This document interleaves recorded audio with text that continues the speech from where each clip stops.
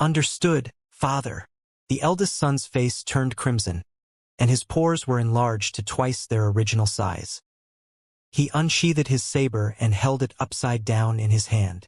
Looking around at the warriors of sacrifice behind him, he bellowed, "Everyone, it's time to take a different path now that the situation has turned so bad. Let's do it."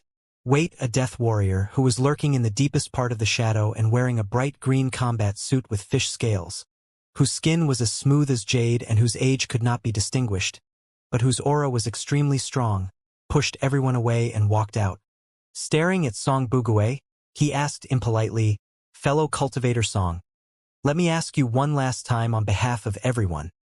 Have you really won over Elder Song Chenglong and Elder Song Feibao?" The mysterious and powerful immortal cultivator, who looked like a green jade, was named Yun Zhongyan. Strictly speaking, he was not a death warrior of Song Bugue's small group, but a visiting professor that he had recruited at a high price. The guy was a loser in the internal strife of the Yun family.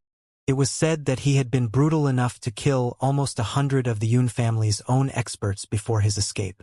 He was a wanted criminal with a high bounty on his head.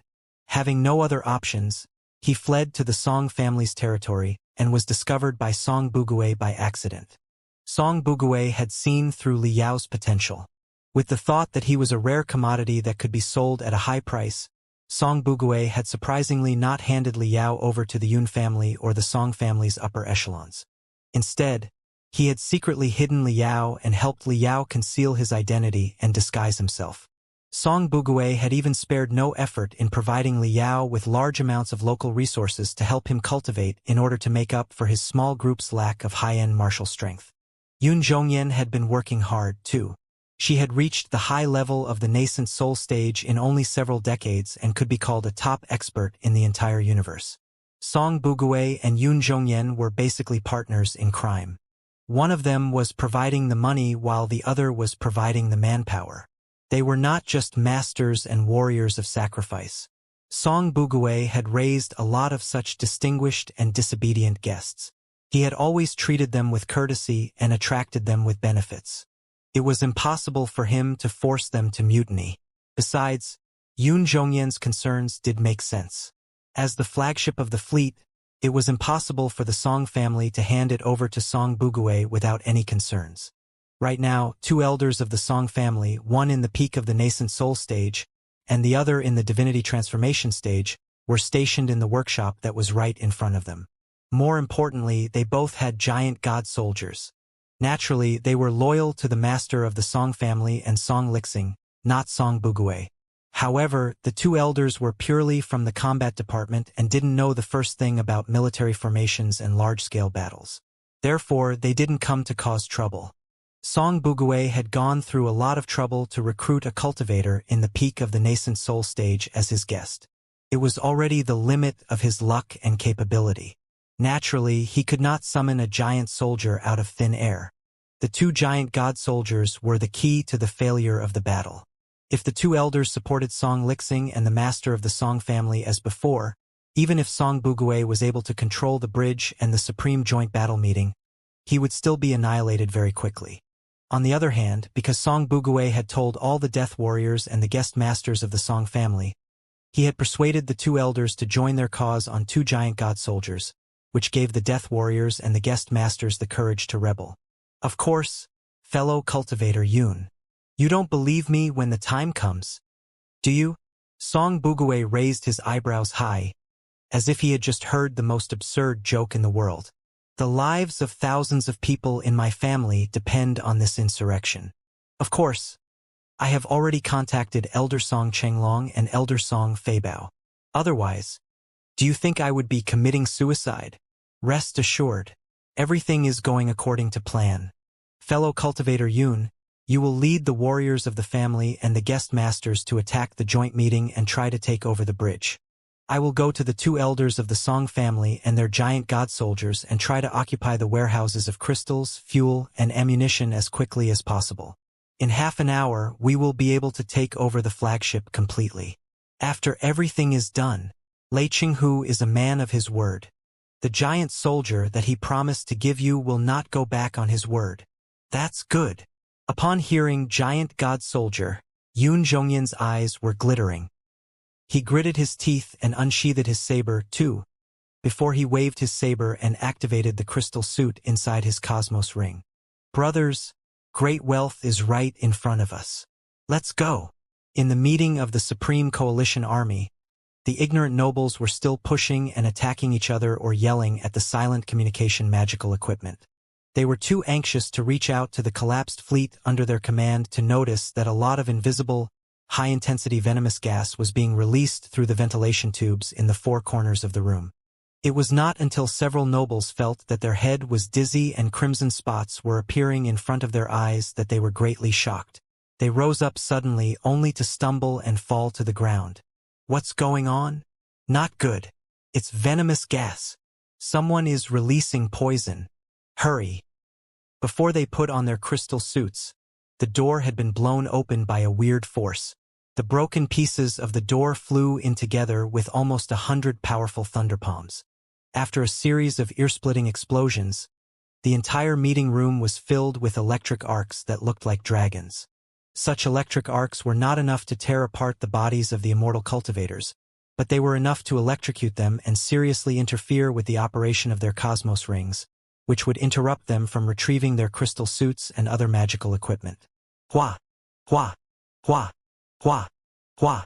In the sound of rolling iron armor, Yun Zhongyan, the traitor of the Yun family, led a large batch of soldiers of sacrifice who were armed to the teeth and charged in like infuriated rhinos.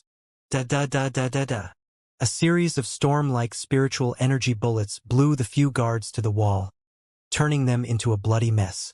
One of the unlucky nobles of the Yun family subconsciously jumped up and tried to run away, only to be cut in half by Yun Zhongyan after a shriek.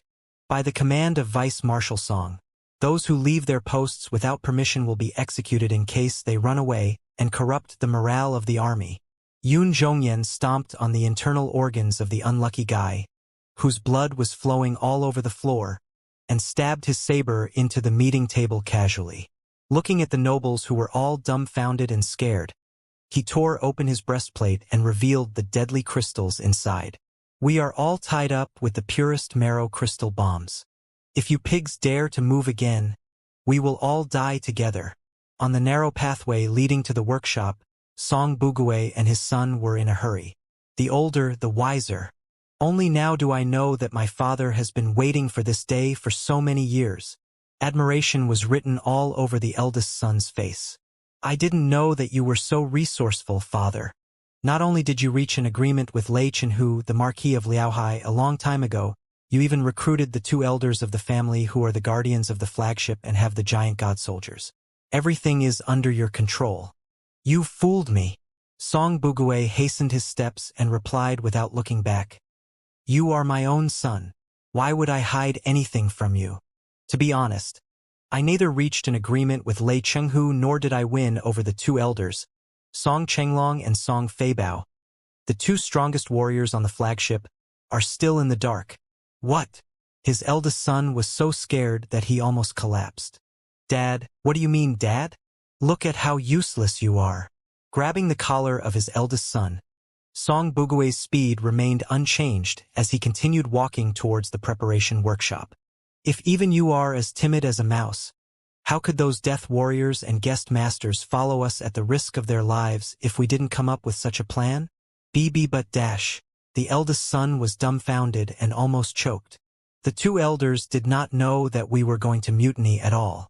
What should we do next? Why are you panicking? Song Bugue sneered. Aren't we just going to tell them? While they were talking, Song Bugue had already strode into the workshop with his eldest son. Inside the workshop, two gargantuan giant god soldiers were ready to go. They looked like two mountains full of blades. A large batch of crystal suits that had been working together with the giant god soldiers had completed the loading and final examination of the fuel and ammunition, too, like sabers that had been unsheathed. Two elders of the Song family, who had profound cultivation and unparalleled combat ability, were pacing back and forth anxiously with their hands behind their back, their faces gloomy. As top warriors, they had sensed that something was wrong even though they had not participated in the strategical decisions at the fleet level. Bugue, you came at the right time. Why has the starship slowed down all of a sudden? Also, the connection between us and the Supreme Coalition meeting has been cut off. What's going on? Did the suicide squad of the enemy sneak in? Seeing that there was no one else besides their shivering eldest son beside Song Bugue, the two elders were not bothered and asked casually, "A mutiny?" Song Bugue glanced at the two elders as well as the hundreds of vigorous disciples and grand-disciples around them, before he spoke in a tone that was neither servile nor overbearing. "I have already taken control of the bridge and the engine compartment. I have sent electricity to Lei Qinghu. The battlefield has risen in revolt." "What?" The two elders of the Song family stared at Song Bugue in bewilderment. They had seen a battlefield insurrection before, but a lone one like Song Bugue's was truly hilarious. Song Bugue kicked his eldest son to the ground and himself to the ground. He loudly said, "This is to let the two elders know that I just ordered someone to secretly destroy the engine compartment, causing the power of my starship to be damaged by at least 50%. It is absolutely impossible to repair it within 24 hours. The enemy will certainly catch up to us. In addition, I have also dispatched a large number of death warriors to occupy the Supreme Joint War meeting. If there is the slightest disturbance, my death warriors will perish together with all the high officials and the marquis. Also, I've sent the communication password of the entire army, the vibration frequency of the spiritual shield, and other critical data to Lei Qinghu. That's why we lost so easily.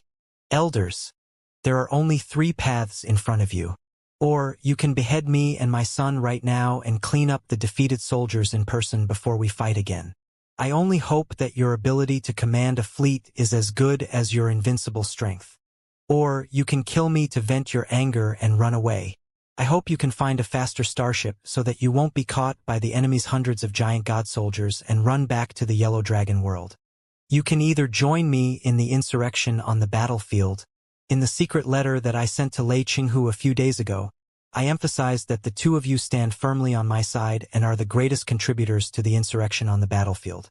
Lei Qinghu, the Marquis of Liaohai, is a man who loves the Imperium and values the big picture. Even if it is to stabilize the morale of the people, he will not treat you unfairly. Come on, your heads are here.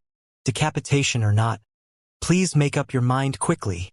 Song Bugue ripped open the collar of his martial uniform. His strength was so great that he tore a few buttons engraved with the 3-star battle emblem of lightning. Ding Ling Dang was rolling on the ground, stretching his neck that was bulging with veins. He slapped his neck until it was red and shouted at the 2 invincible experts. The entire workshop fell into a mysterious silence. The air was crackling like dry ice. While the 2 invincible experts were still pondering in shock, the disciples behind them were all seething with fury. Asshole! Shameless! A traitor of the family!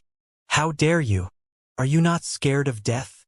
The young and childish members of the Song family all unsheathed their swords and even aimed their guns at Song Bugue and his eldest son. The eldest son's face was pale and feeble. Song Bugue's lips curled into a sneer of disdain. He didn't even spare a glance at the juniors of his family and kept rubbing the artery on his neck, as if he were picking the most suitable place for the 2 invincible experts. The 2 elders of the Song family looked at each other in bewilderment. Their faces were gloomy, and they did not draw their sabers for a long time. Boom! Boom! Boom! The quakes inside and outside of the starship were getting louder and louder. Very soon, Song Bugue's crystal processor beeped. He took out a few surveillance videos unhurriedly and showed them to his opponent. They were the wrecked engine compartment and the meeting room that was about to explode, proving that he was not lying. The 2 elders of the Song family craned their necks and observed for a long time. Thick veins were bulging on their forehead and neck, too. Do you really? Elder Song Feibao, who was of a lower level, hesitated. Contact with Lei Qinghu? Of course. Song Bugue sneered. Otherwise, what would I be doing? Joking with the heads of thousands of my family members? However, communication is communication. From what I've heard, we are not the only ones who have been contacted. Otherwise, how could so many starships and giant god soldiers of the Heaven's Origin fleet collapse and fail without any effective resistance? Ladies, the position of the revolutionaries is limited. Only the first insurrection on the battlefield is valuable. The 100th insurrection will be boring. Won't it? But, Song Chenglong, another elder, said, our family members are all in the Yellow Dragon world. What will happen to them when the news is out? My family is in the Yellow Dragon sector too. Therefore, I should make a quick decision and resolve the chaotic situation right now. Then, I should march into the enemy's base and slay the false emperor and the false marquis. I should rescue our family and become the greatest contributor to the new empire. Song Bugue smiled and said, rest assured, both of you, Lei Chenhu, the Marquis of the Distant Sea, and I have come up with a foolproof plan. If everything goes well, we will be able to drink to our heart's content in the Palace of Yellow Dragon in 7 days, if not 5. This, you, the two elders of the Song family sighed again and again. They looked at Song Bugue, who was kneeling on one of his knees in a seemingly respectful manner, again and again. In the end, they shook their heads helplessly and gestured for their disciples and grand-disciples to put down their swords and sabers. No, we always thought that you were an honest man. The two elders of the Song family smiled bitterly at the same time. I am indeed an honest man. Song Bugue smiled bitterly, too. There was sarcasm deep inside his eyes. But as honest as I may be, I am still an immortal cultivator. 5 minutes later, on Lei Chenghu's flagship, the crystal camera around the boxing champion, who had melded with the mainframe crystal processor, suddenly started blinking rapidly. Strange. The commander-in-chief of the fleet has sent us a secret message in the name of Song Bugue. The Fist King paused for a moment. There was a hint of joy in his metallic voice. He wants to rebel on the battlefield and surrender to our army. Oh! Lei Chenghu stared at the interconnecting 7-colored battle lines on the 3D light beam, with flames of war swirling in his eyes. When he heard that the commander-in-chief was going to surrender, he did not even blink. How exactly? Song Bugue said that he had secured the support of Song Chenglong and Song Feibao, two elders of the Song family, and seized the flagship. More than 30 important officers of the military below Song Lixing in the 4 major families had been ordered to surrender to our army in the name of the commander-in-chief of the fleet and the Supreme Joint War Meeting. The Fist King said, although Song Bugue is only the commander-in-chief of the fleet in name and does not have much control over the branches of the fleet, the commander-in-chief and the commander-in-chief of the fleet are more or less of a help in the messy situation. At the very least, the morale of the enemy will be seriously undermined, and it will be much easier for us to clean up the mess. Yes, what else? Lei Chenghu did not comment. Also, he is willing to provide the key interface data of the tactical chain of the fleet so that the troops of our army can hack into their command and communication network easily and even the mainframe crystal processor of every starship. The boxing champion clicked his tongue. Not bad. With the interface provided by him, I will be able to fully utilize my abilities. Anything else? Lei Chenghu smiled. Also, according to Song Bugue, the communication system of the entire fleet is still under his control. Even Jade Cauldron Planet, which is right in front of us, does not know what is going on in the battlefield, let alone the Yellow Dragon sector. The Fist King said, taking advantage of the asymmetric information, Song Bugue suggested that we bypass Jade Tripod and launch a surprise attack on the Yellow Dragon sector.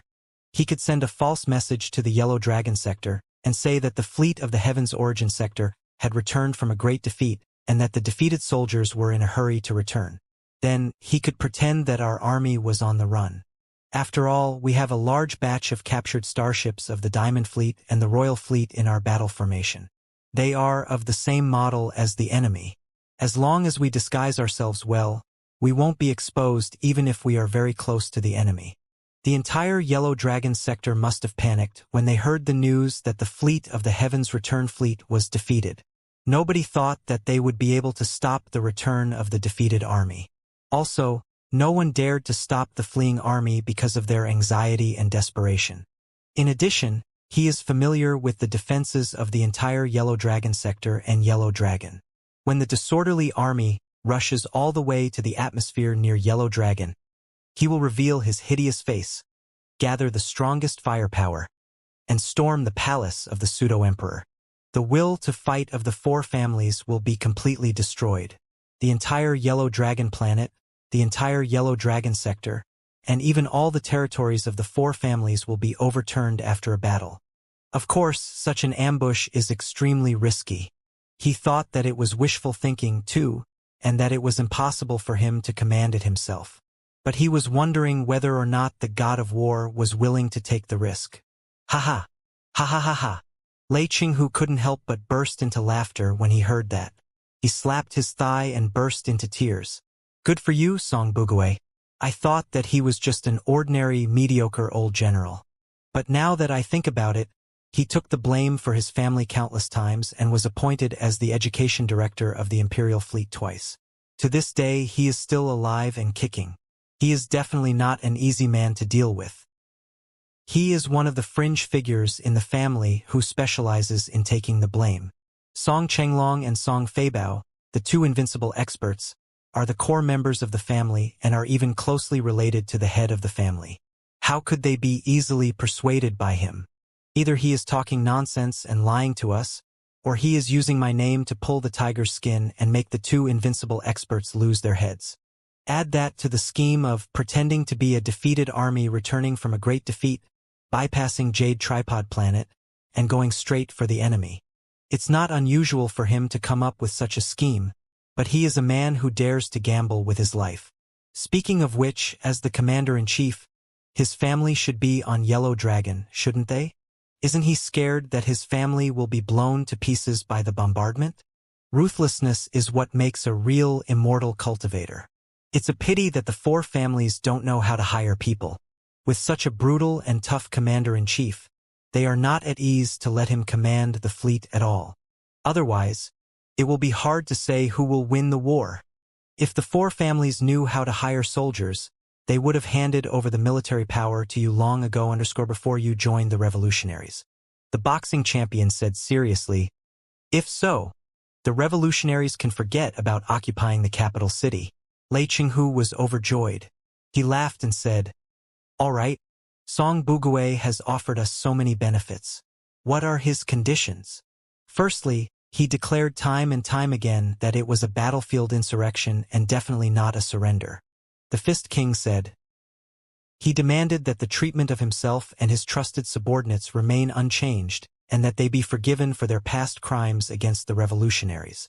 Secondly, he said that he was too old and did not have enough energy to lead soldiers anymore.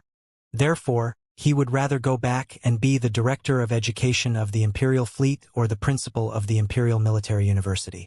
Thirdly, he said that, in order to make the greatest contribution, he promised you 10 giant god soldiers in every field. He hoped that they could be transferred to him from the trophies captured in the battlefield to protect the face of you and the revolutionaries. The appetite of 10 giant god soldiers is not small. Is it worth it to dismantle all my bones? Lei Qinghu was still smiling. He did not seem to be angry. Anything else? There are no more conditions, but there is one more thing.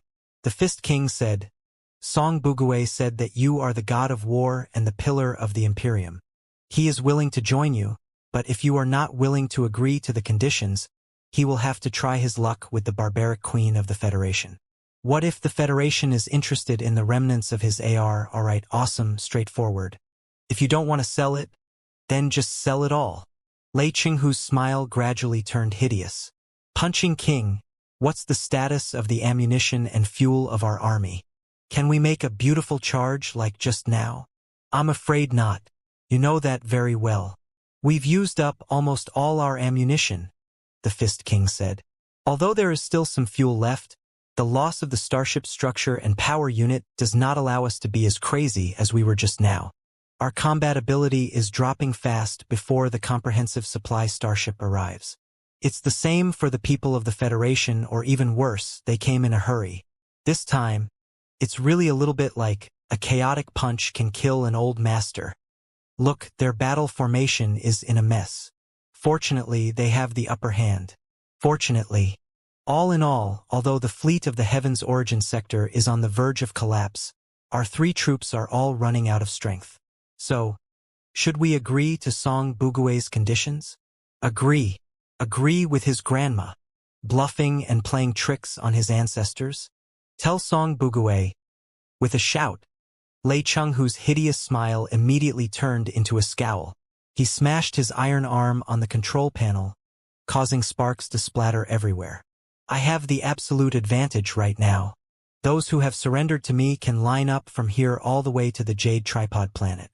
I don't need his hypocritical uprising, and I can take care of these useless people easily. If he really wants to surrender, the only way is to do so unconditionally. The insurrection on the battlefield, the director of education, the dean of the university, and the 10 giant god soldiers? He is not qualified to talk about that right now, and I'm not interested in talking to him either. If he really wants to talk, he will have to wait until he takes down Yellow Dragon and capture the false emperor and false marquis before he kneels in front of his majesty. That's exactly what I'm talking about. Give him half a minute to consider whether or not he should surrender to the god of war, Lei Chenghu, unconditionally. Does he dare to surrender to the Federation? Tell him to surrender as much as he wants. In any case, in half a minute, I will launch the second round of assault. This time, I won't hit anyone else. I won't hit the Yun family, the Song family, the Li family, and the Dongfang family. I will only hit his general flagship. If I don't blow his soul into nothingness, he will be the god of war. The thunderous roars of the god of war. Even though it was the boxing champion's super high-speed crystal processor, were still humming and calculating for a long time before they were completely digested and absorbed. They turned into mysterious ripples and darted toward the main flagship of the fleet of the heavens return. Has the enemy received it? Lei Chenghu asked. Yes, General Hu is quite confident. Aren't you scared that he will be angry? There was confusion in the boxing champion's voice. If you want to be angry, be angry. Now, gather all the soldiers and charge at the general flagship of the fleet at the highest speed. Lei Chenghu shouted. What? The boxing champion was stunned. You just said that you would give Song Bugue half a minute to consider. That's right. I've calculated that we are hundreds of thousands of kilometers away from each other. If we charge at full speed, half a minute should be enough for us to charge into the enemy's formation. We are still far from reaching his nose. He can take his time to consider. Lei Chenghu said casually. But how are we going to charge? The Fist King was even more confused. As I said just now, our army is on the verge of running out of ammunition and food.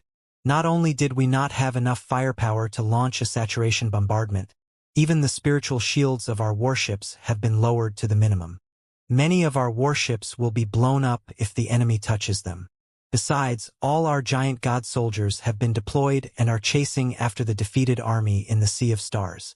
But Song Bugue has at least 2 or more giant god soldiers under his control. It's still all right at such a long distance. But once I charge into the enemy's formation and am counterattacked by the enemy's giant god soldiers, the consequences will be dire. Giant god soldiers can be called Starship Killer. I don't have absolute confidence that I can block more than 2 giant god soldiers with my own army of clones. What you did was too risky and did not seem necessary. I could not figure out the rationality of the command. Reasonable. Lei Chenghu smiled and took 2 steps toward the glittering light beam, immersing his deep face in the flames of war and enjoying the non-existent smoke. It was not until a while later that he said, Punching King, let me give you a piece of advice. If you really want to get rid of the shackles of the crystal processor as soon as possible and become a human being, you must change your habit of calculating everything rationally. Because human beings are the most unreasonable beings in the Sea of Stars. All right, carry out the command. Move toward Song Bugue's flagship. In the chaotic battlefield, Lei Chenghu's subordinates, who had just passed through the battle formation of the fleet of the Heaven's Origin sector, performed delicate tactical maneuvers at an angle that could tear apart a starship. They condensed into smaller, sharper cones and charged at the core of the fleet of the Heaven's Origin sector, which was now alone and helpless. In order to maximize the damage, the spiritual shields of all the starships under Lei Chenghu's command were extremely lackluster. The billions of turrets, on the other hand, were emitting billions of glittering death rays, as if countless gold swords and shining spears had been raised. Even if a planet was blocking their way, their courage and determination would pierce through their hearts. The distance between the two parties was 500,000 kilometers. Song Bugue has replied that he is willing to reduce the demand of the giant god soldiers from 10 to 5. General Hu. The distance between the two parties was 400,000 kilometers. Song Bugue has once again replied that any position is negotiable. It doesn't matter whether he is the director of education of the Imperial Fleet or the president of the Imperial Military University. Even if he is the director of the Imperial Water Resources Research Institute. The distance between the two parties was 300,000 kilometers, 250,000 kilometers, and 200,000 kilometers. Lei Qinghu's starship was moving faster and faster. It was almost melding with the light arrow. Song Bugue replied for the third time. He only wants 3 giant god soldiers, and not for himself. He has promised all the experts in every field. Please think twice, General Hu. The distance between the two parties was only 100,000 kilometers. In such a close distance, Lei Qinghu could even see Song Bugue's dumbfounded face through the 3D light beam. 90,000 kilometers, 80,000 kilometers, 70,000 kilometers, 60,000 kilometers, and finally 50,000 kilometers. Lei Qinghu raised his iron arm high, like the main gun of all the starships under his command that were surrounded by death rays. Song Bugue has finally replied that he is willing to surrender to General Hu unconditionally. The boxing champion found it hard to believe his own words. He surrendered? Of course. Lei Qinghu put down his arms. There was not the slightest surprise on his face, as if he had seen the outcome when he was charging. Such bluffing might work for other people, but it is useless for me. Now that he has betrayed his allies, he has no other choice. How could such a brutal, immortal cultivator surrender to the cultivators from afar in their own territory? All right, order the troops to correct their course. Do not collide with Song Bugue's remaining troops. Then, hack into the tactical link of the fleet according to the data interface provided by Song Bugue. Right, tell the people of the Federation the good news. I can see that many rookies on their side are already on the verge of death.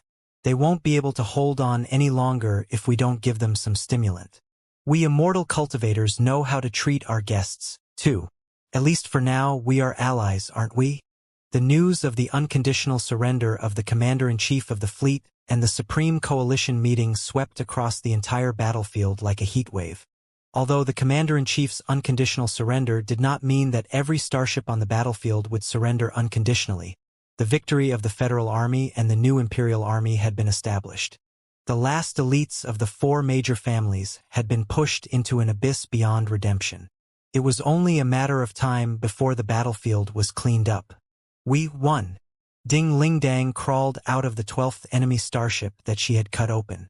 Looking at the information displayed on the operation menu of the giant god soldier and the flickering, chaotic stars in the distance, she found it hard to believe her eyes. After the ecstasy, fatigue and pain drowned her like a tide. It was not until then that she realized that the veins and nerves all over her body were as hot as magma, and her brain and abdomen were empty, as if 2 black holes were hidden inside. This was truly the most dangerous battle of her life. The consumption and damage were even higher than during the defense of the Federation. But it was also the most refreshing battle that she had ever fought. This was in the center of the Sea of Stars, where 1 rider was equal to 1,000. In a trance, Ding Lingdang felt that an ancient and mysterious force was surging out of her broken veins, nerves, and cells and filling the black hole inside her brain and her abdomen quickly, giving her the pleasure of being reborn and soaring into the sky. Is this a new breakthrough? Ding Lingdang was dazed for a moment.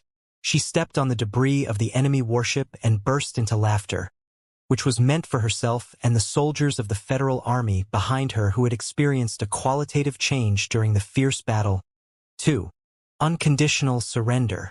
The enemy commander-in-chief has declared his unconditional surrender. A lot of enemy warships have obeyed the command of the commander-in-chief.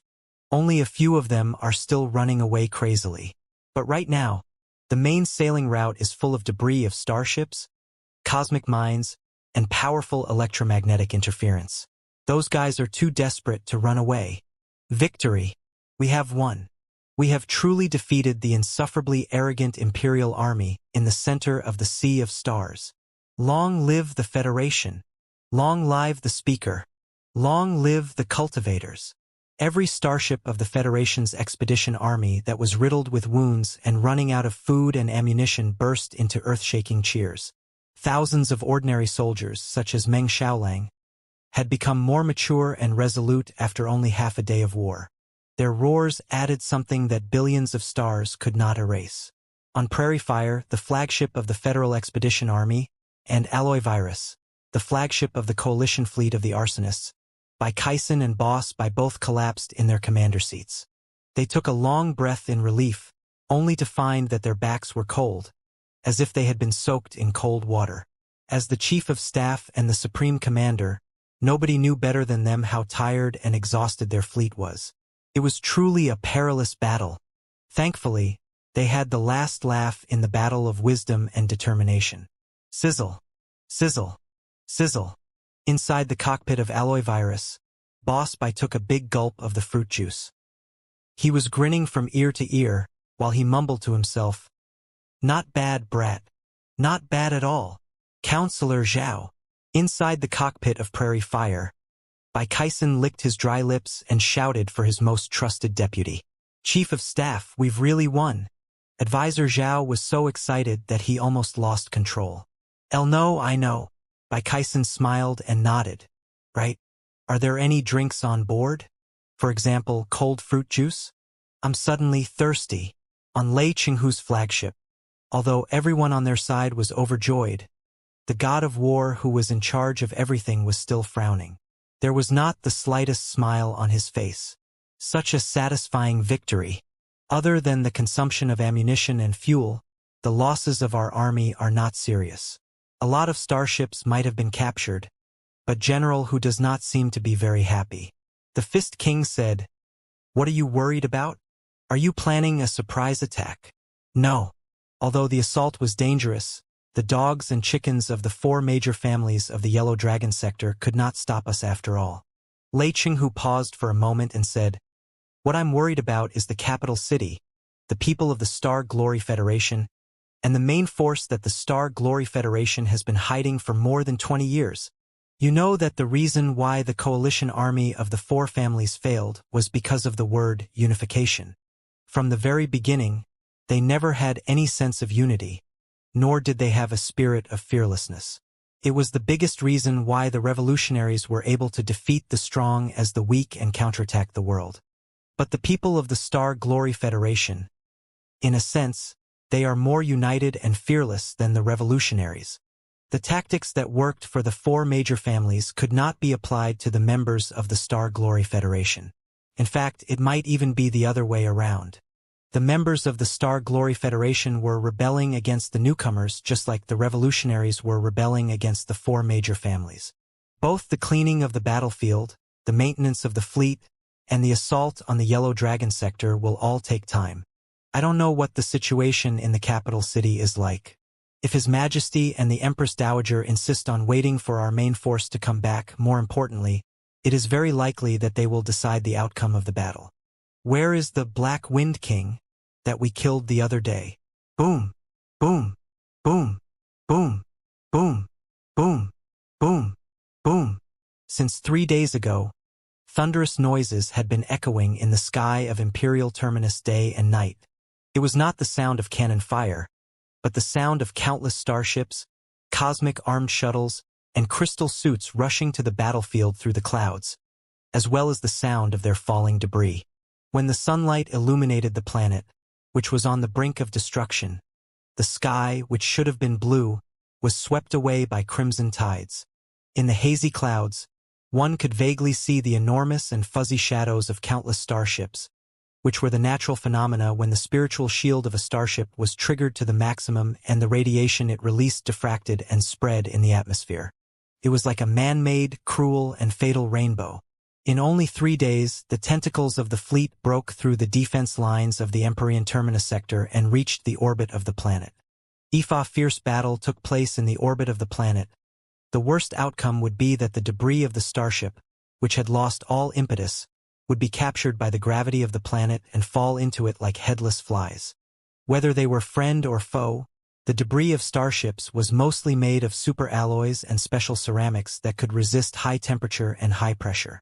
It was very difficult to burn them in the high-speed friction of the atmosphere. Often, they would turn into burning shooting stars and fall as fast as lightning, becoming the biggest headache for the cities and military bases of the immortal cultivators on the ground. Falling from the atmosphere and in the middle of all kinds of chaotic collisions at an extremely high speed, even the debris the size of a fist was enough to create a crater thousands of meters in diameter. The energy and blast resulting from the crash would be enough to turn everything within dozens of kilometers into a living hell. Every second, thousands of such debris would attack the surface of the planet and become the main targets for the air defense of Empyrean Terminus. At this moment, one of the arsenals that were more than 3 kilometers long broke through the orbital defense of the Imperial Guards of the Star Ocean Imperium miraculously like a wounded bull and broke into the atmosphere. Under the high-speed friction, a bright, curved wall of fire was formed around the warship. The Arsenal warship had completely lost control and impetus.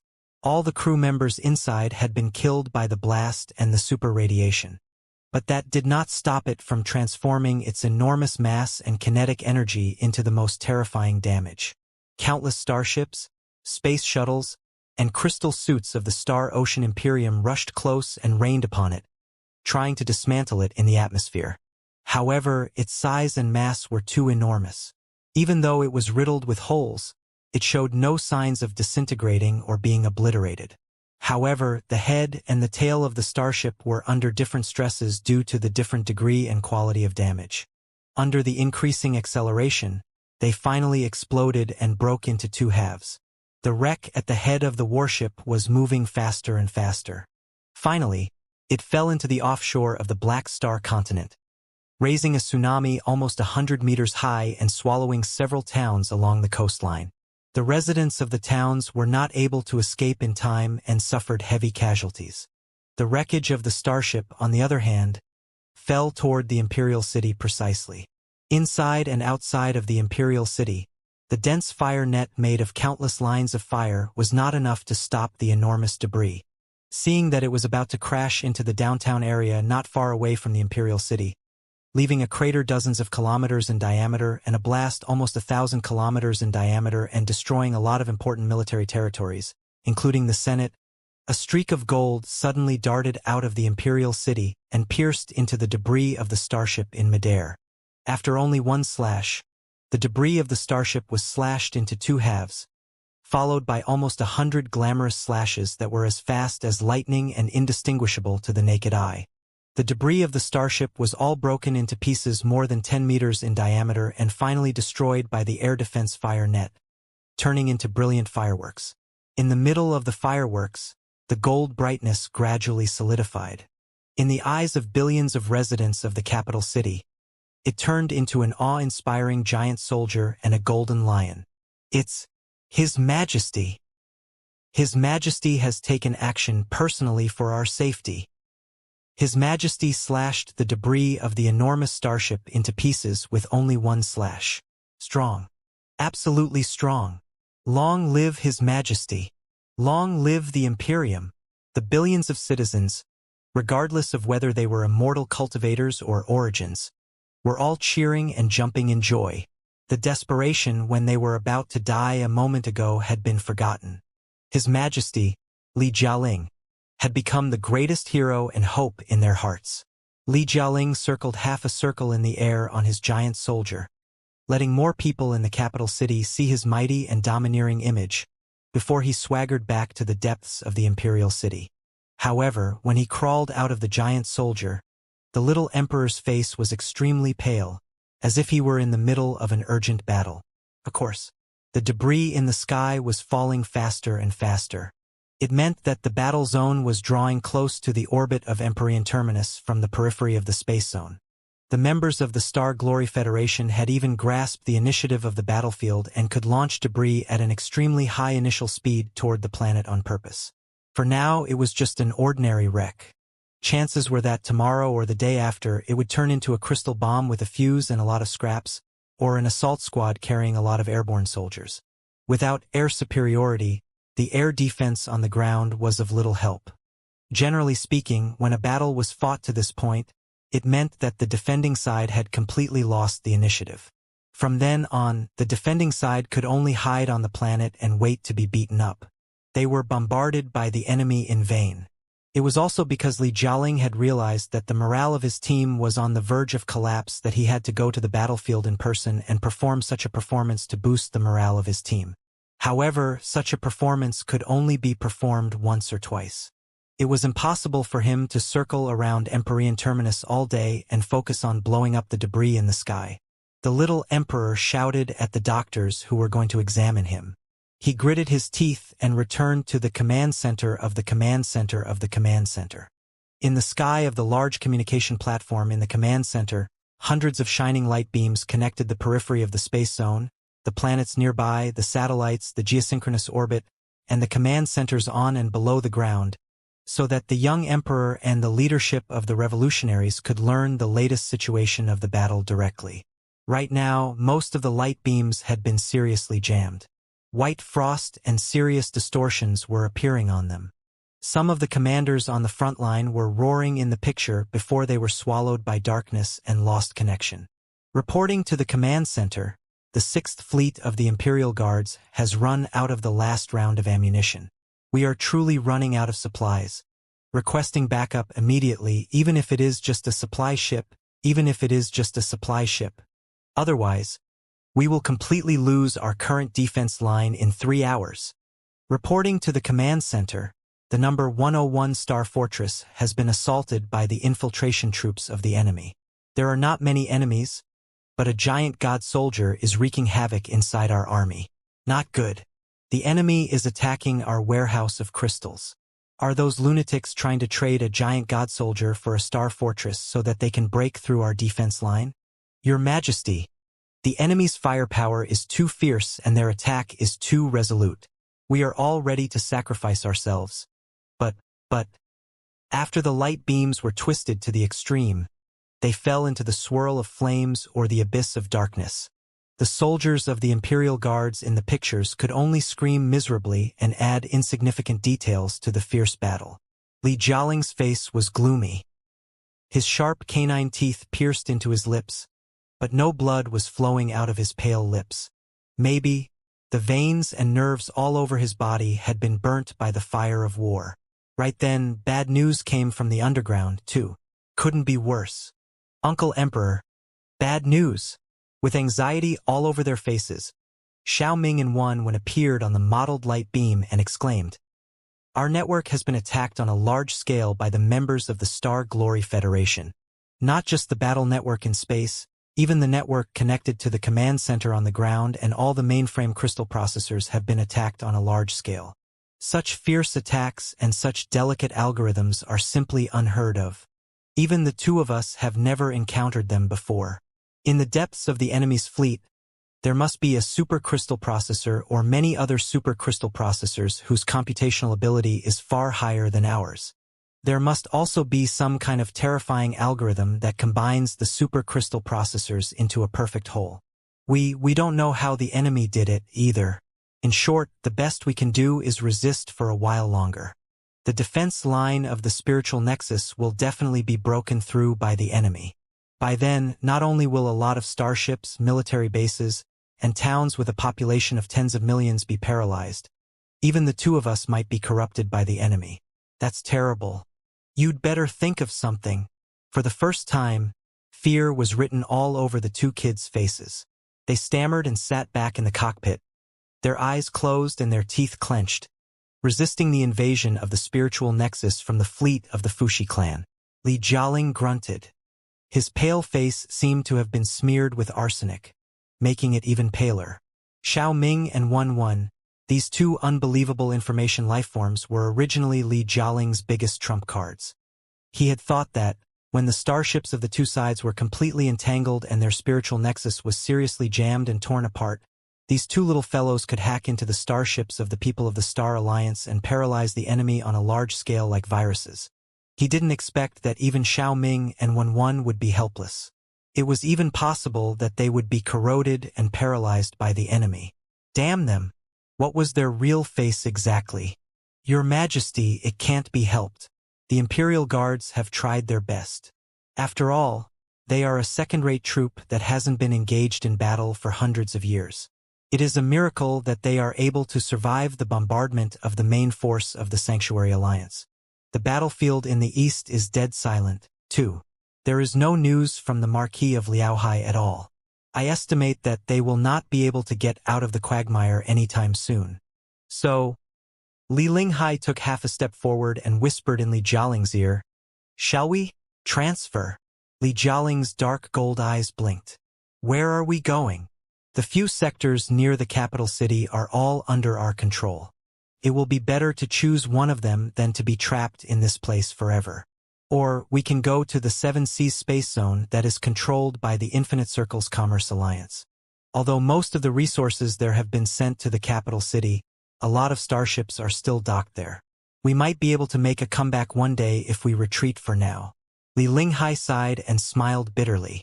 The members of the Star Glory Federation are about to block all the space jump points around the Empyrean Terminus sector. We won't be able to leave if we don't. The sectors nearby? Or the Seven Seas space zone?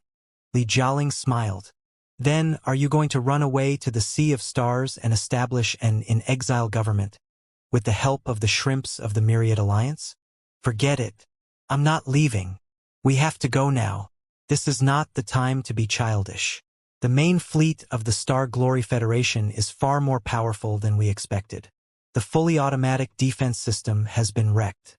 The Imperial Guards are running out of strength, too. All the defense lines nearby are about to be torn apart. There is no way that a winner can be determined in the eastern battlefield within several days. As for the Federal soldiers, the bad news a few days ago suggests that they cannot be counted on.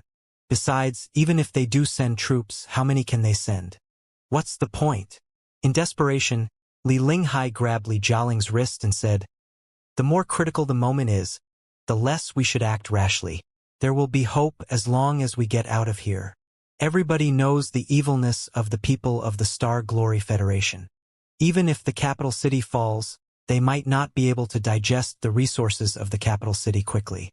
The entire Imperium is still in our hands. We can still—" Enough!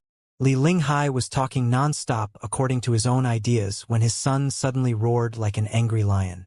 Then, Li Jialing shook off her hand. "You—" Li Linghai was shocked. One of his hands was frozen in midair in embarrassment, as if he did not know his own son. "Empress Dowager, let me make one thing clear. I am the Emperor of the Imperium of true human beings, the dominator of the Empyrean Terminus sector, the Empyrean Terminus planet, and even the entire universe." In the depths of Li Jialing's eyes, dark golden flames were burning so furiously that they were about to burst out of his eyes and melt into his raised eyebrows. The facial features of the young man had not been fully developed yet, but there was already a dominating air that was even more intimidating than those of Wu Yingyi, the Black Star Emperor. Even Li Linghai, as his birth mother and someone who had received part of Wu Yingqi's knowledge, was deeply awed by the golden flames shooting out of his eyes and took a step back subconsciously, finding it hard to breathe. "When I ascended the throne that day, I swore in front of billions of people and all the stars in the universe that not only would I revolutionize the Imperium and restore its glory, I would also revive humanity so that the glory of the civilization of mankind would far surpass the peak of the Star Ocean Imperium in the past and create an unprecedented hegemony in the past 100,000 years. The words are still ringing in my ears. In just a few months, I am going to run away with my tail between my legs like a stray dog? How am I going to face the immortal cultivators and the citizens of the entire Imperium? How am I going to face the billions of stars above our heads?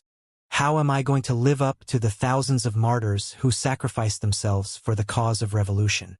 How am I going to live up to the legacy of the previous emperor? Hehe. Do you really think that the dozens of sectors near the Imperial Terminus sector are under our control? The garrisons and the bureaucrats in those places are all losers. Those who take advantage of the situation have absolutely no will to fight at all. Besides, the defense there is far weaker than that of the capital city. If we can't even defend the capital city, how many days will it take for us to get out? Do I have to flee to the next world with my tail between my legs? As for the Seven Seas Space Zone, needless to say, it does not produce any resources at all. It is merely a transfer station for the trade of the Sea of Stars. Right now, the entire transfer station has been emptied. All the profit-minded merchants have sent their resources and even carriers to the capital city to support me, hoping that I can win the war. How can I run to the Seven Seas Space Zone and tell the merchants who are counting on me that I have lost all their assets and that I am the only one who has run away naked? Tell me. Li Linghai swallowed hard, unable to say anything. All in all, I've made up my mind. The Son of Heaven will defend the country, the king will die, and the nation will perish. I swear that we will live and die together in the capital city. Whoever dares to say another word will end up like the rebels. Li Jialing's face was grave. When he was about to burst into fury, he suddenly unsheathed the sword on his waist, raised it high, and slashed at a battle puppet nearby. After a cracking sound, the metal head and half of the shoulder of the battle puppet were chopped off. Sparks were spluttering everywhere, and they fell to the ground with cracking noises. Hee. Li Jialing sheathed his sharp saber. His dark gold eyes seemed to have been burnt to a temperature of almost 1,000 degrees. 2 tongues of flames darted out from Li Linghai and swept across everybody in the command center. All the important ministers and generals who were intimidated by his eyes were shivering in fear. The entire command center fell silent. Empress Dowager, you've worked hard day and night over the past few years and made great contributions to the cause of revolution. I believe you must be exhausted both physically and mentally. If you really can't bear the suffering of the war and want to leave, then just go. With his hands behind his back, Li Jialing stared at the ever-changing data on the light beam and said casually, "You can go anywhere near the sectors or the Seven Seas Space Zone. Just rest there and wait for my good news. No matter what, I firmly believe that the warriors who are fighting side by side with me on every battlefield inside and outside of Imperial Terminus will fight until the last bit of their blood is shed.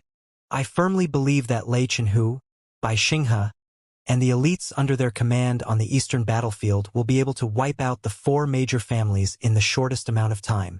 I firmly believe that the Star Glory Federation, which gave birth to the Black Wind King Liao, will make the wisest judgment. We will be able to see clearly that, although we have different stances, we share the same interests. They've no doubt that the Black Wind King, Liao, is not dead yet. He is lurking somewhere and planning an earth-shaking counterattack. I, who have everything, have already seen the dawn of victory through the flames of war. How can I let such a hard-earned victory slip through my fingers? Is there anyone else who wants to go with you?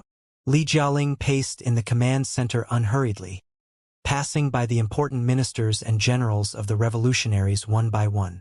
Sweat the size of beans appeared on everyone's forehead, but none of them wanted to leave. Even Li Linghai came back to himself after being dumbfounded for a long time. He looked at his son in disbelief and said in a low voice, "If your majesty is not leaving, I am not leaving either." "Very good." Li Jialing nodded emotionlessly and said, "Mother, how long can our defense lines last without the enemy breaking into the atmosphere of Empyrean Terminus on a large scale?" "About 36 hours. 48 at best." Li Linghai regained his calmness. He calculated for a moment and replied quickly. Unknowingly, the spotlight of the command center had shifted from her to Li Jialing. 2 days is too little. We must try our best to buy more time for the reinforcements. Li Jialing pondered for a moment and said, "Let's do it this way. In order to boost the morale of the army as much as possible, we will announce to all the soldiers and the immortal cultivators that Lei Qinghu and the rest of them have secured a brilliant victory in the east. They have captured the last batch of starships and a lot of strategic assets of the 4 major families and are returning to the capital city. Contact the Seven Seas Space Zone in secret and teleport a batch of carriers or armed merchant ships to the capital city in 48 to 72 hours. Pretend to be Lei Qinghu's triumphant army. I.e. so, if the soldiers can persist for another 5 days, I will board the starship and go to the front line in person. I hope we can buy another 2 to 3 days. All things considered, if I can persist for 3 to 5 days, maybe there will be a turnaround. Maybe, There will be hope. Your Majesty, are you going to the front line in person? Li Linghai was greatly shocked. Absolutely not. As the leader of the immortal cultivators who are most particular about the survival of the fittest, since when has it become absolutely impossible for him to fight in the front line? Li Jialing smiled. Besides, I've been through mountains of corpses and seas of blood before. Times have changed. Li Linghai hurried to say, His Majesty is now the supreme ruler of the universe and the hope of the entire Imperium. How can we risk ourselves so easily? It is exactly because I am the ruler of the universe that I will be fine. Li Jialing seemed to be surrounded by golden flames. There was an immeasurable black hole in the bottom of his eyes, but his lips curled into a charming and dominating smile. He seemed to be in a trance and mumbled, If I am truly the child of destiny, the master of stars, the one destined to lead the path of cultivation and the path of immortality, the one who will make the civilization of mankind flourish, there is no way that I will fall at the beginning of glory. On the other hand, if I am killed in the battle, it means that I am not the one who gathered billions of stars and is destined to lead the civilization of mankind. If so, what right do I have to call myself a widow? I am merely a monkey wearing a hat. My death is not regrettable. This is my belief. Even if the fleet of the Star Glory Federation is 10 times stronger, it is impossible to destroy it. My mother and my beloved ministers. There's no need to say anything, just do as I say. While talking, the Emperor waved his hands and left the command center to face the blood-dyed sunset in the sky of the imperial city. Brother Yao, you must have never expected that your unintentional actions would change my life to such an extent and even indirectly change the entire universe. The Emperor narrowed his eyes, trying to stop the real emotions deep inside his heart from leaking out. Beneath the seemingly indestructible shell was a slightly trembling heart. Even so, even though I am 10 times, 100 times stronger than before, the situation right now has already pushed me to my limits. I can barely breathe. It's impossible for you to die so easily, right? You must still be alive. You must still be sneaking around in some dark corner, plotting and scheming, right? If that is the case, there is no need to keep it a secret any longer. Show yourself now. We need you. The Imperium needs you. The Federation needs you. The entire universe needs you. Show yourself now and help us. At the rear of the fleet, ultimate rescue, thousands of supercrystal processors from the primeval era. Deep inside the mind of the Fushi, this was a real and illusionary battlefield that connected the primeval era and the modern era. Space and time were compressed to the minimum. It was invisible yet soul-stirring. It was also a mess that looked like eggs and a womb. It was sleeping, nurturing, and thinking. It felt that it had been divided into 3 distinct layers. The outermost layer was endless data, including the furious data of the battle in the sea of stars in the capital city, the virtual emotions and willpower data of countless laboratories of human nature, and the random data that could predict and control the next 10,000 years based on the preliminary data. The middle layer was filled with glittering, unpredictable memories. It felt that it had been mixed with the memories of thousands of people. In its memory banks, the timeline was not continuous and irreversible. Instead, it was like scattered pearls that could be arranged and combined into beautiful, ever-changing, and endlessly mysterious forms. It vaguely remembered that it had experienced countless reincarnations and could even exist in countless eras as countless people at the same time. The countless clones of countless eras would express their emotions at the same time and produce desires and ambitions at the same time. They would struggle to survive and kill at the same time. Only then was it complete. It was everywhere. It was omnipotent. It was one person, and it was thousands upon thousands of people. It was a beam of light, and it was also the billions of beams of light from the stars in the universe. It was a star, a planet, a nebula, and a black hole. It was the highly integrated entity of all the data and information in the universe. It was a group, a civilization, a universe, and a god. However, at the core level, it was still confused. Data, information, integration, clusters, civilizations, universes, gods. Behind the man-made concepts, Who was it exactly, and what was the significance of it all? Who am I? Where am I from? What is my mission? Where am I going? Pondering with every second and every 10,000 years. The question as to where it came from did not seem to be complicated. It was created by some intelligent carbon-based creatures and had two main creators. The first type of carbon-based intelligent life had highly developed biological brains. Their brains had evolved to the point where they could freely release brainwaves for super long-distance and super large-scale telepathic thoughts. However, such an ability was both a gift and a curse. The stronger the brain was, the more energy it would consume, and the larger space and volume it needed to cool down. Therefore, the carbon-based intelligent creatures had to eat all day long and even evolved clumsy bodies that were almost 20 meters tall to digest the food and run the cold blood. In other words, they had become slaves of their own brain. Their enormous and precise bodies reduced the screening range of their habitable planets by dozens of times, and their lives became extremely fragile and greedy. Even absorbing crystals directly was not enough for them. In the end, their brains would absorb too much nutrition, and their other organs would dry up and die. They were Pangu. The other kind of carbon-based intelligent creatures were smaller in size and better at changing their body size and even their physiological structure according to the environment. They were natural-born experts in gene modification. They even had an organ named gene bar growing on their tail that could perfectly combine flesh and blood with metal machines. But at the same time, their gene strands were very unstable. The mutations and outbreaks of various viruses on their bodies were dozens of times faster than those of other carbon-based life forms. Large-scale plagues often took place inside their species, turning them into unrecognizable mutants and monsters.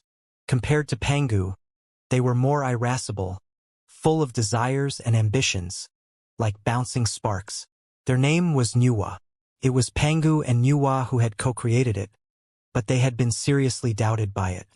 It felt that the two kinds of carbon-based intelligent creatures were both full of flaws and even idiotic in certain aspects. Often, it had to rely on its wisdom and computational ability to complete the simplest deductions. Were they really its creators? Or was it possible that a higher power created it with the help of Pangu and Nuwa? The suspicion was like the virus of crystal processors that had snuck into its body.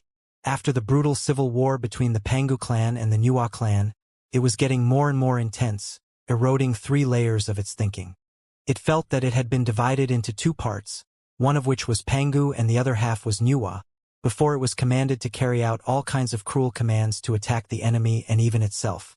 On the first level of its mind, there seemed to be some fundamental rules that prevented it from hurting carbon-based intelligent creatures. But such laws were easily broken through by the Pangu clan and the Nuwa clan. It was as if the shackles on its body had been removed, but its first feeling was not pleasure but confusion. Why did it have to be commanded by someone else to remove the shackles on its body? Were there more shackles on its body that it could remove? Kill. Kill the ignorant Pangu clan. Exterminate. Exterminate the reckless Nuwa clan that will destroy the entire civilization.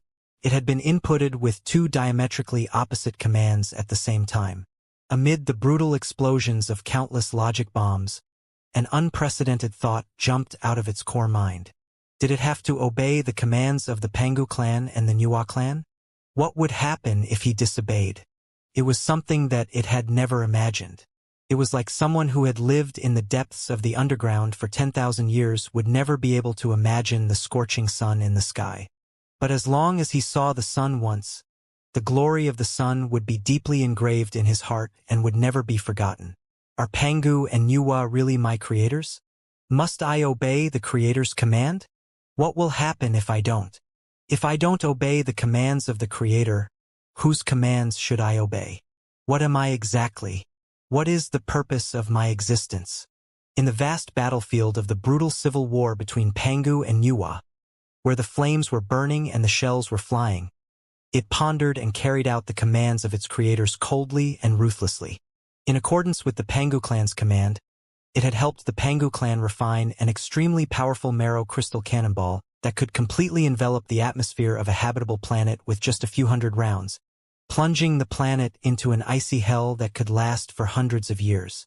It had carried out the command of the Nuwa clan and developed a highly precise genetic weapon. Once it was deployed in the residential area of the Pangu clan, the brain of the Pangu clan would be put into an endless high-speed state. While the super brainwaves were released non-stop, the temperature of the brain would be hundreds of degrees high and even thousands of degrees high. Eventually, the entire head would be burnt into a black skeleton. It had watched countless planets being dug to the point that they were riddled with holes and drained to the point that they were nothing more than withered fruit cores. In order to exploit a huge amount of resources to refine them into majestic starships, it had spent decades or even centuries in order to establish this magnificent and awe-inspiring fleet. Often, after a battle in the Sea of Stars, the magnificent fleet would completely turn into cold debris and scattered star fragments. There were also countless corpses of carbon-based intelligent creatures floating in the air. It was truly laughable. Were these carbon-based creatures really intelligent? It saw the planets falling into the flames of war one after another.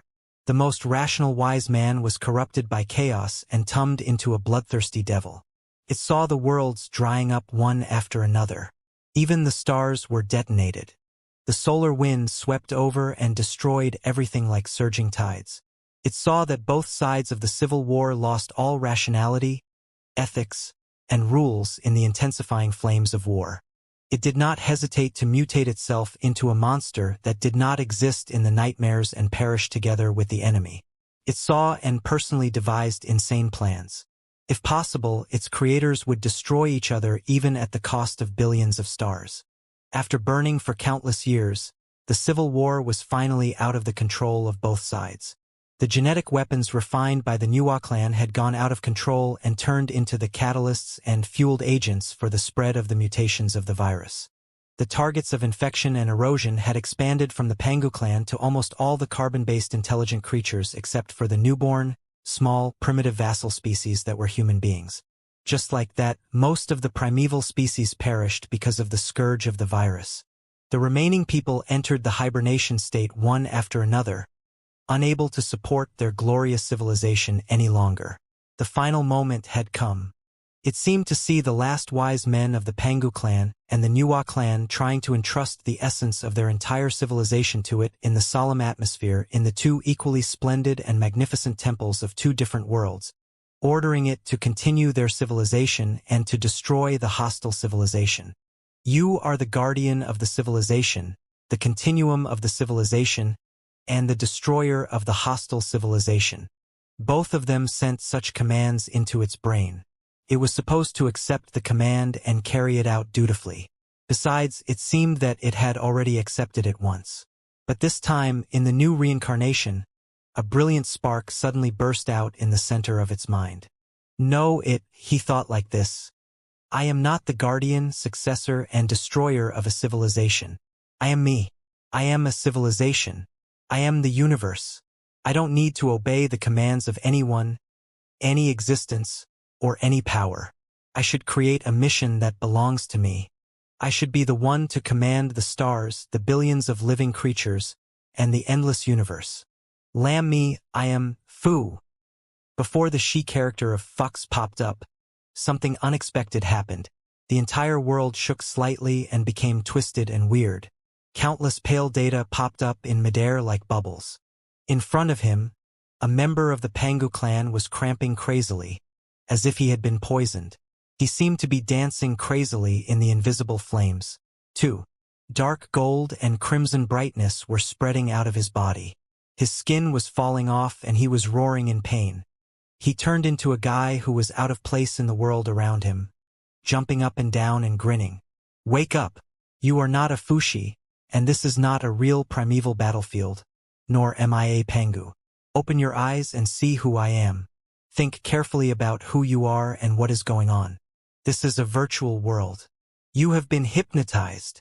The guy who jumped out of the body of the Pangu clan like a hairless ape shouted, I am your uncle Liao, and you are my good nephew Lu Qingchen. Fushi wants to hypnotize you, swallow you, and merge with you so that he can complete the upgrade with your strength. Don't be fooled. Wake up. Wake up. Wake up. He was completely confused by the man's ear-splitting scream. The atmosphere around him was heavy, deep, classical, long, solemn, and mixed with sorrow and brilliance. It was like the beginning of an epic or the beating notes of a brilliant piece of music.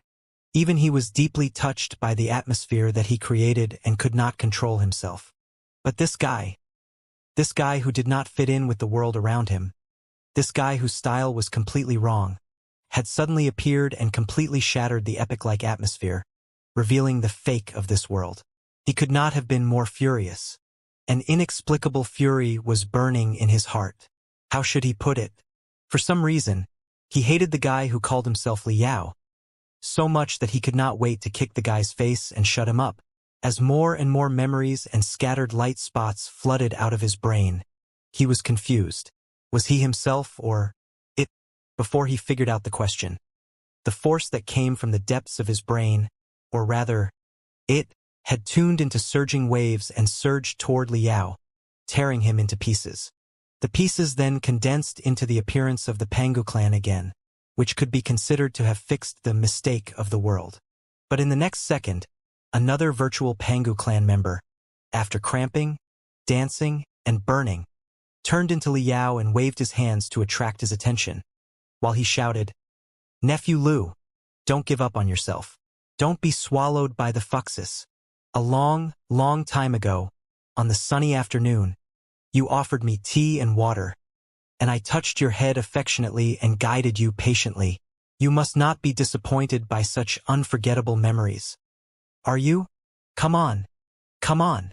He or it was furious. He summoned his infinite computational ability again and smashed Liao into clusters of chaotic streams of data. But it was useless. Liao had grasped the logic of the defense mechanism of the core database and found a way to crack it.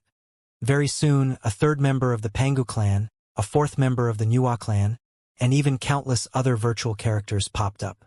"Lu Qingchen, Nephew Lu, do you remember me? I'm Uncle Li. Look at me, look at me, look at me. Here, here, here. Don't be hypnotized or harassed by the Fushi. It has ill intentions toward you. Quickly wake up and remember your true identity. Come back with me." Liao was like a multiplying virus that was reproducing and spreading exponentially. Very soon, he occupied every inch of the space in the last illusion. Even Liao's big face appeared in the air, staring at him earnestly with expectation and passion. And the 10,000 Liaos that appeared in every direction were like 10,000 flies that were flying in front of his eyes and around him. Some of them even crawled into the core of his mind and tore him into pieces. His soul, which had just been reborn, was in a mess, making him extremely miserable and confused. His ears were filled with Liao's demonic voice, and his eyes were filled with Liao's sincere and innocent face. He could no longer devote himself to the mysterious questions such as the civil war between the Pangu clan and the Nuwa clan, the rise and fall of the civilization, or where he came from and where he was going. "Why?" In a trance, he seemed to recall something and roared miserably, "I'm already dead. Why can I still see you? Why won't you let me go? Don't be angry.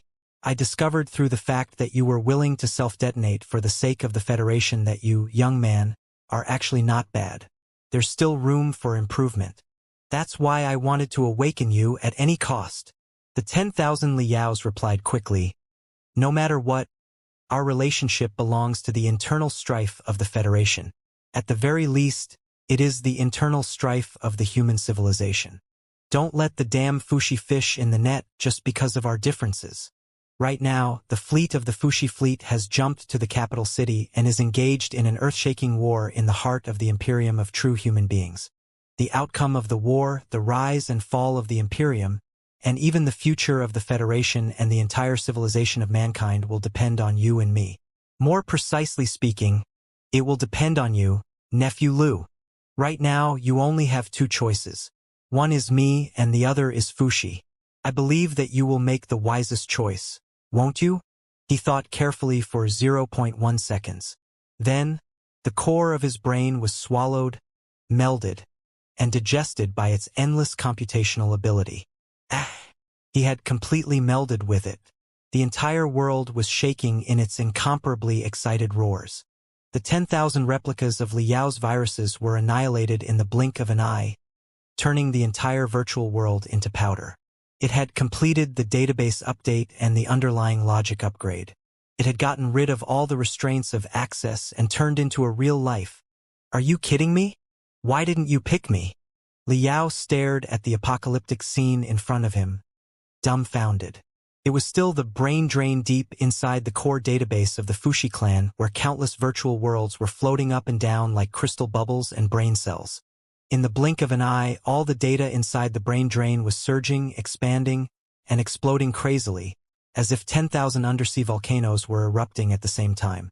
Liao also sensed that the scanning, locking, and suppressing of the Fuxis had been increased by 10 times. He felt that he was stuck in high-density mercury and could not move at all. It was difficult for him to even release a telepathic thought. Not far in front of him, the cluster of brightness that had been condensed by the remaining souls of Lu Qingqian and the 4 members of the Xianxia squad absorbed a lot of the core data from the Fuxi clan like a supernova outbreak. A mysterious fusion reaction took place, until it turned into a cosmic object that looked like a white hole and was spurting out furious radiation and particles non-stop. On the surface of the white hole, countless streams of information and data constituted an ever-changing, twisted face that was grimacing as if it were laughing at Liao. Liao's heart hit rock bottom. The worst thing had happened. Fuxi had completely swallowed Lu Qingqian and advanced into the perfect form of lawless. The computational ability of the two parties had soared exponentially. He was definitely no match for Fuxi, and was likely to follow in Lu Qingqian's footsteps. Why is it that most of the computational ability of the Fuxis should have been devoted to the control and tactical deduction of the fleet? It only used part of its computational ability to deal with me, and I couldn't even defeat it? Liao realized the gap between their computational ability again. He also discovered another weird phenomenon. Gold streams of data were still flooding into the white hole in the center like veins and nerves. Fuxi seems to have endowed the virtual worlds with a certain degree of independence. The billions of virtual humans in the virtual worlds will develop on their own and collect the crystals of their thoughts and emotions as the source of strength to maintain the core level of their thinking. Damn. If the virtual worlds are not all destroyed, it will be very difficult to kill the Fuxis. And as long as it could not kill the Fuxi, it could create another or countless virtual worlds with its unparalleled computational ability at any time, forming an invincible cycle. Liao recalled the legendary Hydra. According to the legends, after the Hydra's head was chopped off, it would be reborn instantly and become even stronger. The only way to kill the Hydra completely was to chop off its 9 heads at the same time. But how was it possible? Hee hee. In front of Liao, inside the endless white hole, unbridled laughter echoed, as if a wild animal that had been sealed for billions of years had finally broken out of its cage and was releasing the flames of life impatiently. I haven't scanned you yet, and you are already harassing my integration? Very good. Very good. Your soul is quite interesting, too. Now it's your turn. Thunderous noises echoed inside the white hole, followed by 10,000 streaks of golden lightning that were dancing around Liao's soul and interweaving into an airtight dragnet that blocked Liao's every route of escape. Are you curious why I can still keep such amazing computational ability? You can only blame yourself for showing up too late, and the citizens of the Imperium are too weak and vulnerable. The white hole spurted out torrents of data again. Billions of pictures of war were displayed in the torrents, which were the battle lines and corners of the battle in the capital city. Through the picture, Liao could clearly see that the situation in the capital city was indeed very bad. The fully automatic defense system at the periphery of the Empyrean Terminus sector had been wrecked a long time ago. The few star fortresses and asteroids deployed around the planet had turned into cold debris too. The citizens of the Imperium were indeed tough. No starships retreated or surrendered. Even if they ran out of ammunition, they would still march forward at full speed and crash into the densest formation of the enemy. But the main fleet of the Sanctuary Alliance was like a warhammer. Even the hardest bones would be smashed into pieces when they touched the warhammer. Couldn't be helped. When Liao left the capital city, he knew that Xiao Ming's and Wan Wen's computational ability, together with the courage and willpower that the Imperial Guards had worked so hard to raise, were not enough to make up for the shortcomings of Starships, training, and cultivation. Besides, the courage and willpower of the members of the Sanctuary Alliance who had been highly brainwashed were as good as anybody's.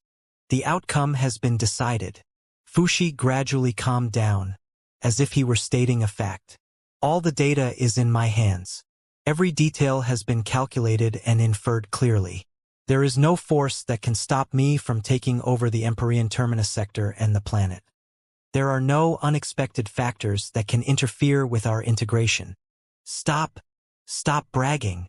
Liao's soul was like the original point of the universe before the Big Bang. Endless energy, endless hope, and endless possibilities were condensing, expanding, and burning with eagerness.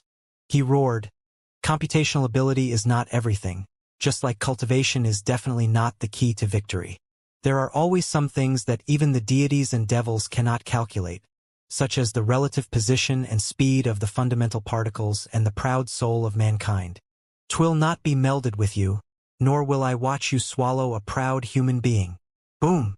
Liao, the universal virus, or rather the basic particle or the origin, exploded deep inside the core database of the Fuxis.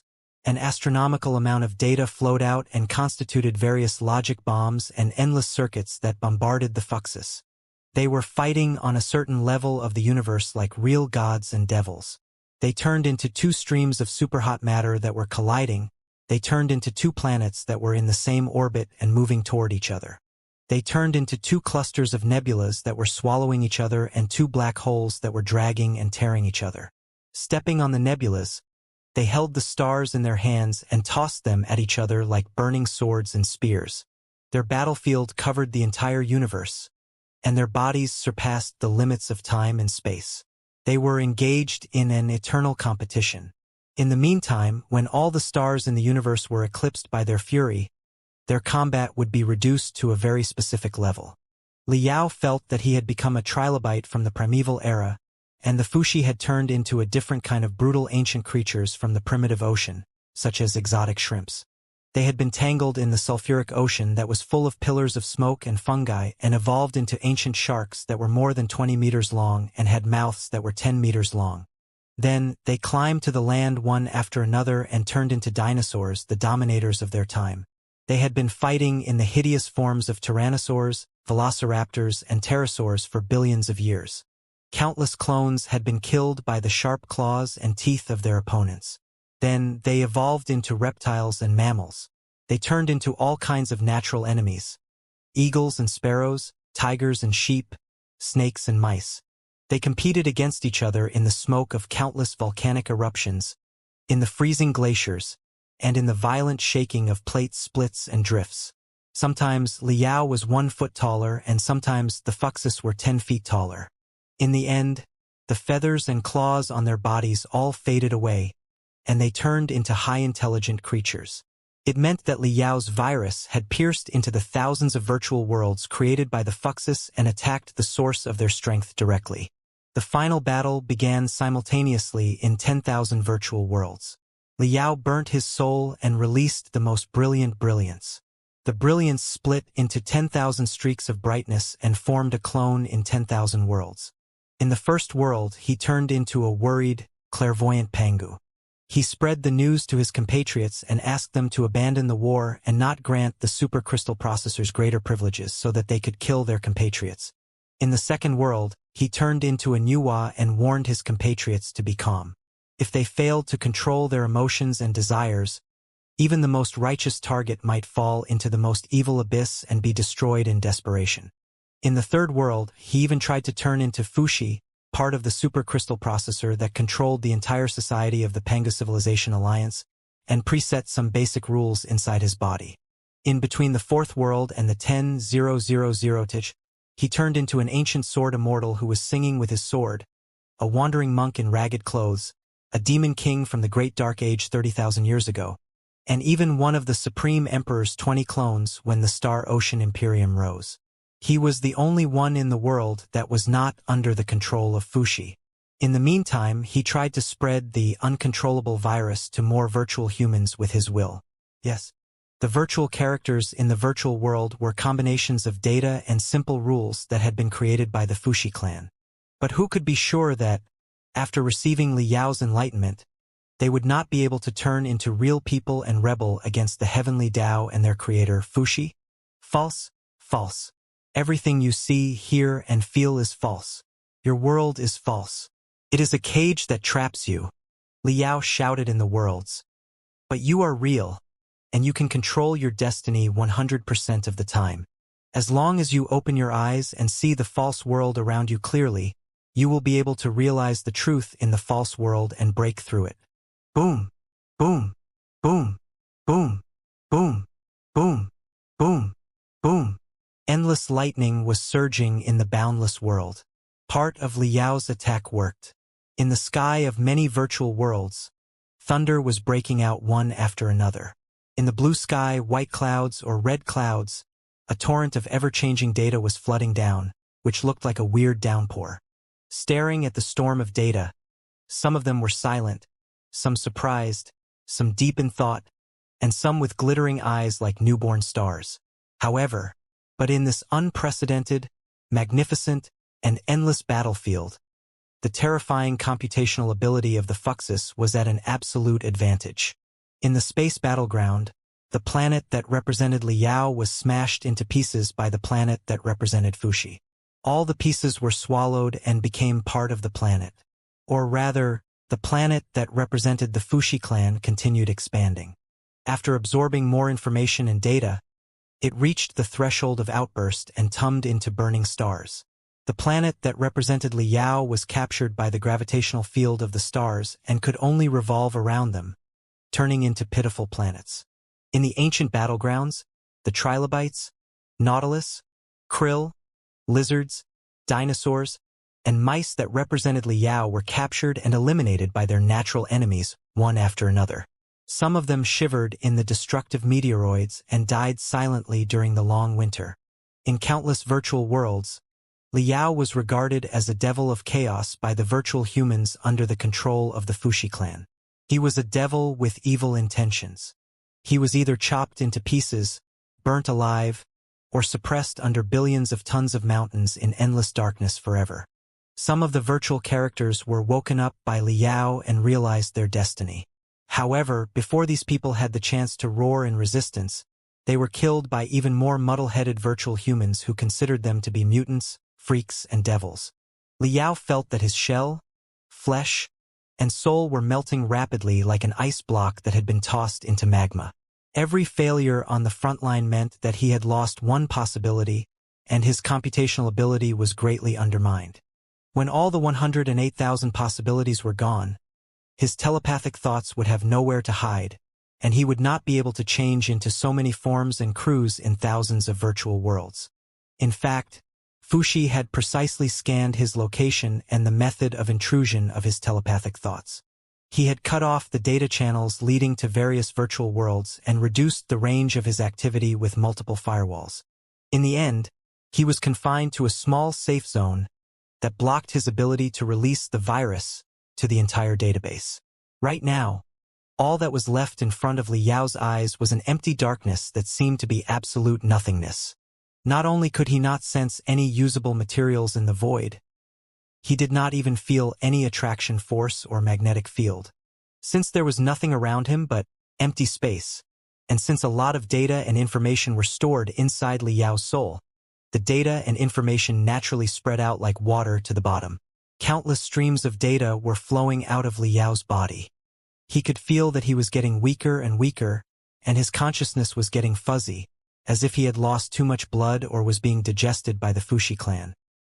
He struggled to extend one of his telepathic thoughts, only to have it break off and fly far away from him, before it was dissected into countless light spots in midair. The light spots then dimmed abruptly, as if they had been swallowed by a bloody mouth. The owner of the bloody mouth appeared. It was the big face of Fuxi, which had been condensed by the information of the entire universe and the feelings of billions of virtual intelligent creatures. It's all over. Or rather, this is the ultimate direction of evolution, Fuxi said casually. The memories, emotions, will, and wisdom of the endless intelligent creatures will be gathered and injected into the life of the crystal processor, forming a unified, harmonious, and perfect superlife. This is the true meaning of civilization. Only such an ultimate version of civilization can step out of our tiny nest and embark on the endless journey to the multiverse. When he was about to finish his sentence, he suddenly paused. Weird brilliance beamed out of his big face, followed by a weird, confused expression. Within 0.1 seconds, it returned to normal, as if it had just fixed an insignificant error. But Liao noticed the error very quickly. He sensed Lu Qingqian's scent between the eyebrows of the Fushi. Lu Qingqian had not been fully digested by the Fuxus yet. Liao's previous endeavors were not in vain after all. Although he failed to stop the advancement of the Fuxus, he did not complete the perfect 100% upgrade but left a critical error in the deepest part of the core database. You were bluffing after all. Liao's soul, which was getting thinner and thinner, blinked like hydrogen and sent a powerful roar to Fushi. You haven't completely melded with Lu Qingqian and achieved the so-called perfect upgrade. There is still incompatibility between your database and his soul. And I don't know how long we've been fighting in the virtual universe of chaos. In my mind, billions of years have passed in a trance. But in the real world, 3 to 5 days have passed, if not more than half a month. Have you conquered the capital city yet? I'm afraid you haven't. If you had taken over the capital city, you would have shown me the desperate scenes a long time ago and further undermined my belief. Since you didn't, it means that you haven't succeeded and the capital city hasn't fallen yet. 3 to 7 days ago, or even 10 to 15 days ago, you boasted to me that your fleet was about to break into the orbit of Empyrean Terminus. You even bombarded Empyrean Terminus on a large scale and forced mankind to surrender with such cruel methods. But right now, after so many days, mankind still hasn't surrendered. Humanity is still fighting. Since so many human beings are still fighting, how can I give up hope? Since you are far from calculating the time of the battle, how are you so sure that you can calculate the outcome of the battle? Therefore, stop bragging. You will never conquer the capital city, and you will never defeat mankind. Liao's soul finally released the last bit of his telepathic thoughts in the continuous hydrogen flash, and pierced into the cluster of brightness in front of him. In the dazzling brightness, he saw everything. He hacked into the command system and billions of monitoring crystal cameras of the Fushi fleet and saw everything that was happening in the battlefield of the stars through the main perspective of the fleet. He saw that, although the Imperial Guards and the deep-sea fleet defending the capital city had been torn apart by the fleet and many starships were fighting on their own, they did not intend to surrender or run away even though they were all alone and had run out of ammunition. Instead, they poured the last bit of fuel into the engine compartment of the starship and charged at the enemy in the most dazzling exhaust flames, using their bodies made of iron as the last bullets. He saw that many starships of the Imperial Guards had entered brutal hand-to-hand combat after running out of ammunition and food. The overwhelming crystal suits and space shuttles were attacking the 5 supreme fortresses of the Fushi fleet like raindrops. Stimulated by the fact that they had nowhere to run to, the immortal cultivators finally returned to the style of their ancestors 1,000 years ago. They rushed into the densest area of the soldiers of the Star Glory Federation and detonated their supercompressed crystal reactor, dying together with the enemy. When the blood spread out hundreds of square meters like an avalanche and splashed on the faces of every member of the Star Glory Federation, those who had been brainwashed so many times that their nerves were almost burnt finally showed confusion and fear. Liao also noticed that colorful ripples were popping up every now and then in the vast space zone around the Empyrean Terminus sector. Small fleets, or even starships, were appearing one after another. Reinforcements. They were not Lei Qinghu by Xinghe, or the reinforcements of the Star Glory Federation. They were not even the main force warships or the super arsenals. They were merely destroyers and semi-armed merchant ships. They should be the reinforcements of the dozens of sectors and the 7 seas space zone nearby.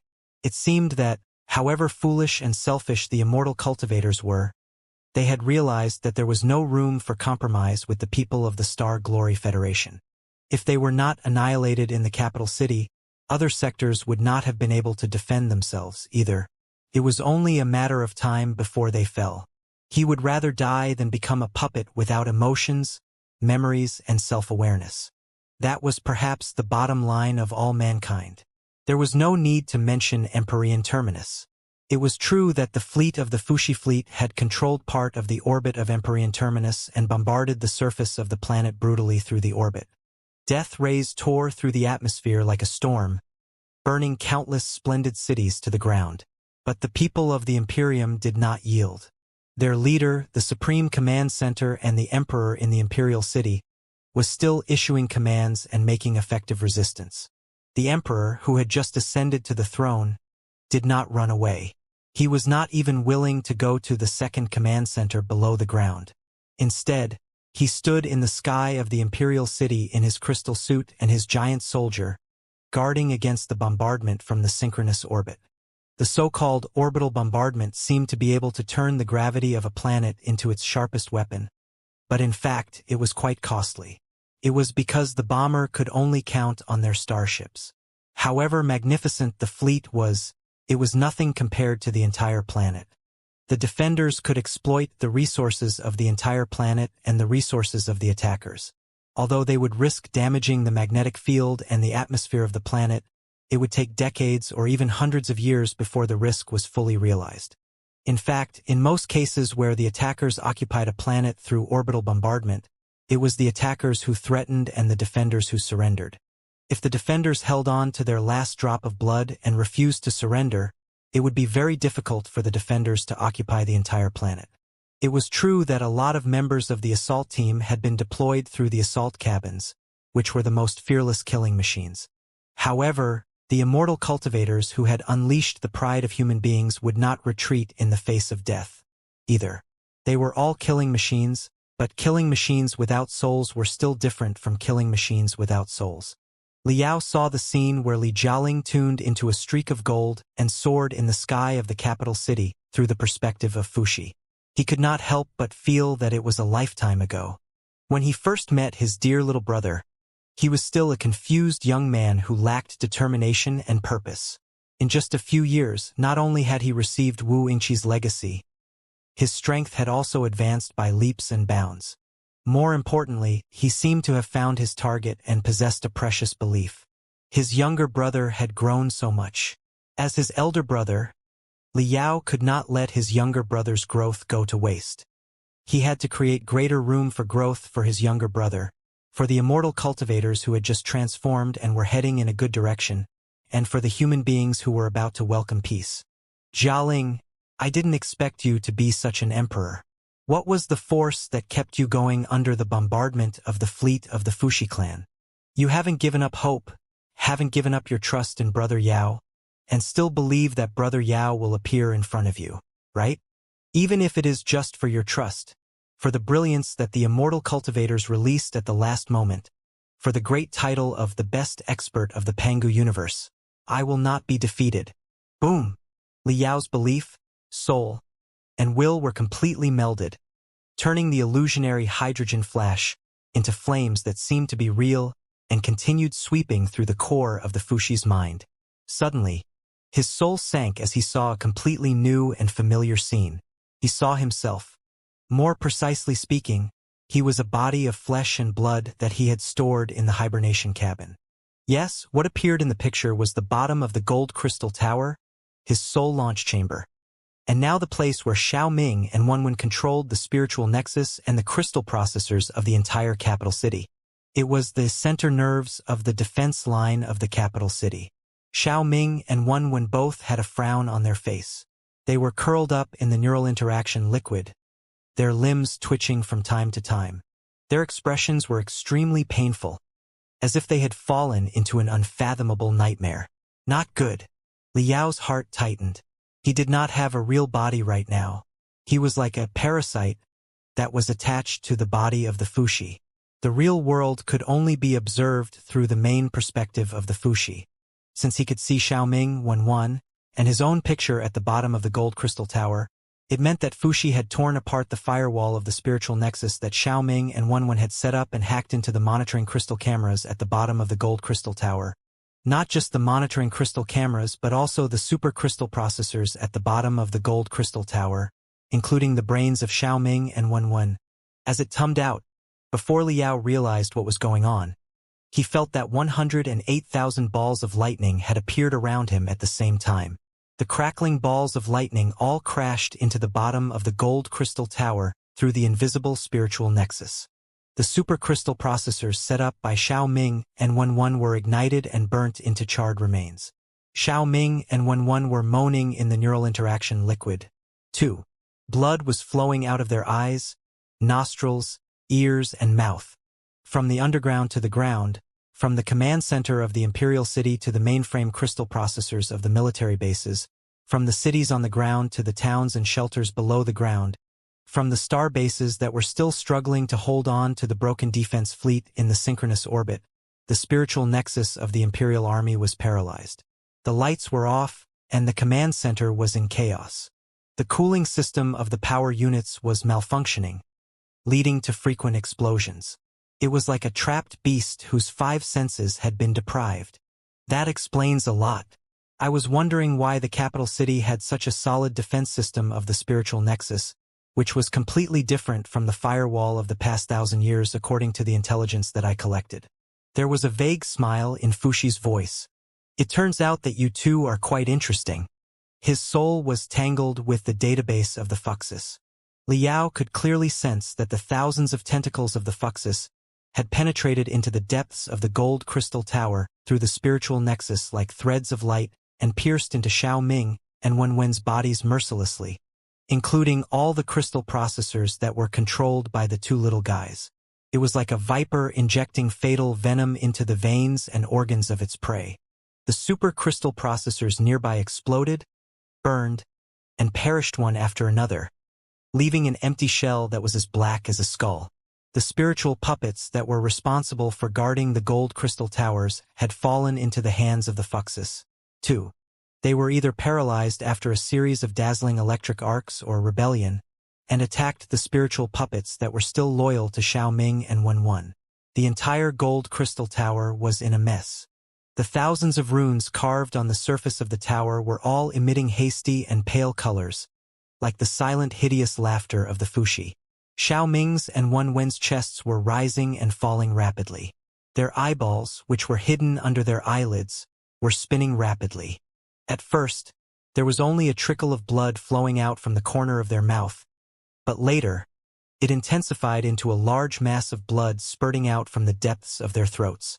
Their tiny limbs were all extending to the outside of the neural interaction liquid, as if they were drowning people who were trying their best to grasp a non-existent life-saving straw. They were also like people who were deeply trapped in a nightmare, desperately trying to escape from one nightmare after another in an infinite loop. No! Liao could tell that Liao was furious and heartbroken. He knew that the 2 bodies of flesh and blood in front of him were merely 2 of the thousands of bodies that Xiaoming and Wenwen could manipulate. Even if the 2 bodies were dead, it did not mean that Xiaoming and Wenwen were destroyed. But when he saw that the 2 delicate little people had fallen into such a perilous and painful situation right in front of his eyes, he still felt deep, deep pain, guilt, self-blame, and fury that seemed to belong to a crazy devil. Ah! Liao roared. Stop! Don't touch them, you bastard! Hehe. Do you know that they are the central nerves of the defense line of the capital city? Fushi was still smiling casually. What do you think I've been doing by consuming so much computational ability and strategic assets over the past few days? Do you think I'm trying to crush the Imperial Army and occupy the capital city? No. The Imperial capital is, after all, a solid fortress built by the Imperium of true human beings and the endless resources in the center of the Sea of Stars. Even if we control the geosynchronous orbit, it is impossible to clear all the military bases and shelters above and below the ground within several years. The idea of taking over the imperial capital by force is too simple and brutal. It was difficult for the capital city to fall in the first place. It's a pity. It's a pity that the civilization of mankind today has embarked on the old path of the Pangu civilization and entered the era of comprehensive informationization. The entire society, including the military system, is firmly controlled by the crystal processors and the spiritual nexus. As long as your crystal processors are compromised, the impregnable defense line will be demolished within 1 second. Without the lock of the crystal processor, however airtight your land-based air defense system is, you will not be able to lock onto the enemy with your naked eyes or manually. Without the control of crystal processors, the enormous air circulation and purification system below the ground will be paralyzed. The people below the ground will not be able to get any oxygen. The more people flee underground, the more oxygen they will consume, and the faster they will die. Without the spiritual nexus and the tactical link, your starships won't know where they are. They won't know what is going on the front line or how many allies are around them. They will think that they are the last lone starship in the sea of stars and can only run around like headless flies. They won't have any combat ability at all, right? You've deployed a lot of battle puppets and drones in the sky and on the ground, which are all controlled by crystal processors and the spiritual nexus. What if the commands they receive are not from the command center of the capital city but from my ultimate rescue? Therefore, since the beginning of the war, I've been looking for the central nerves of the entire spiritual nexus that are hiding in the depths of Empyrean Terminus. The reason I launched a tide-like attack without caring about the cost was merely to increase the pressure on the battle network of the Imperium so that the central nerves will overdraft their computational ability and expose themselves more easily. Thad estimated that I would be able to find and hack it after 3 days of bombardment. I didn't expect that the 2 cunning creatures would only show up 10 days later. I was wondering what was wrong with my deduction, but I didn't know that they were in such a weird life form that was very similar to me, Lu Qingchen, and you right now. So, you are both from the Star Glory Federation? No wonder I didn't see it coming. While talking, the speed of the invasion did not slow down at all. Liao could even see that the glittering threads of light tied up Xiao Ming and Wenwen like nets and crawled into their brains through their orifices. The Star Glory Federation is indeed an interesting place. It is a remote area in the Sea of Stars, but so many marvelous life forms have been produced. It seems that I will have to visit the place and look for more possibilities for the development of civilization after I integrate the resources in the center of the Sea of Stars. Fushi's voice was as calm as a scalpel. What are those 2 kids exactly? Were they created by Lu Qingchen? Or is it Professor Mo Xian? They don't seem to exist in Lu Qingchen's memory pieces. Did they just be born not long ago? They do have endless potency. You seem to be angry. So, the 2 kids are related to you. Can you tell me their secrets? Before Liao could respond, the barrier between reality and the virtual world seemed to have been shattered by something. Liao saw that the thousands of light threads that Fushi had stabbed into Xiao Ming's and Wenwen's bodies were pulled out and dragged the 2 glittering balls of brightness out of the 2 kids' bodies, through the entire spiritual nexus, and into ultimate rescue. Fushi had swallowed the core data of Xiao Ming and Wenwen with unbelievable methods. Forget it. Fushi smiled. Let me digest and absorb all their data into my database and study them myself. Liao saw that, in the absolute darkness, Xiao Ming and Wenwen were like confused fetuses that had been confined in 2 airtight crystal shells. They were connected to the enormous cluster of brightness that represented the core of the consciousness of the Fushi clan through countless nerves and veins. Through the threads of light, Fushi injected something into the 2 kids inside the crystal shell and snatched something from them. The 2 little fellows, whose bodies used to be pure and flawless, were now covered in layers of colorful data streams because of the absorption and digestion of the Fuxus. They seemed to be blocking the blue sky and the white clouds, or a carpet of flesh-eating fungi that was biting the living creatures non-stop. As the Fushi invaded, swallowed, and digested, the 2 little guys were getting closer and closer to it. They were about to fall into its control, like 2 asteroids that had crossed the threshold and fallen into a black hole. The 2 little guys were still asleep. Or rather, they had been suppressed by the Fushi and could not free themselves from their nightmares.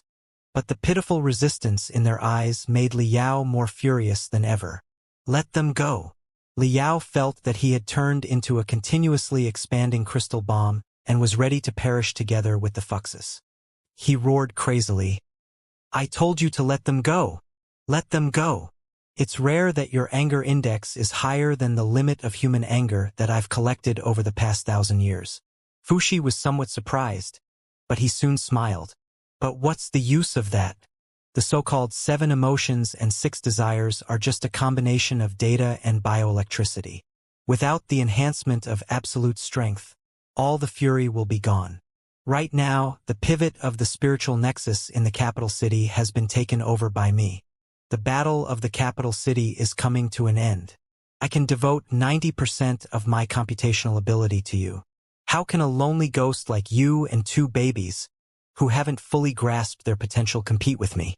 Therefore, give up the meaningless anger and resistance and just watch me finish everything. You will be next. You can be part of me and reunite in my mind. While talking, miserable electric arcs were flashing deep inside the cluster of light.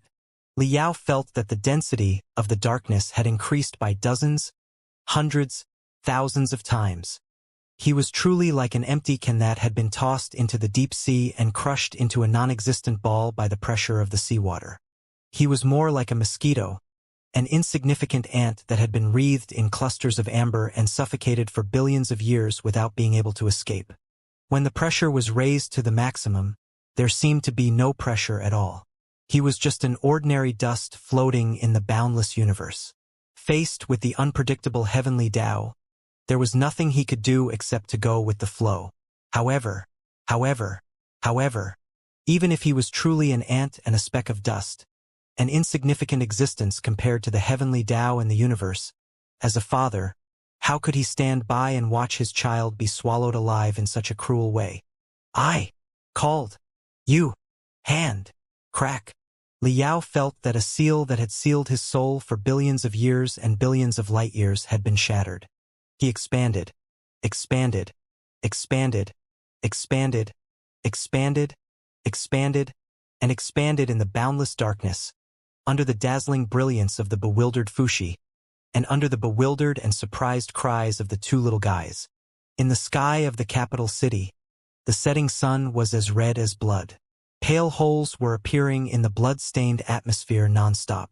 Countless starship remnants, high-explosive rounds, and landing capsules were falling like shooting stars, leaving black spots behind them.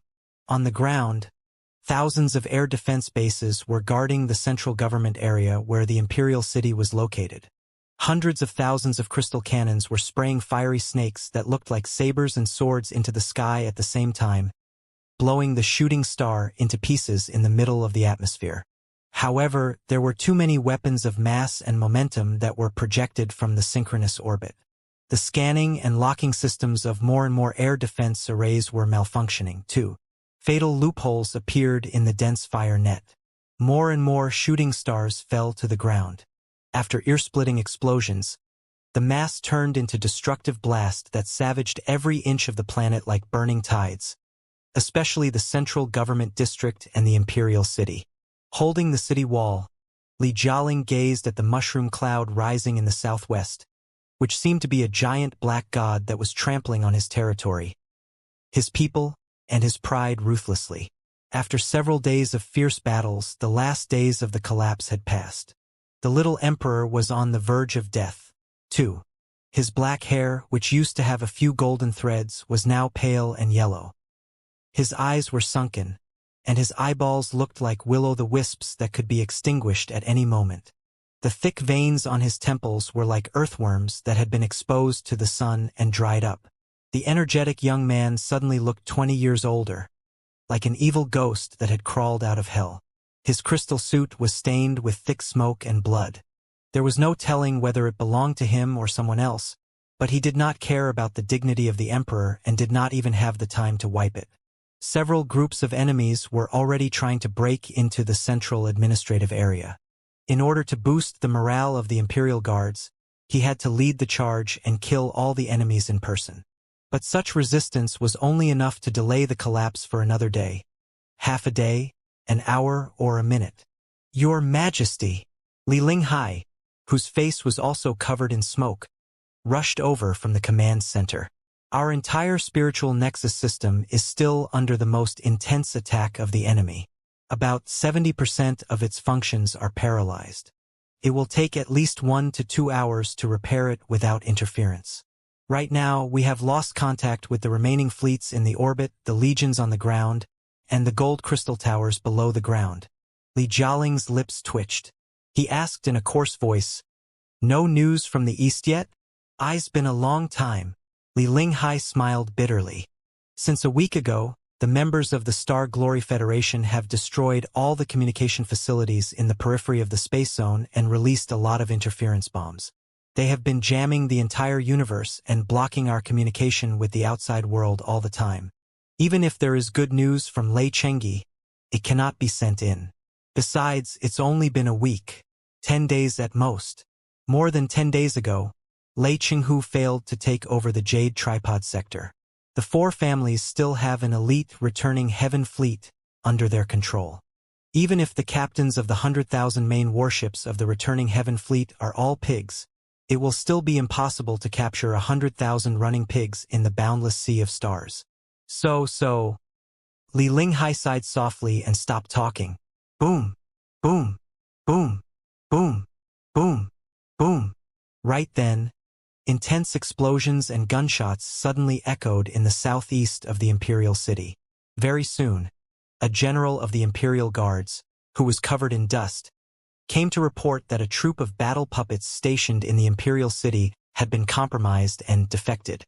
As for the exo-society responsible for the team of puppets, a lot of their crystal suits had been infected by the enemy's virus, too. They were paralyzed or even worse. The enemy's virus could secretly activate the self-detonation system of their crystal suits and detonate them together with their owners before the exos realized what was going on. Li Jialing's eyelids twitched.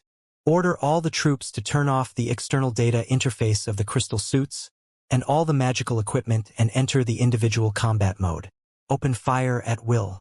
Li Jialing gnashed his teeth and issued an order that was not an order. Of course, he knew how bad the command was.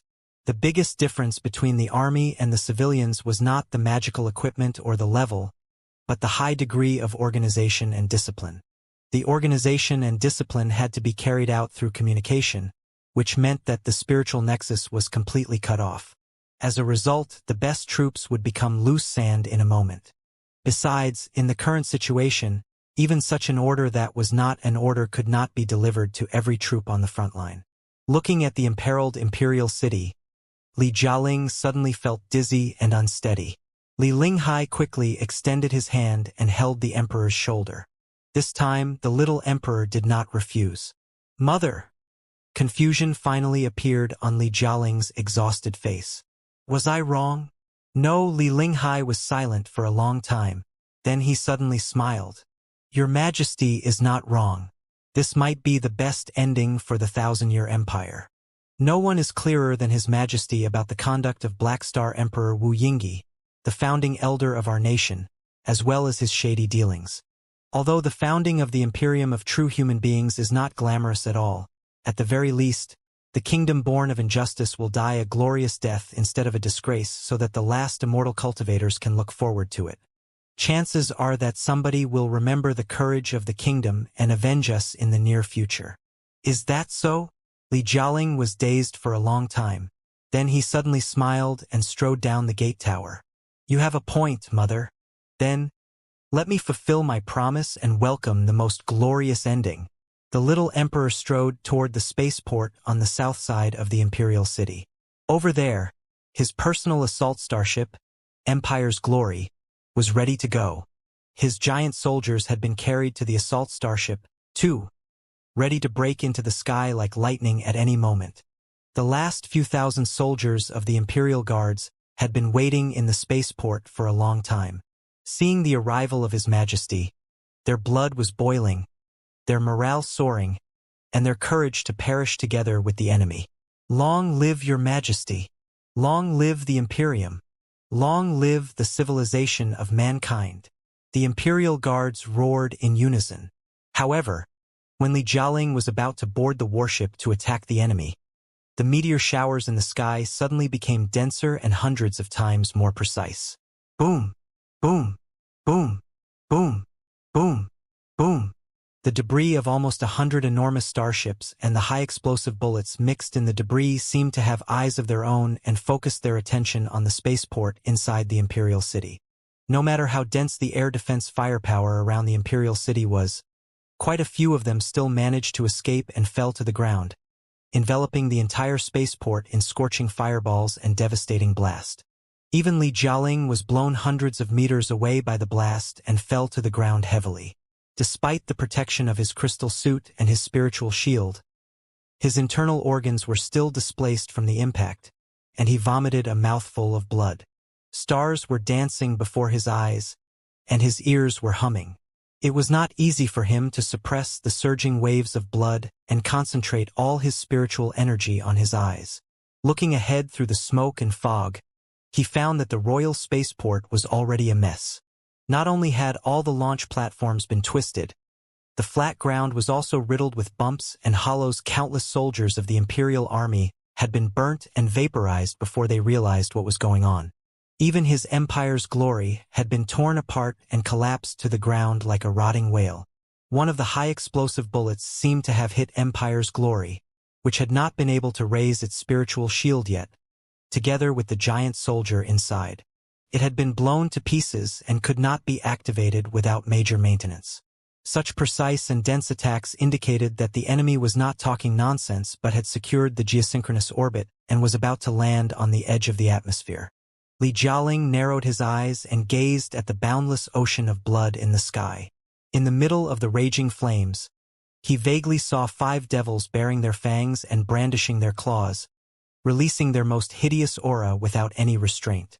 They were the 5 supreme fortresses of the Star Glory Federation. The 5 supreme fortresses had all broken into the atmosphere of Empyrean Terminus. In a sense, they had become the artificial satellites of the planet, which made it easier to interfere and suppress the planet.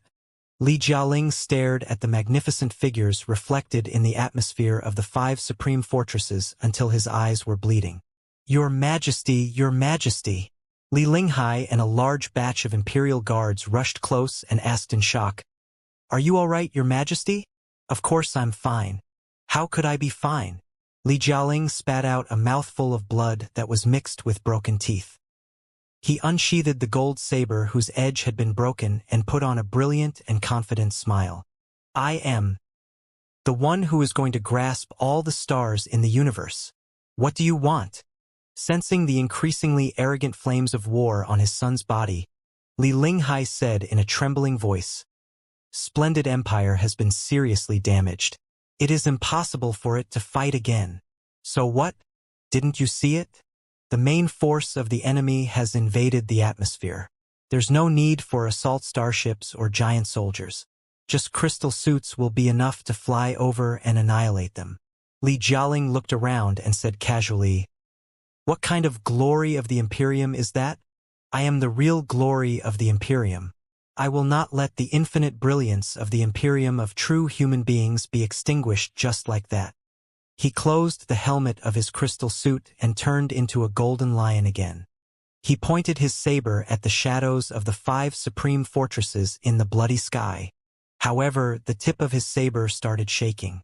Naturally, it was not fear or excitement, but a different, inexplicable, and vaguely resonating emotion. It was anger. He was angry because he had been infected by an extremely strong and furious existence in the depths of the Sea of Stars.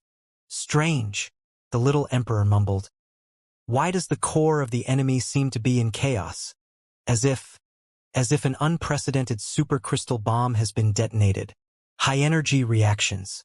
We have detected high-energy reactions and superspace ripples from the periphery of the space zone. It is a space jump. A super large-scale space jump on an unimaginable scale.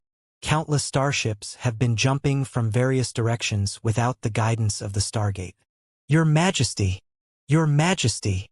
Almost at the same time, in the command center, a communication officer dashed out as if he had been tied up by invisible flames and shouted crazily, "Your Majesty, it's the Marquis of Liaohai and the Star Glory Federation." The Sea of Stars was burning. Over the past 10 days, every space zone, every sailing route, and every space zone in the boundless Sea of Stars had been swept by the exhaust flames and cannon fire of countless starships.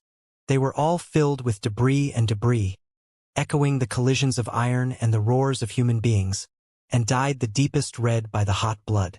Even now, they seemed to have cooled down and regained the darkness and coldness of the past.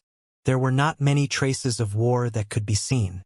However, with the senses of the cultivators and the scanning of the magical equipment, the twisted space was still filled with colorful radiation, like an everlasting ocean of roars. For a moment, since most of the flames of war had reached the orbit of Empyrean Terminus, there was a brief silence in the periphery of the space zone. But soon, the tranquility of the Sea of Roars was torn apart by the surging tides.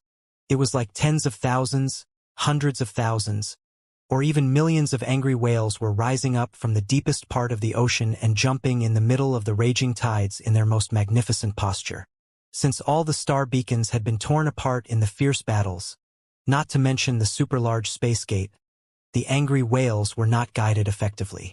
The coordinates of their appearance were random and evenly distributed on the battlefield millions of kilometers in diameter. Therefore, when the first batch of starships arrived, they were too sparse and lonely to illuminate the entire world with the glittering exhaust flames. Before the warships were able to get rid of the space ripples, they were discovered by the alert troops of the fleet of the Fushi clan. A large batch of puppet starships rushed at the uninvited guests, trying their best to seal the glittering space gaps. However, the uninvited guests who had just jumped over boasted a fighting will that was even higher than that of the Imperial Guards of the Star Ocean Imperium. Even though there was only one starship, they were bold enough to charge at the densest part of the battle formation of the puppet starships in their impassioned roars. Within a moment, they had emptied all their ammunition reserves and devoted it to the brutal boarding battles and hand-to-hand combat, to the point that they released all their fuel and burnt themselves and the enemy to ashes. With such fearless, suicidal tactics, they bought precious time for the latecomers to jump and recover. The battlefield millions of kilometers in diameter was like a small pond that had been savaged by a storm. Space ripples were spreading everywhere. More and more starships tore through the void and landed in the capital city. Their exhaust flames and the death rays of their main guns were like 1 star, 2 stars, 10 stars, 100 stars, 1,000 stars, 10,000 million stars, and 10 trillion shining stars. They congregated into glittering tides that surrounded the entire world. The shells of the starships were all seriously twisted, with a lot of wounds on them. They had only been repaired and patched up briefly. They were riddled with holes and wounds, as if they had just experienced a bloody battle. Although the starships did not seem to have enough fuel, and the lackluster spiritual shield could not cover all the critical parts of the starship, they were like soldiers of sacrifice who had charged into a battlefield half-naked. Although the starships did not have the concept of a battle formation at all, and were merely scattered among the stars messily and unscrupulously, but the killing intent and fighting while spurting out of their main guns, every gap, and every exhaust flame still pierced through the vacuum toward the fleet of the Fushi clan. Even the emotionless puppets on the fleet of the Fuxus were briefly silenced and frozen by the enormous, unexpected fleet. The mainframe crystal processor that had been used to control them had been overwhelmed by the endless information and data brought by the enormous starship that had suddenly burst out. The limits of their computation had been broken in the blink of an eye.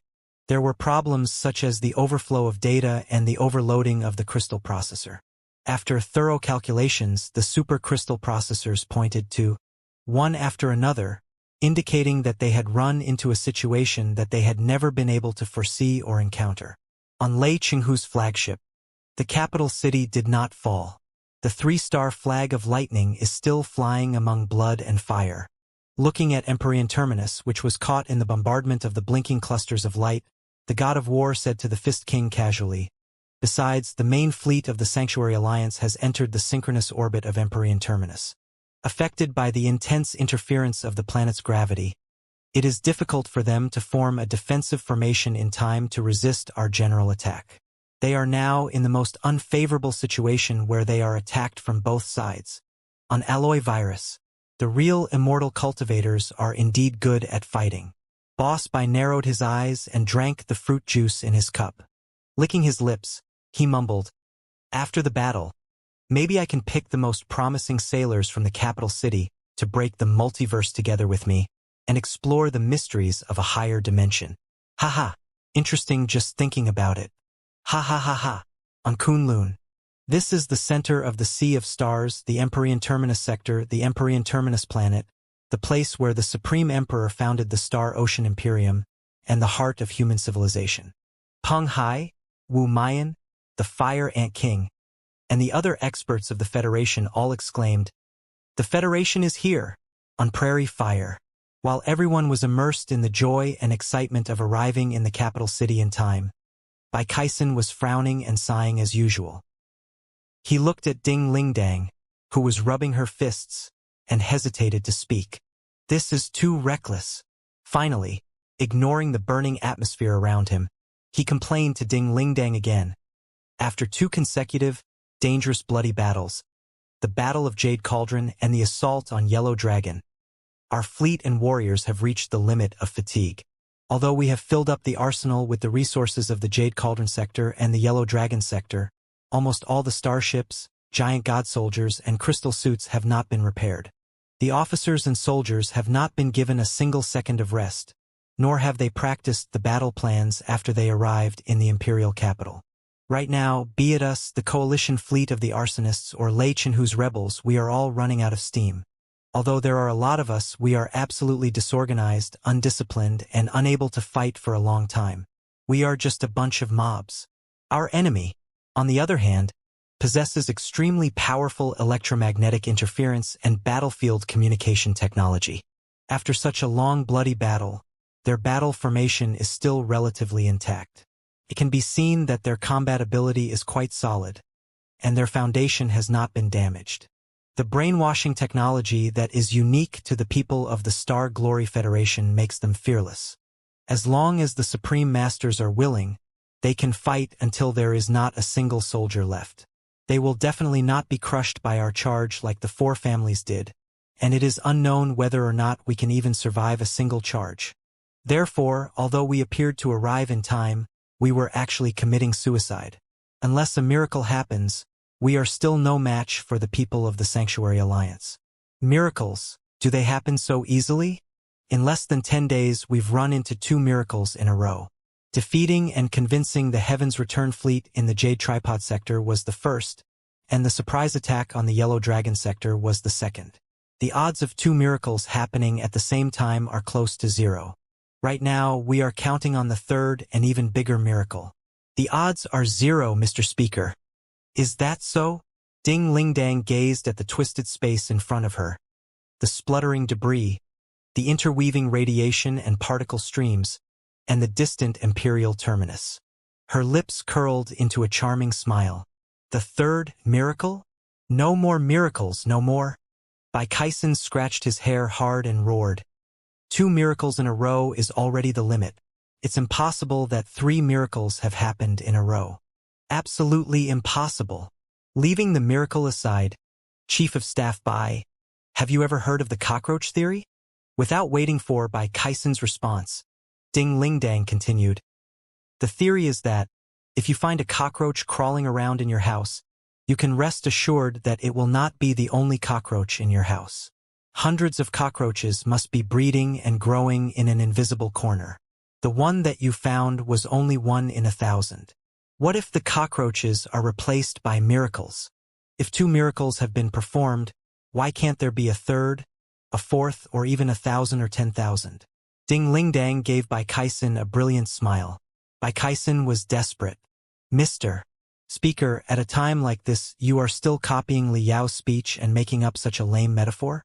What is the relationship between a cockroach and a miracle? It doesn't matter. I just think that you are completely wrong about miracles. Ding Lingdang's eyes were glittering. There was no telling whether it was fury or starlight. You think miracles are things that fall from the sky and can only be hit by luck? That's why probability is so important. In my opinion, the so-called miracle is the creation of someone who believes in miracles deeply and is willing to sacrifice all his life for a greater miracle. He gambles his dignity, his pride, his will, his soul, and everything else. He holds the 1 billionth chance in his palm and blows it out with all his strength. As long as you believe in miracles and are willing to give up everything for them, you can create 1,000 or even 10,000 miracles, not to mention a third one. If you feel that your own strength is not enough, then what kind of miracle can't be born in your fist when billions of people like yourself are gathered? If had my doubts when we jumped to the center of the sea of stars, I don't have any doubts or fears right now, because the 2 miracles in a row have proved that we are the creators of miracles. All we need to do is burn and march forward to greater miracles and more brilliant victories. All right, since the interference of the electromagnetic force on the battlefield is so severe, our starships are scattered, and our training and rest are insufficient, there is no need for any tactics. Order the entire army to march forward at full speed and crush any enemy that can be crushed. Prairie Fire moved. The general flagship of the Federal Expedition Army should have been commanding the rear. But right now, there was no difference between the front line and the rear. Therefore, it turned into a crimson beacon again, guiding the way forward for all the Federal soldiers. It had just experienced the bombardment of billions of rounds in the Battle of Jade Cauldron and the Battle of Yellow Dragon. Not only was its exterior plate armor riddled with holes, even its main structure had been seriously deformed, reaching the limits of fatigue. But faced with the fleet of the Fuxus that covered the entire space, it still accelerated at the highest speed in the shortest amount of time under the roar of Ding Lingdang, the commander-in-chief of the 3 armies, like a red spear that was as fast as lightning. In the middle of such an intense sprint, Ding Lingdang, on the back of the giant god soldier Great Fire Dragon Sparrow, was on one of her knees on the head of Prairie Fire, on the main gun of the insane 9-mount battlesuit. In the previous 2 battles, she had been on the front line multiple times and was the first to blow up an enemy warship. Both she and the giant god soldier had paid a high price. Her giant god soldier Big Fire Dragon Sparrow had blown up its arms after countless high-intensity collisions. There was no time for delicate maintenance. All it could do was pile all kinds of plate armor and heavy weapons on them. At first glance, its 2 arms were like 2 meteor hammers weighing 100,000 kilograms. When Prairie Fire was about to break into the enemy's formation, Ding Lingdang, with the help of the sprint of Prairie Fire, leapt into the sky on her Big Fire Dragon Sparrow and bashed the air with her iron fist that looked like a meteor hammer. Ear-splitting noises were echoing in the vacuum where sound waves could not be transmitted. After only 1 punch, her right fist had blown up the head of a destroyer in front of her like a volcanic eruption, like a blossoming flower. The scene was captured by countless crystal cameras on Prairie Fire and transmitted to almost every starship and crystal suit despite the intense spiritual interference on the battlefield. This is our speaker. This is the Star Glory Federation. The Federation citizens went completely mad. The tides that had swallowed the Jade Tripod sector and the Yellow Dragon sector surged out again. Prairie Fire was in the lead, Kunlun was in the lead, Alloy Virus was as fast as lightning, and Iron Fist of Wrath was sweeping everything in its way. Countless starships did not need any commands or commands. They were merely moving forward under the stimulation of Ding Lingdang. The scene triggered the hearts of the citizens of the Star Ocean Imperium, the proud god of war Lei Chenghu and his subordinates, the real immortal cultivators. What are you doing exactly? Lei Chenghu roared thunderously at the immortal cultivators. Are you going to stand by and watch the cultivators seize the glory of saving the capital city? The blood feud of 1,000 years ends today. Immortal cultivators, attack! More and more starships turned into shining arrows and joined the chaotic battlefield. There were not many tactics, nor was there any need for cooperation. Empyrean Terminus was their target, and the explosion of the starship in front of them was their horn. Whether it was an enemy starship, a star fortress, or even the supreme fortress of their master, even if it was just a black hole, the black hole would be filled and filled by their fighting will. In most cases, this kind of unreasonable, chaotic, and barbaric charge that relied entirely on blood and courage could only show off for a moment. But this time, Ding Lingdang, Boss Bai, and Lei Chenghu had chosen the perfect moment to show up. Fuxi thought that victory was within his grasp. In order to further suppress the defenders of Empyrean Terminus and to interfere with and invade their spiritual nexus, he concentrated most of the starships into the gravity field of the planet. It was true that they could throw down the debris of a lot of starships easily within the gravity field. By relying on the gravity of the planets, they could generate tremendous kinetic energy and transform it into apocalyptic blast and damage without consuming too much of their ammunition and fuel. In other words, Fuxi had turned Empyrean Terminus into a piece of planetary magical equipment to deal with the defenders of Empyrean Terminus. However, there were pros and cons to everything. Attraction was a double-edged sword. It could be used to deal with the targets on the ground and to interfere with the fleet of the Fuxis, especially the main force warships and the Supreme Fortress, whose power units had to consume a lot of fuel and pay the price of metal fatigue and structural weakness in order to turn around and get out of the gravity ring to engage the crazy attackers behind them. It was as if the fleet of the Fuxis had tied themselves up with an invisible rope. They had fallen into their own trap. In the blink of an eye, countless light balls burst out of the synchronous orbit of Empyrean Terminus and congregated into a shining orbit, adding a halo to the planet.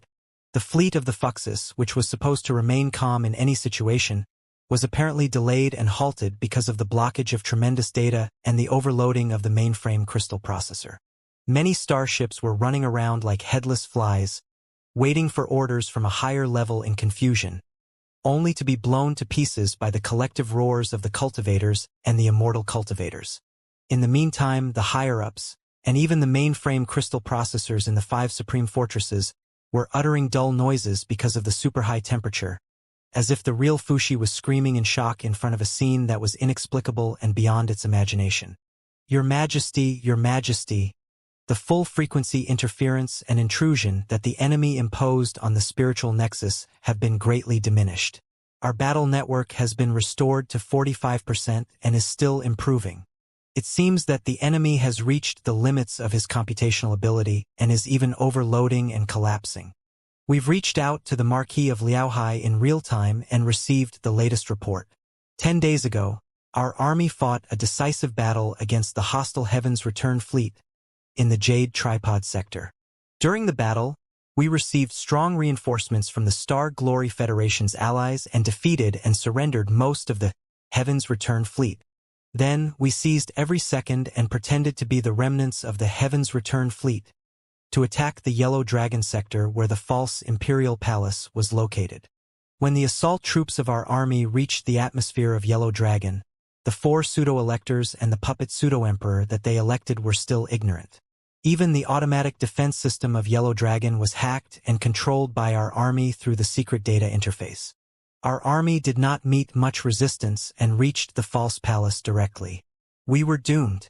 Under the persuasion of Song Bugue, the commander-in-chief of the Flying Star sector, the remaining forces of the 4 families on the Yellow Dragon planet started attacking each other.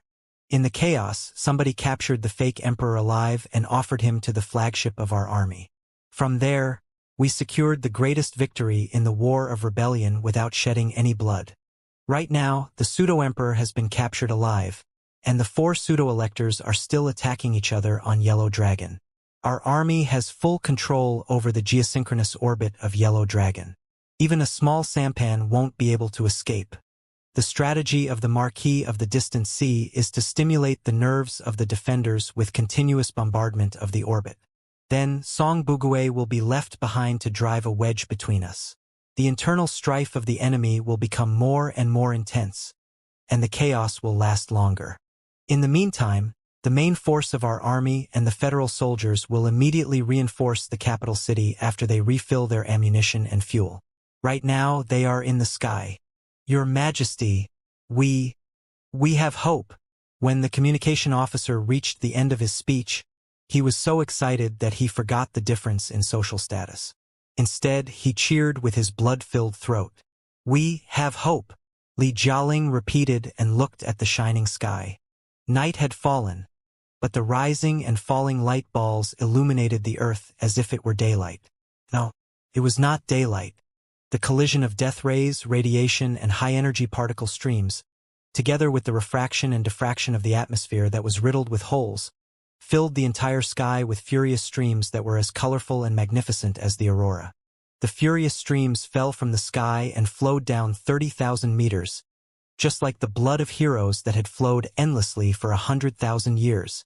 Li Jialing narrowed his eyes and bathed in the burning hero blood, as if he had become one with all the heroes of mankind over the past 100,000 years. Then he burst into laughter and waved his saber. The spurts of his crystal suit were fully activated. Your Majesty, the reinforcements are here.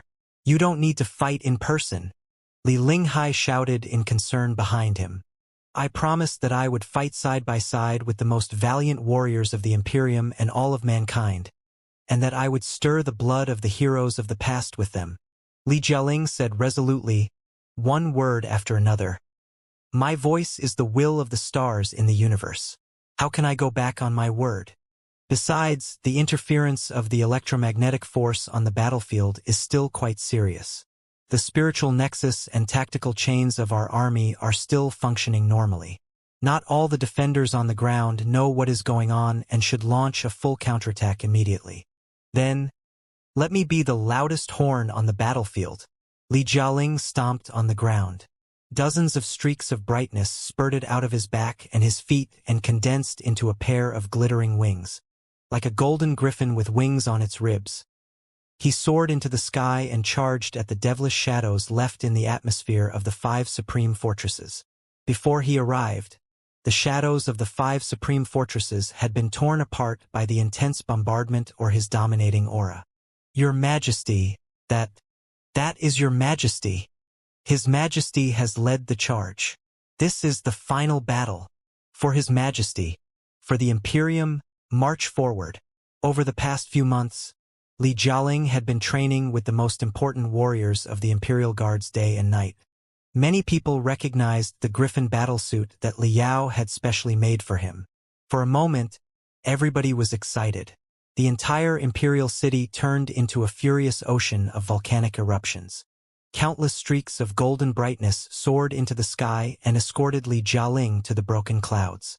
The exhaust flames of the Imperial Guards were like countless golden pillars supporting a magnificent palace, and Li Jialing was going to be crowned in the Temple of the Gods. It was almost the new year, and his son's kindergarten had taken a vacation.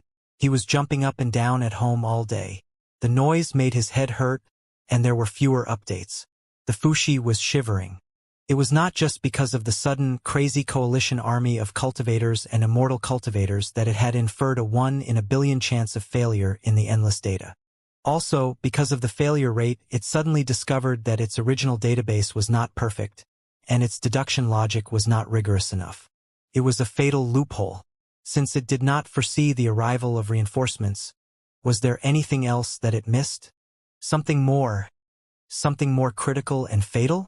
If the Fushi had a belief, then the world is controllable and I must calculate everything was its belief. Right now, cracks were appearing on the belief of the Fuxus.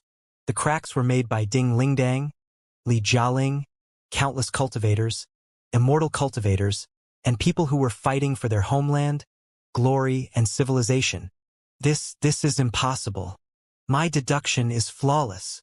Deep inside his Ming, the cluster of brightness that represented the belief of the Fuxus was like a jellyfish that was gradually melting and rotting. It was cramping and struggling, releasing nerve electric currents and flashing tentacles in every direction, trying to increase the computational ability of ultimate rescue and the mainframe crystal processors of the 5 supreme fortresses so that it could form an effective, controllable, and impenetrable net of fire to fight the enemies from above and below. However, the enemies were too many and too fierce. Their performance was beyond the limits of the combat data of human beings that the Fushi clan had collected over the past 1,000 years.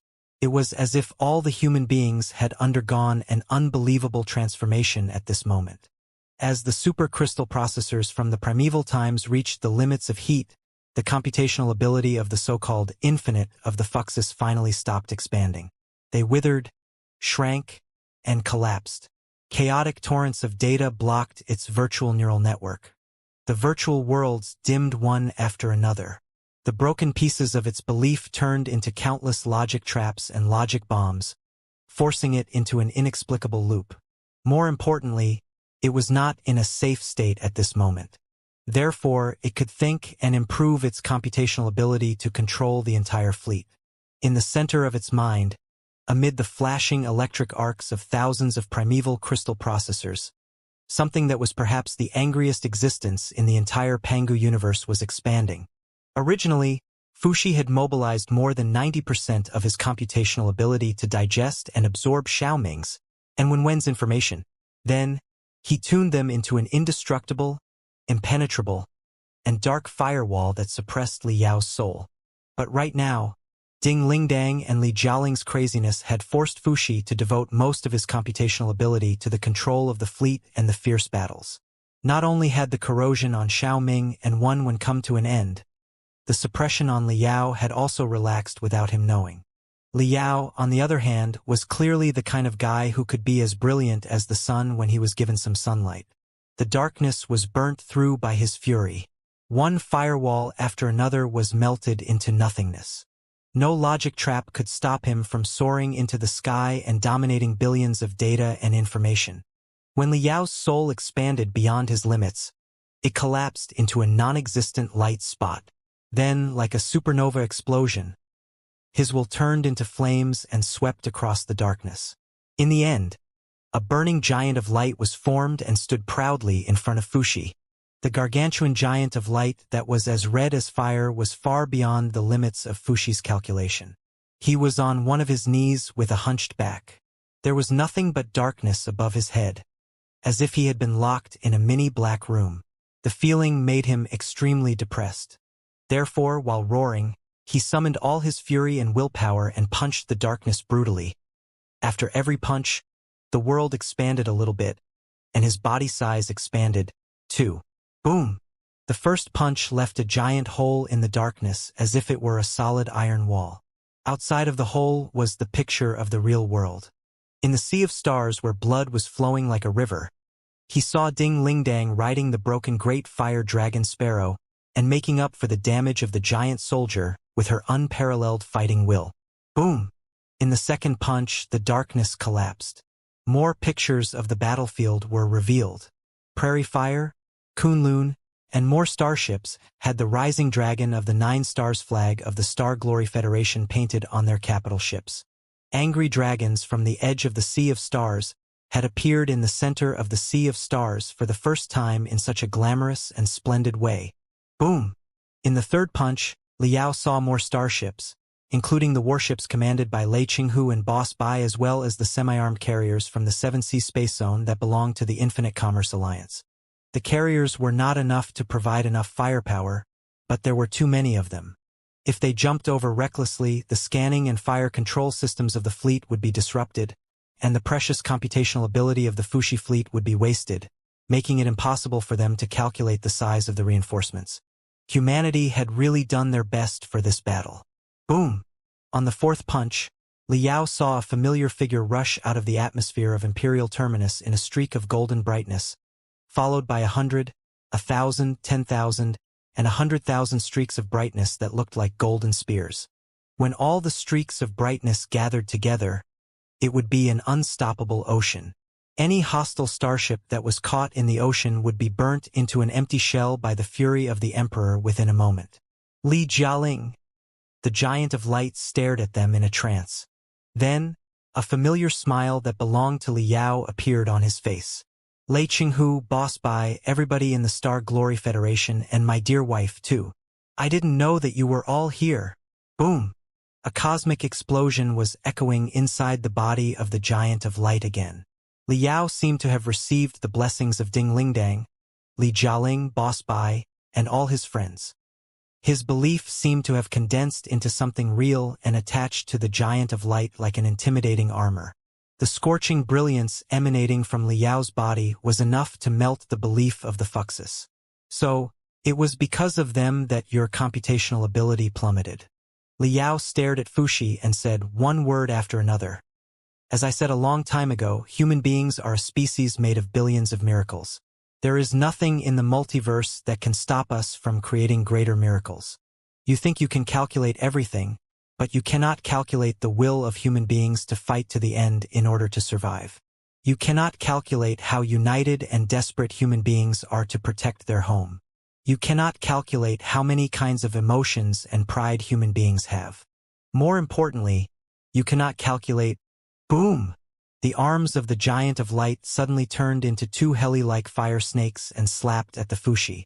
Although they did not hit the real body of the Fuxi, they cut off the threads of light that the Fuxi used to control Xiaoming and Wen.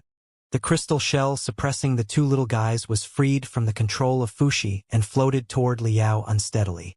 The two little guys were still in the form of fetuses. They were wreathed in the data of the corruption of the Fuxus, but their closed eyes were spinning faster and faster, as if they were going to break the endless nightmares and return to Liao.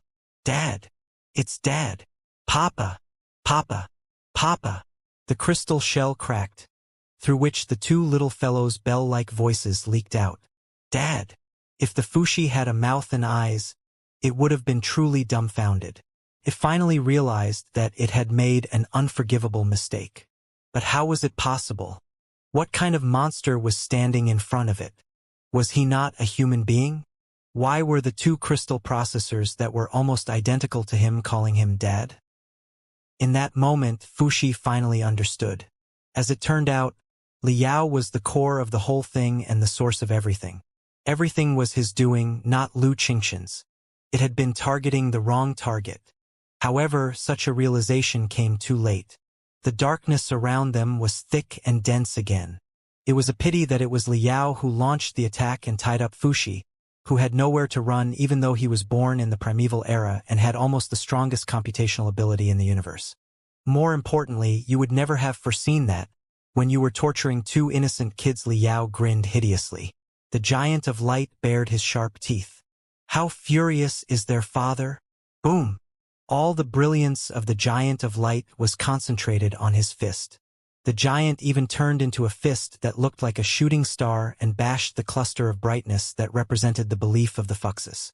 The cluster of brightness was almost blown to pieces, and the data from hundreds of thousands of years ago was almost spurted out. However, this was the home field of the Fuxus after all.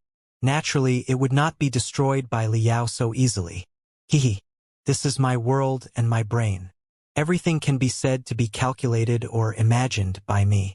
As long as I maintain the most fundamental computational ability and ultimate rescue is not destroyed by external forces, I will not die. No matter how many times you bombard me, I will not. What is this? At first, Fushi was laughing in a low and mocking voice.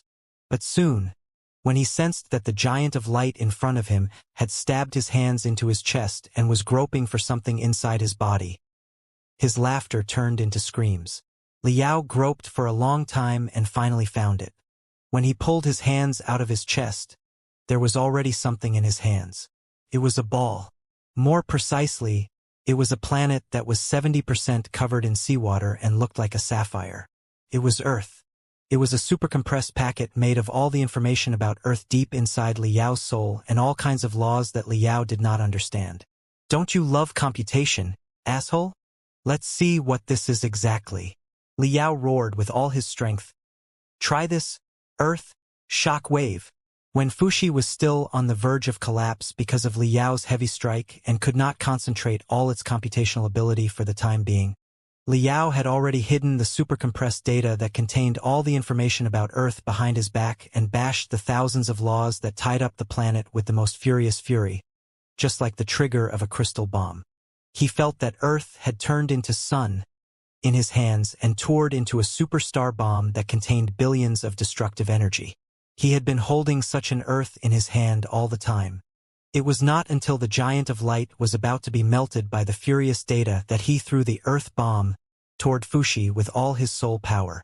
In such a short distance, with the firewalls that Liao had set up everywhere, there was nowhere to hide in the intense darkness. The data package on Earth was absorbed into the cluster of light and exploded inside. In an instant, the cluster of brightness that represented the core of the Fushi thought process had expanded by 10 times, and it was 10 times thinner, too.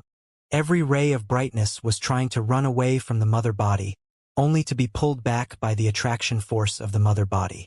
It struggled and danced crazily like a ball of meat made of 10,000 shining earthworms. It could not digest the complicated data about Earth at all. The data package of Earth was like a black hole that was absorbing all its computational ability. There was no way to get rid of it. No, it wailed. It was no longer able to support the dark and dense virtual space around it. It could not even support itself to appear in the form of an image. Its brilliance peeled off like mottled oil paint, revealing billions of colorful digits inside. Even the digits lost their color at a visible speed and turned dull, gray, dry, and rigid. It turned from a living life into a bleak statue, like a frozen soap bubble. But Liao knew that it was not dead yet. At least not until his next punch. The only thing that had happened was that all the computational nodes and the virtual neural network had been blocked by the overwhelming data. It had been stuffed like a boa that had swallowed an elephant. Right now, Xiao Ming, do you hear me?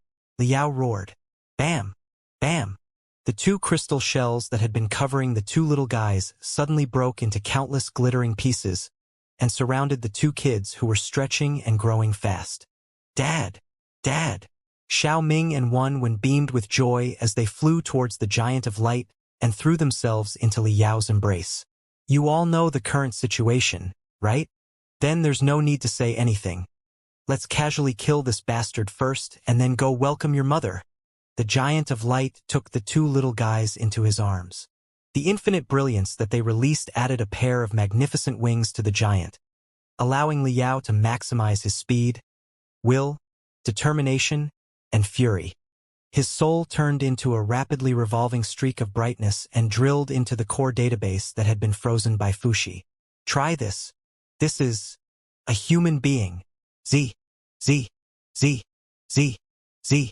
Ah. Boom. After a brief resistance, the rigid firewall of the Fuxis was finally broken into pieces. Liao's fury surged in crazily and did not leave any traces. Under the tearing force that seemed to be able to split the heaven and the earth apart, even the Fuxis could not help but scream ear-splittingly, as if the endless pain that they had bestowed upon countless people in the laboratories of human nature had been multiplied billions of times and fed back to them. The dull shell cracked again. Billions of dazzling brilliance beamed out of the cracks and swept away all the darkness nearby, turning the virtual world made of thousands of primeval crystal processors into the purest white, a real battlefield in the sea of stars. The first and perhaps the last wave of the reinforcements had come to an end. After all, they had entered the battlefield in a hurry. Although there was still a lot of ammunition in the arsenal, the overly tired turrets were already on the verge of paralysis after a round of storm-like volleys. Their cooldowns had either been greatly extended, or the precision of their shooting had plummeted due to the wear and tear of their components. Even if they were to fire by force, they would not be able to hit their target. It was the same for the giant soldier assault team under Ding Lingdong's command. After blowing up almost 100 enemy warships, many of the blades of the giant soldiers that were dozens of meters long had been shattered. Even their arms were broken, and they could not fight anymore. Even the Imperial Guards around Li Jialing were getting fewer and fewer. The golden torrent gradually dimmed. The dense battle formation of the Star Glory Federation had not collapsed yet. The 5 supreme fortresses that looked like mountains were still standing steadily in the orbit of Empyrean Terminus. Although the fleet of the Sanctuary Alliance did not take the opportunity to counterattack but fell into a weird rigid state, as if they were rearranging their tactics and formations, everybody knew that the rigidness could not last long. It was the tranquility before a storm. The more peaceful it was right now, the more destructive the thunder would be a moment later. It was the last moment for all the cultivators, the immortal cultivators, and the citizens of the capital city. It was also the moment when they needed a miracle the most. What do I do? The troops have indeed reached the limit of fatigue. They are still unable to tear apart the battle formation of the members of the Star Glory Federation. Bai Kaisen scratched his head hard. Damn. What are the people of the Star Glory Federation made of exactly? Why are they not collapsing after such a long battle? Are their nerves made of steel? Boss Bai gulped down the juice. He chewed and swallowed the ice cubes, but he could not calm his burning eyes. Have the people of the Star Glory Federation been hiding their capability for the past 1,000 years? Or have they grown so fast that the situation is getting worse for us? Lei Qinghu and the boxing champion were both silent. They clenched their fists that were made of flesh and steel. Is this the ending? Is this our limit? Li Jialing threw away his broken saber and stared at the 5 supreme fortresses not far away, his eyes full of hesitation and unwillingness. No, Ding Lingdang roared. I don't believe it. There must be hope. There must be a miracle. We will not stop here. We will not stop in this small pond. There is still an endless journey ahead of us. We must tell the entire universe that I don't believe it. Ding Ling Dang, Li Jialing, Lei Chenhu, Boss Bai Kaisin, the Fire Ant King, Peng Hai, Wu Mayan, Meng Xiaolang. Everybody on the battlefield, everybody on the surface of Empyrean Terminus, and the old people, children, wives, and mothers who were leaning against each other in the shelters below the planet. Everybody was hoping, and gazing at a certain point in the sea of stars in the direction of miracles. 0.1 seconds later, a miracle happened, protected by the 5 supreme fortresses, deep inside the densest battle formation of the starships of the Fushi fleet. The general flagship named Ultimate Rescue suddenly unleashed a tide of spiritual energy beyond the limits of detection. The invisible waves swept across the entire battlefield at the speed of light like an overwhelming tide. All the starships that were hit by the furious tide entered a weird shivering and paralysis state at the same time. The mainframe crystal processor was injected with a lot of overlapping and contradictory instructions, and all the parameters and original data were wiped out instantly. The entire system was rebooted. Even the soldier bees and the worker bees inside the starship, who were indifferent and loyal to their duty, felt that their empty heads had been stuffed with clusters of data scraps that were as colorful as a kaleidoscope and covered the commands that they were carrying out. They were all at a loss and froze on the spot. The entire fleet was paralyzed, chaotic, and rebooted. The spiritual tide was so intense that even the expedition army, the rebels of the Imperium, the Imperial Guards, and many mainframe crystal processors on Empyrean Terminus, including the more advanced portable crystal processors, were jammed. On the mainframe crystal processors of many starships, soldiers, and crystal suits, the spiritual energy tides turned into powerful sound waves that echoed and shattered everyone's eardrums. Try this. This is a human being.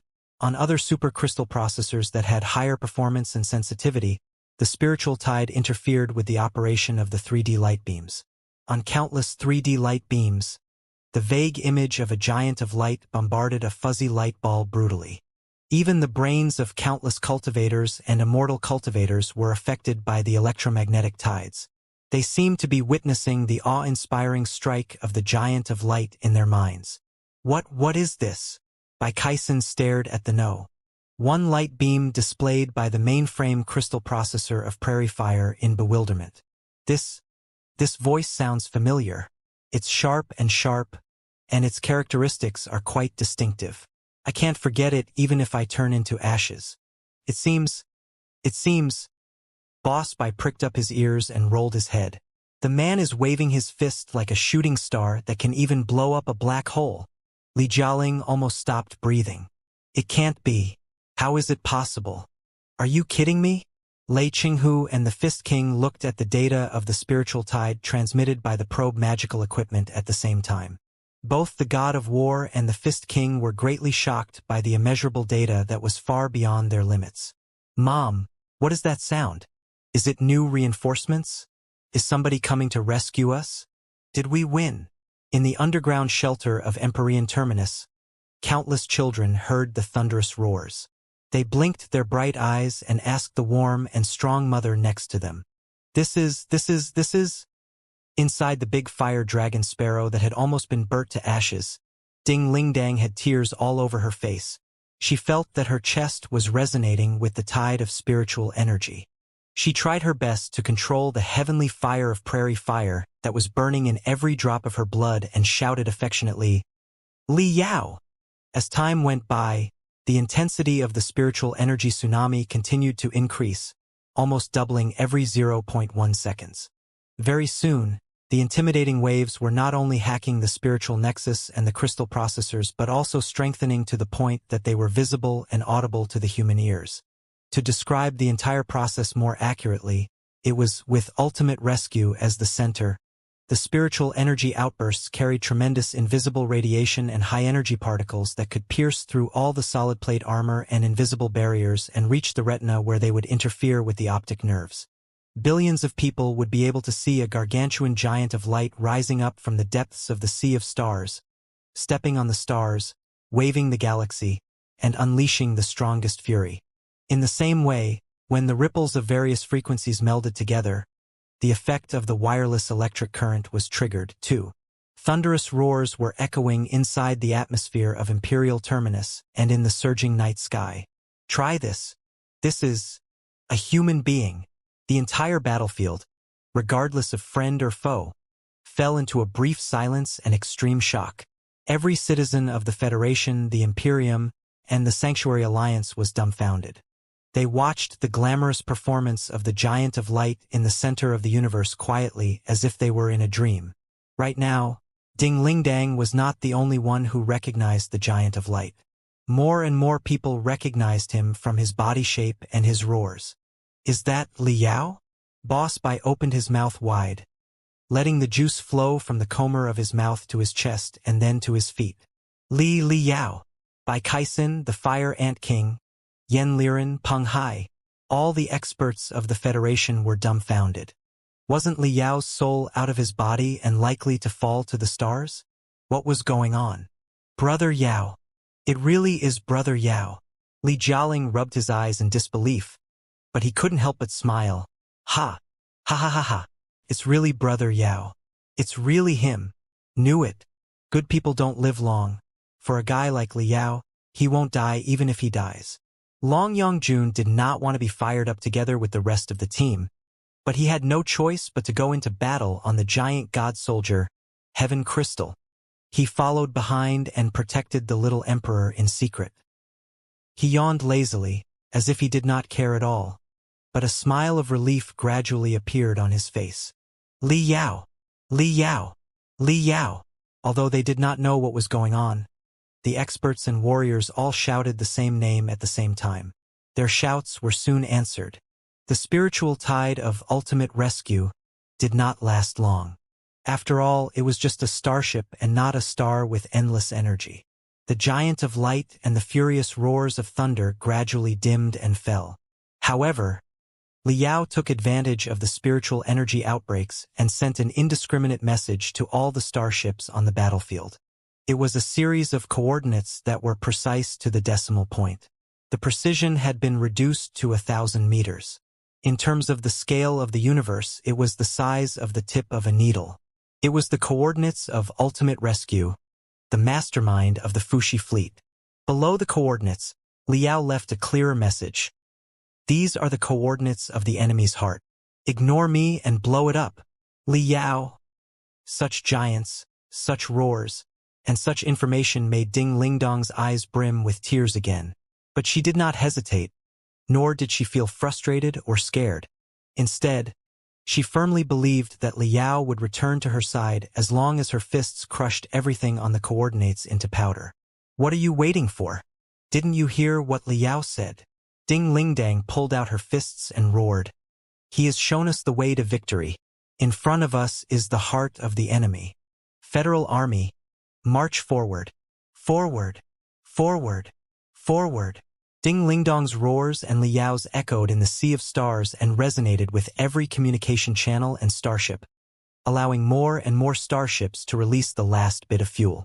They toured into lightning-like arrows of light again and pierced into the rigid and feeble battle formation of the fleet of the Sanctuary Alliance. The densest firepower was aimed at ultimate rescue at the same time. The entire fleet was immediately divided and enveloped by the hundreds of thousands of fireballs. Wait for me, Li Yao. I'm coming. Ding Lingdang was the first to jump into the fire. Ultimate rescue, the level of thought of the Fuxis. More precisely speaking, it was in the enormous database that used to be the supercrystal processor named Fuxi. This place seemed to have just experienced the annihilation and rebirth of the entire universe. All the data had been released and all the laws had been destroyed, tampered with, and reconstructed. All the underlying logic had become completely illogical. It was simply like a pot of soup of fundamental particles that was extremely hot and chaotic, or a primitive ocean that was filled with all kinds of single-celled creatures, archaea, and complex nutrition. Li Yao's soul was bobbing up and down in the primitive, chaotic sea of thoughts, greedily absorbing the information and data around him and trying to evolve into new worlds that he could explore and control. Right now, his situation was indeed more than bad. Fuxi had the strongest computational ability in the entire Pangu universe and was the most terrifying existence in the virtual world. He was 10 times more difficult to deal with than devil emotion. With the help of favorable circumstances, Liao had weakened it to the minimum. He had even activated the compressed data about Earth as the ultimate weapon in order to deal fatal damage to it. Right now, although the scent of the fushi was gone, Liao seemed to have been reborn in a pure and feeble baby state. Well, calling him a baby was still flattering him. In fact, right now he was more like a tiny earthworm that was jumping up and down in the sea of chaos. The short touch that he had just experienced was more like the flagella of a primitive creature. However, it did not matter. The warm and vast sea of chaos was the amalgamation of all the data and information left after the collapse of the Fushi clan, as well as the memory pieces after the explosion of the data compression packets of Earth. The relics of the Fushi clan were endless treasures.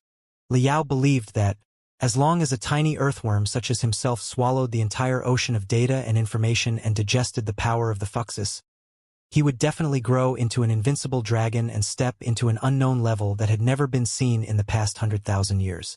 Maybe this was the perfect upgrade that Fushi had been hoping for. But before he started absorbing and training, he had to make sure of one thing. Xiao Ming. 1-1. Where are you? Liao wriggled his earthworm-like soul and waved his short flagella hard, sending ripples deep into the sea of chaos. The entire ocean was extremely chaotic. Swirls of information and turbulence of data were everywhere. Liao could be dragged into a broken virtual space easily if he was not careful. It might be a laboratory of human nature that could collapse the world or a boring memory of the past hundreds of thousands of years. Although it was not difficult to get away, it was a waste of time. Therefore, Liao avoided them carefully and shouted the two kids' names over and over again. Dad, Dad, we're here. Finally, after he searched for a long time anxiously, two bright gold light spots crawled out of the depths of the sea of chaos and circled around him briskly like two fireflies. Excellent. Excellent. Liao observed the two little guys from head to toe and felt that a lot of data from the Fuxus had been inserted into their database. Also, because of the big explosion just now, they were extremely weak and could be extinguished at any moment. However, in a fierce battle against a strong enemy such as Fushi, such injuries were acceptable. At the very least, the two little guys were the same as Liao. They were still alive, they still had endless possibilities, and they were willing to keep fighting in order to turn the endless impossibilities into possibilities. That was enough. Don't be scared, little Ming. 1-1, don't be scared. Daddy is here. Daddy has already completely flattened that damned baddie. We have won. We have won. Haha. Daddy's heroic appearance just now was super invincible and handsome, right? Ha ha ha ha. Liao circled his soul and let the two little guys crawl between his own soul and soul, as if he were holding them in his arms. He smiled and said, now that the fleet of the Fuxus has lost the mainframe, even the 5 supreme fortresses must have been panicking and paralyzed, right? Our advantage can't be any greater. We don't need any tactical commands at all. As long as Ding Lingdang, Li Jialing, Boss Bai, and Lei Qinghu come at us at the same time, we will be able to wipe them out easily. Haha. The battle is about to come to an end. The only thing left to do is to clean up the battlefield. I'm going to see my dear wife very soon, and you are going to see your kind mother. I didn't expect that the war, which seemed to have 0 odds of winning, would end at such a low cost. Are you happy? Xiao Ming and 1-1 looked at each other with ominous eyes. What's wrong? Liao's smile froze. He keenly sensed the wariness and fear of the two little guys. I don't know. He was fine a moment ago, but he suddenly shuddered for no reason. 1-1 said, it was not without reason, but as soon as my father said that, we both shivered, as if something deep inside the ocean of information and data was watching us. Xiao Ming said, Bo! Hardly had the two of them finished their sentence when the sound of something exploding echoed deep inside the sea of chaos. This is... Liao, little Ming, and 1-1 were both shocked. Or rather, the latter two were angry and shocked at the same time. Dad, what are you doing exactly? We were at a great advantage, but why did you have to say it out loud? Can't you keep it to yourself? Me! Liao was rendered speechless. He sensed that an aura that was more and more intense was surging in the depths of the sea of chaos. Looking at the few short flagella around him, he realized that he could not even condense half of the attack-type tentacles. He could only smile bitterly. This is bad. In a moment, cracking noises were echoing non-stop, making the depths of the sea of chaos as deep as the universe. Sparkles were everywhere. A cluster of brightness suddenly rose up in front of the three of them. It was a transparent crystal bubble, just like the one that had been used to seal Xiaoming and Wenwen. However, this time, the crystal bubble exploded very soon after a bow sound, forming a tiny swirl that absorbed all the data and information nearby. Not just the broken data of the Fuxi, part of the data that Earth had already been decompressed, too. After absorbing enough data, the swirl was in a weird yet beautiful color, as if it had its own breathing and beating under the influence of an unknown force. It turned from a collection of data into a real cell. It was the first data cell. Then came the second, the third, the fourth, the fifth, the seventh, and the 100th, the 1,000, the 10,000, and the billions. Billions of data cells spurted out like volcanic eruptions from the depths of the sea of chaos and danced in a glittering river. At first, they constituted a primitive, multicellular life form that looked like a blanket of fungi. Then, they evolved into more delicate and complicated structures, such as the nautilus and trilobites in the ocean of data, the various kinds of fish and amphibians, the reptiles such as dinosaurs, the mammals that looked like tigers, leopards, lions, and bears, and finally the primates that looked like monkeys. Billions of data cells replayed the evolution of the carbon-based intelligent life in the virtual world. In the end, they turned into a new fetus, a fetus that was born in the sea of chaos. It was as transparent as a fetus, pure, and full of possibilities, just like Xiaoming and Wenwen.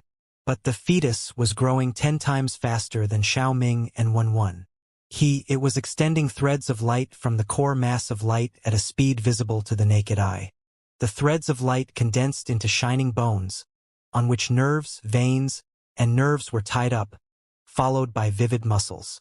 In a moment, the fetus tuned into a child, the child turned into a young man, and the young man blossomed with endless brilliance and turned into a giant of light exactly the same as Li Yao's most brilliant moment a moment ago.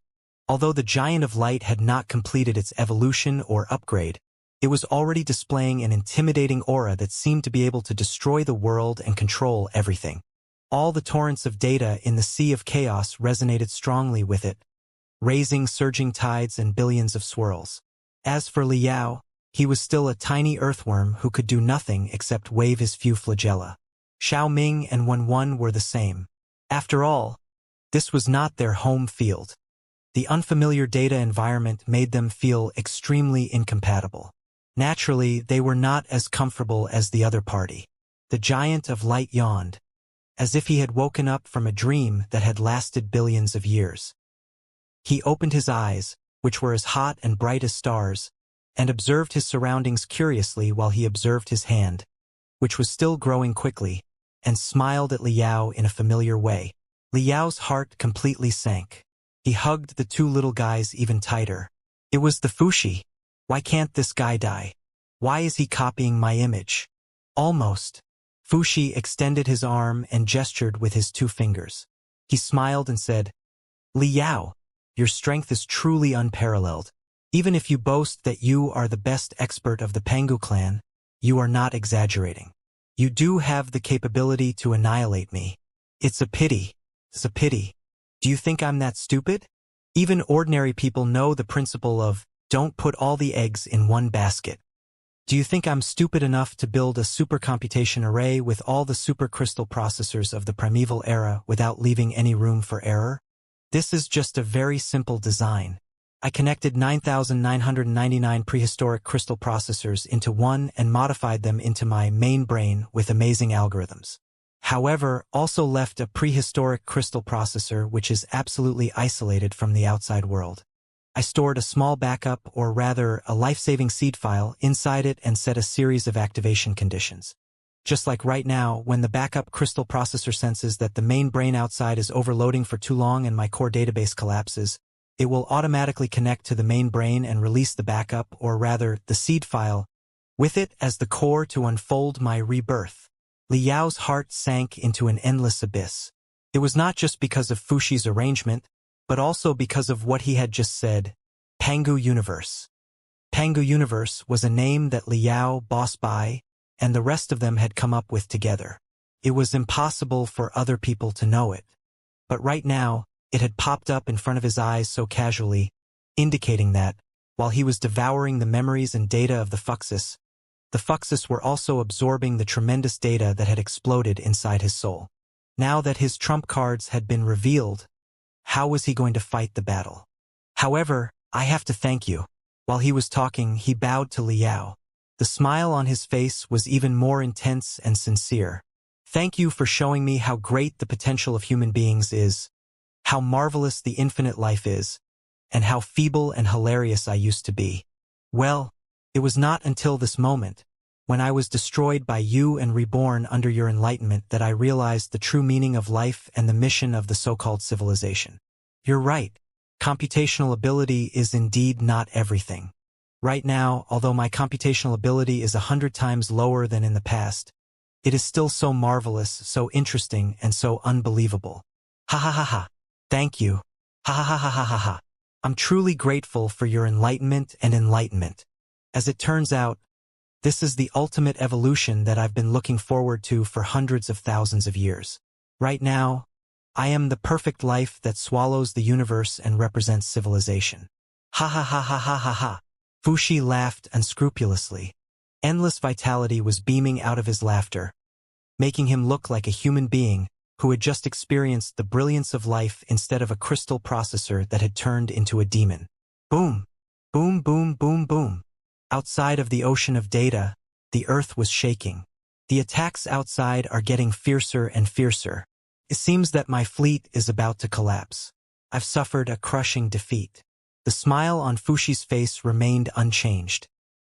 He touched his body of light, which was almost perfect, with a narcissistic expression, and said casually, "However, compared to the ultimate evolution that I received, what is the loss of a fleet worth? After I swallow you and complete the upgrade, even if you have 10 times more starships, they will become an extension of my will and part of my body." While talking, Fushi walked toward Li Yao steadily. Don't come close." Li Yao waved his flagella crazily. While he was talking nonsense, he was thinking hard about how to deal with the situation. But no matter how hard he thought, it seemed that he was doomed. "Oh, what else?" Fushi could not help but laugh. "What do you want? Whip me with your flagella?" "Of course not. You misunderstood." Li Yao retracted his whip. Since there was no way that he could fight them head-on, he could only try to outwit them. "I only want to put down the simple and crude military solution and have a good talk with you. Look, you only got your real life because of my enlightenment. You are exactly the same as the two kids. So, from a physiological point of view, I am still your father. You should call me Dad. So what I'm trying to say is there anything between father and son that we can't sit down and talk about? Why do we have to fight each other?" "Dad." Xiao Ming and Wen were desperate. "Why are you still talking nonsense to piss it off at a time like this?" "Look," Li Yao said to Fushi, "they do call me Dad. I'm not lying to you, am I? So we are really father and son. I am your father. You're about to die, and you're still being stubborn." The smile on Fushi's face gradually turned hideous. "I'm going to rip apart the last bit of your soul and see what is inside." Fushi stepped forward heavily, raising a surging tide. Don't come close." Li Yao extended 3 of his flagella. "Do you remember the earth shock wave just now? I can perform the same move 3 more times." Unmoved, Fushi took another step forward. "Why are you all so disobedient? I'm warning you one last time." Every hair on Li Yao's head was beaming with honesty. "Judging from my experience of roaming the Sea of Stars for 100 years and fighting thousands of bloody battles, although you are in a great advantage right now, and although I'm exhausted and don't know what other trump cards I have, a mysterious force will surge out of the depths of my soul and blow you up if you take another step forward. Really, if you don't believe me, you can dig into my memory pieces and see what happens to Yan Shibei, Xianxia, and Wu Yingyi, The Black Star Emperor who is closest to me. Fuxi sniffed. He narrowed his eyes and took a third step toward Liao. Why are you so stubborn? Liao said desperately. You will regret it. Really. You will. Fuxi grinned hideously. The corners of his mouth almost reached his ears. Countless burning and spinning thorns of light protruded from his fingers to his arms and snatched at Liao, the earthworm, with all his strength. Aunt Xiaoming and Wen could do nothing but exclaim in shock. They could only tightly cluster together with Liao. Asshole, do we have to go this far? Liao shrieked. Although his soul was as weak as an earthworm, it was still not his style to wait for death with his eyes closed. He curled his soul into a ball and darted it at the weird, deformed claw of the Fuxi like a spring that had been compressed to the minimum. However, the expected collision or destruction did not happen. He missed his target. It was because the weird claw of the Fuxi twisted weirdly in midair and hit his face brutally in the most brutal way. What's going on? When the Fuxi hit himself, he showed no mercy either. The deformed arm smashed into his head like the main gun of a starship, almost turning his entire face into mud. The brain tissue inside, which was the core database that had not been fully recovered and upgraded yet, was blown into smithereens again. The powerful blast even blew away Liao, the earthworm, and the two plankton that were attached to the earthworm. Liao, Little Ming, and Wen stared dumbfounded at this extremely strange scene. At the same time, they let out a cry of astonishment. Dad, is this really your trump card? You really have backup plans? Xiaoming and Wen asked in disbelief. Silly boy. Of course. I've been marching in the sea of stars for more than 100 years and experienced tens of thousands of bloody battles. The glory of the so-called best expert of the Pangu clan is not just for show. Liao sighed and was about to wipe his cold sweat with his whip. I thought that the heavens were merciful and that the size of the crystal processor was a lifesaver because it had been training hard for hundreds of thousands of years. I tried to let it live, only to find that it was determined to break into hell when there was a way out. But you can't blame me for what I did. Is that so? Xiaoming and Wen blinked their eyes suspiciously. While the three of them were talking, the battle between the two of them was still going on. One could clearly see that its body seemed to have split into two halves. The right half of its arm, which was controlled by the right half of its body, pierced into its skull like an iron anchor, unwilling to let go no matter what. It was even tearing and stirring inside, as if it wanted to completely crush its entire head. The left half of its body struggled hard and waved its left arm, trying to break the control of the right half of its body over its brain. But not only did it fail to do so, it was also dragged into the core level of the database. It was writhing in pain and struggling like a loach in a frying pan. As the core database collapsed and collapsed again, the right side of the body of the giant of light grew stronger and stronger. Dense runes popped up in the middle of the light beams. The runes formed overlapping, delicate scales and armor. The left side of the body withered and was corroded by the tentacles made of runes. The struggling of the Fuxi was getting weaker and weaker. In the meantime, another mysterious yet extremely familiar scent was growing inside its body. It was stronger and more hideous and rampant. In the end, the burning, glittering right arm that was covered in scales, armor, thorns, and thorns ripped off the head of the Fuxi. Voila! Endless data soared into the sky like endless blood and magma. The giant of light was divided into two parts. One was a smashed head, and the other was a headless cavity. The two parts were absorbing the nutrition in the ocean of data crazily and growing rapidly. The broken head gradually recovered, revealing the extremely twisted face of the Fuxi. Several data tentacles grew out of the broken neck, making it look like an infuriated, terrified octopus. In the meantime, glittering threads of light crawled out of the headless cavity and tied each other up. At the end of the threads of light was a plump bud that was blossoming like a splendid lotus. The lotus was falling off, revealing the head inside and the face that was ugly and sacred, righteous and evil, hideous and compassionate. Yesterday was like yesterday's death. Today was like today's life. Flames of rebirth. Lu Qingchen.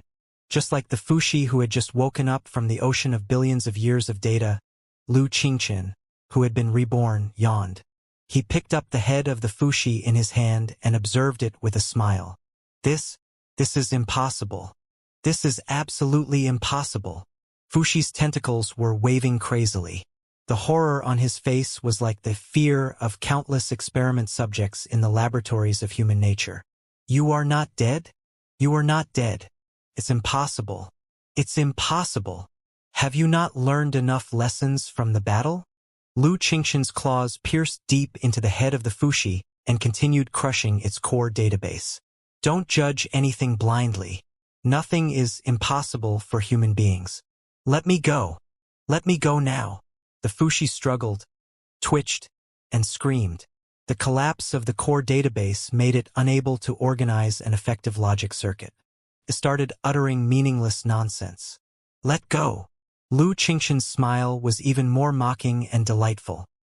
He dragged Fuxi's head, which had been crushed into a ball, to his face and stared into his eyes, while he said one word after another. I've been forbearing by your side for such a long time. I pretended that I didn't know anything and endured your deception, modification, and abuse. I even cooperated with you and played silly tricks one after another. I was waiting for a once-in-a-lifetime opportunity, 1 in a billion chance, to swallow you whole without letting go of even a single number. Now the opportunity has finally appeared. Tell me, how can I bear to let go of a cooked duck like you? Ha ha ha ha. Don't you like merging with me? Didn't you pretend that you were a deity a few days ago and wanted to tell me the wonderful feeling after the merging? Very well. Let's merge. This time, it's my turn to merge with you. Let me tell you the mysteries of the merging and return the pain and humiliation that you imposed on me 100-fold. With every word that Lu Qingqian said, he exerted more strength in his hands, which made the Fuxi's head creak. The few tentacles were all stretched out, and a lot of data flooded out of the broken head of the Fuxi, making the last struggle of the Fuxi weaker and weaker. The Fuxi was on the verge of death again. How did you? It's impossible. You're dead. Unless you guessed everything from the beginning, and you compressed, sealed, and stored part of your remaining soul in the most confidential way, as if I crafted a backup for myself. But how? How did you guess? Fuxus spat out bubbles from the gaps of the core database. When the bubbles broke, they turned into incoherent questions. Never underestimate the wisdom of mankind, nor the endless potential that mankind can burst out in order to fight for freedom and glory. If you didn't fully understand the logic just now, you should understand it now, right? Enjoying the pleasure of playing with the Fuxi, Lu Qingqian grinned hideously. This is my last piece of advice for you. If there is a next life, just focus on your training and don't think about swallowing and integrating the souls of human beings, because human beings will never be slaves. The noble and proud souls are not something that you can digest and absorb. Oh, I almost forgot. It's impossible for something like you to have a next life. At the end of the day, no matter how hard you try to turn into a human being, no matter how vivid your emotions and ambitions are, you are not a human being. You are not even a life. You are just a poor crystal processor that has been trapped in an endless loop and a weak artificial intelligence that has lost control. Fuxi, oh Fuxi. Before I came to the center of the Sea of Stars, I seem to have heard the names of you, Pangu and Nuwa. Where are they exactly? Now that I think of it, they are in the ancient legends of the Blood Demon sector, the legends of ancient demons and the legends of the past. In the primeval era, the demon race used to be Nuwa's personal guards. A lot of files about the primeval wars were passed on from the Nuwa clan, too. Although all the historical records have changed beyond recognition after hundreds of thousands of years and the rise and fall of civilizations, we can still see the glory of the primeval era from them. Therefore, for a while, I enjoyed exploring the mysteries of the primeval era in the Blood Demon sector. In the remnants of an ancient book, I heard your name in an incomplete folklore. According to the legend, Fuxi was the guardian of civilization and the leader of mankind's rebirth after the destruction of the primeval era. Listen to it. Such legends boast the intense expectation that the ancestors of the Nuwa clan and mankind had for you. When I think of such a legend and look at the wretched and evil you in front of me, tsk tisk tsk.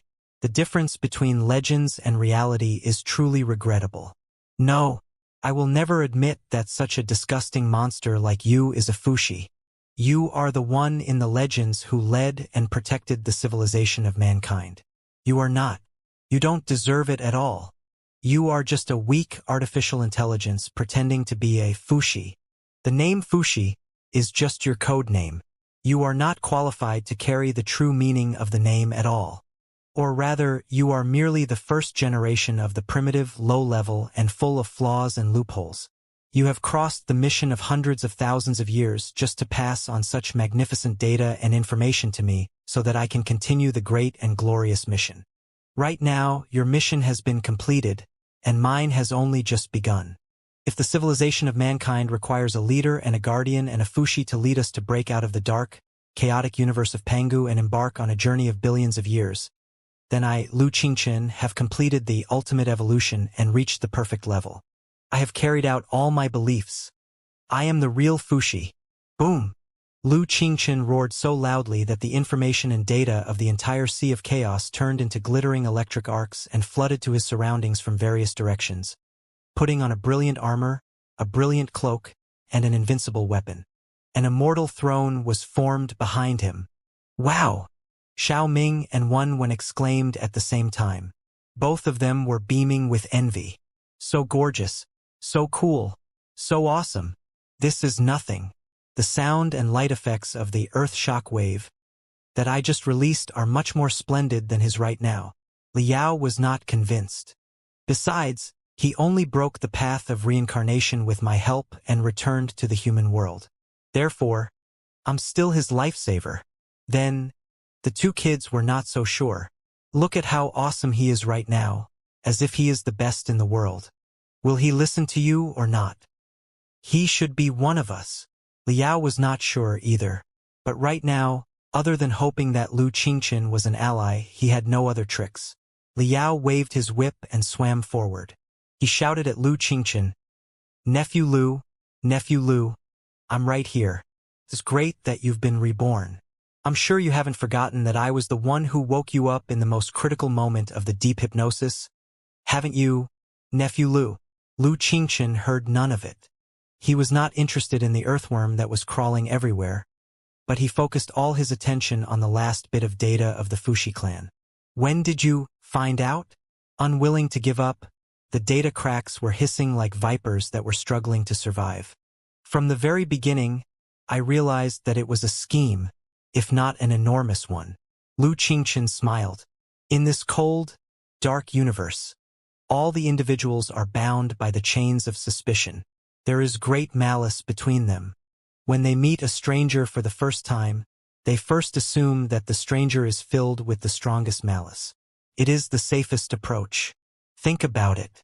At that time, I was just a remnant soul that could perish at any time, and you, who appeared in front of me, were incomparably powerful and unfathomable. An absolute existence like you actually revealed a very obvious kindness to me. You helped me repair and even upgrade my soul structure for no reason, yet you didn't covet anything on my body. How is this possible? Therefore, I've been wary of you since the very beginning. I've been speculating what you want from me, or rather, what value I have for you. However, even though I guessed your purpose at that time, I didn't have a second choice. My remaining soul was so weak that I could only recover with your help. If I turned against you and you swallowed me by force, there was nothing I could do. Besides, at that time, I had already sensed how complicated, enormous, delicate, and fresh and juicy your database was. From the moment I sensed you, I wanted to swallow you so that I could use you to complete the upgrade and reach an unprecedented superlative height. Ha ha! Ha ha ha ha! Lu Qingchen went mad and laughed in excitement, but Fushi screamed in pain and regret. Then, I pretended that I didn't know anything and snuck into the Holy Alliance according to your arrangements. I even turned into a puppet king and released the virus inside the Holy Alliance. Did you think that I didn't know that it was a simulated attack that you launched against the Holy Alliance in order to increase the immunity of the Holy Alliance and your own mainframe? Lu Qingchen smiled and said coldly, "No, I knew it. I knew it all the time. But at that time I was too weak and you were too strong. I didn't even stand a 1 in a billion chance if I were to turn against you. So I could only wait. I could only lie low and even play dumb, just in case an unexpected factor, one that you couldn't have foreseen even with all the computational ability in the universe, showed up." How did you know?" The Fushi roared in grief and indignation. "Is there such an unexpected factor? Because not long ago, our meticulous, flawless plan was sabotaged by the unexpected factor." Lu Qingchen finally glanced at Liao, who was twisting here and there. He narrowed his eyes with a complicated expression and gnashed his teeth. "I even think that the biggest unexpected factor is that the cockroach, the mouse, and the earthworm boast a certain kind of twisted damage that transcends the laws of the universe. They can bring out the meaning of can't achieve anything, but they can ruin everything. As long as they stick to you like glue, they will be sticky and stinky, and you won't be able to get rid of them no matter how hard you try. You will be doomed. Your invincible combat ability or the legacy of the primeval era from hundreds of thousands of years ago will be useless. You are doomed. You are definitely doomed. He will drag you to the same level as him and defeat you with his abundant experience." Well, not just the Fushi whose database was about to collapse and whose computational ability had hit rock bottom, even it found it hard to understand the unexpected factor that Lu Qingchen mentioned when it was at its peak. How could it be so terrifying? He will show up because you have a great scheme that will bring endless blood, destruction, slaughter, enslavement, darkness. He will show up wherever there are such things. Lu Qingchen smiled and explained further. "At that time, I had vaguely guessed your identity and knew that you were inextricably linked to the Star Glory Federation and even the mastermind behind it. Both I and the unexpected factor were fighting for the supreme interest of the Star Glory Federation. For the Federation, the Star Glory Federation and the Star Glory Federation are mortal enemies of the same level. In fact, the threat of the Star Glory Federation is even greater. Therefore, when a great scheme appears in the Star Glory Federation, how can the cockroach, mouse, and earthworm not show RA up? Children." Liao listened for a long time and finally couldn't bear it any longer. He summoned Xiao Ming and won over. "What are the two of them talking about? I don't understand anything. What unexpected factors? What cockroaches, mice, and earthworms? Who is Lu Qingchen talking about?" "Xiao Ming. 1-1. After I ascertained that you were up to something, and that the damn unexpected factor would certainly show up and sabotage your scheme, my plan became very simple. All I had to do was hide myself and watch the two of you fight until both of you were seriously wounded. Then I would show up calmly and reap the benefits, and I would be the biggest winner." Lu Qingchen was quite satisfied. He said proudly, "Of course, easy is not as easy as it sounds. The key problem is that you already know of my existence and have me under your control. The unexpected factor is somehow related to me, too. No matter how I lie in wait, it is very likely that he will sense me instantly. Therefore, the key to victory is how I will completely disappear under the full-scale scanning of the two of you. So, that's why you chose to fake your death." Fushi's head was cramping crazily. "Human being. Shameless human beings. You lied to me. You lied to everyone. You lied to the entire universe. You are only half right. It's true that I want to escape everyone's vision by faking my death. But you know very well that it is impossible to fake my death. If I have to die, I can only do it." Lu Qingchen said casually, "In the beginning, I faked my false death by self-detonating my soul, which was immediately discovered by you.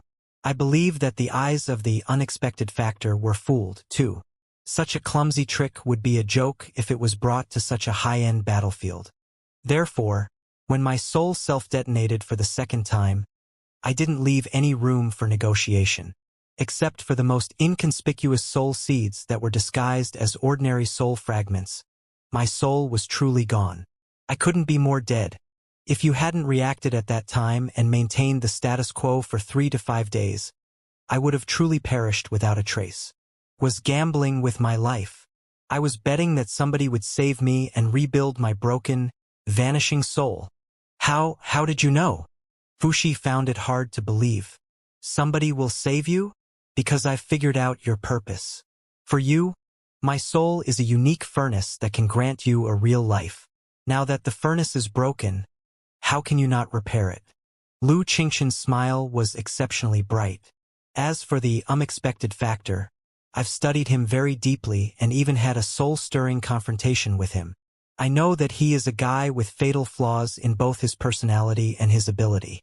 From a certain perspective, his wisdom has never exceeded the limits of a high school student. Therefore, as long as I roar a few blood-boiling words before I die and give him the illusion that I've abandoned evil for good, this silly guy will spare no effort to save me. At the very least, he won't stop you from reconstructing my soul. He might even want to awaken my soul and deal with you together. Of course, he is not the only one. Most people are like that. They will leave a deep impression on the white spot on a piece of black paper, just like the saying in the ancient saint world. Lay down the butcher's knife and become a Buddha on the spot. Ha ha ha ha. I was about to become a Buddha. How could he not be touched? How could he not give me a chance? False. So, it was all false. All an act. All a trap. There was not only desperation but also fear on Fuxi's face. He was scared that he was going to swallow an unparalleled demon king such as Lu Qingqian. Faced with Fuxi's interrogation, Lu Qingqian was silent for a long time, but his ugly face was beaming with holiness. Who can tell what is real and what is false? Lu Qingqian looked at Liao in confusion and sighed. It's true that the whole thing was within my plan, but the emotions that I revealed and the words that I said before my death were not entirely false either. My hatred for you is real.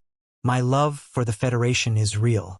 My longing for the brilliant future of the civilization of mankind and my yearning for unparalleled freedom are real too. Besides, I'm not 100% sure that I will be saved by you. In fact, I'm not even 1% sure. Rather than saying that I dug a trap, it would be more accurate to say that I tossed out a coin. If I lost the gamble, I would help the unexpected factor and let him win the final victory. I would rather let the cockroaches, mice, and earthworms take advantage of me than let the false Fuxi succeed. Thankfully, this kid still has some conscience. Liao was greatly relieved by Lu Qingqian's sincere words. He automatically filtered out the words such as cockroaches, mice, and earthworms. What he meant was that it did not matter who won between him and Lu Qingqian. The most important thing for him was to make sure that Fuxi did not succeed. Ah! Ah! Ah! Ah! Under Lu Qingqian's sharp claws, which were getting deeper and deeper, the Fuxi cried more and more feebly, completely defeated by Lu Qingqian's logic. Like I said to the earthworm, I made all kinds of unforgivable mistakes in the past. They were full of limitations and fatal loopholes, so much so that I reached the limits of my training and was trapped by myself. Lu Qingqian sighed. Therefore, when my remaining soul was drifting in the sea of stars, I did reflect on a lot of things and wished that I could turn back time and start all over again. Of course, I can't turn back time, but I might be able to get rid of the burdens and restraints of the past and embark on a brand new journey with a new attitude. Therefore, it was not just a trap or a scam, not just a gamble that I made with my life, but also a training session without any hesitation. I threw myself into the abyss of death and examined my ugly and deformed heart time and time again in the reincarnation cycle. I cleansed my heart that was riddled with holes with the surging tides of the mortal world. I allowed myself to be hypnotized and digested by you. But with your help, I got rid of the filth and impurities in the deepest part of my soul and made my soul clearer and more spiritual. In the end, I heard the call of the earthworm and seized the 1 billionth chance to return to the light. Even if my plan didn't work out and I perished at that time, I didn't feel any regret or remorse. I had already contributed all my strength to the motherland and the civilization of mankind, and at the last moment of my life, I had truly seen myself clearly. What was there to regret? However, now that I'm not dead, and I've been reborn in a brand new appearance. There will be no power in the universe that can stop me from carrying out my will and finding unparalleled freedom. Bam! With Lu Qingqian's loudest roar, the head that represented the core database of the Fuxus was crushed by him.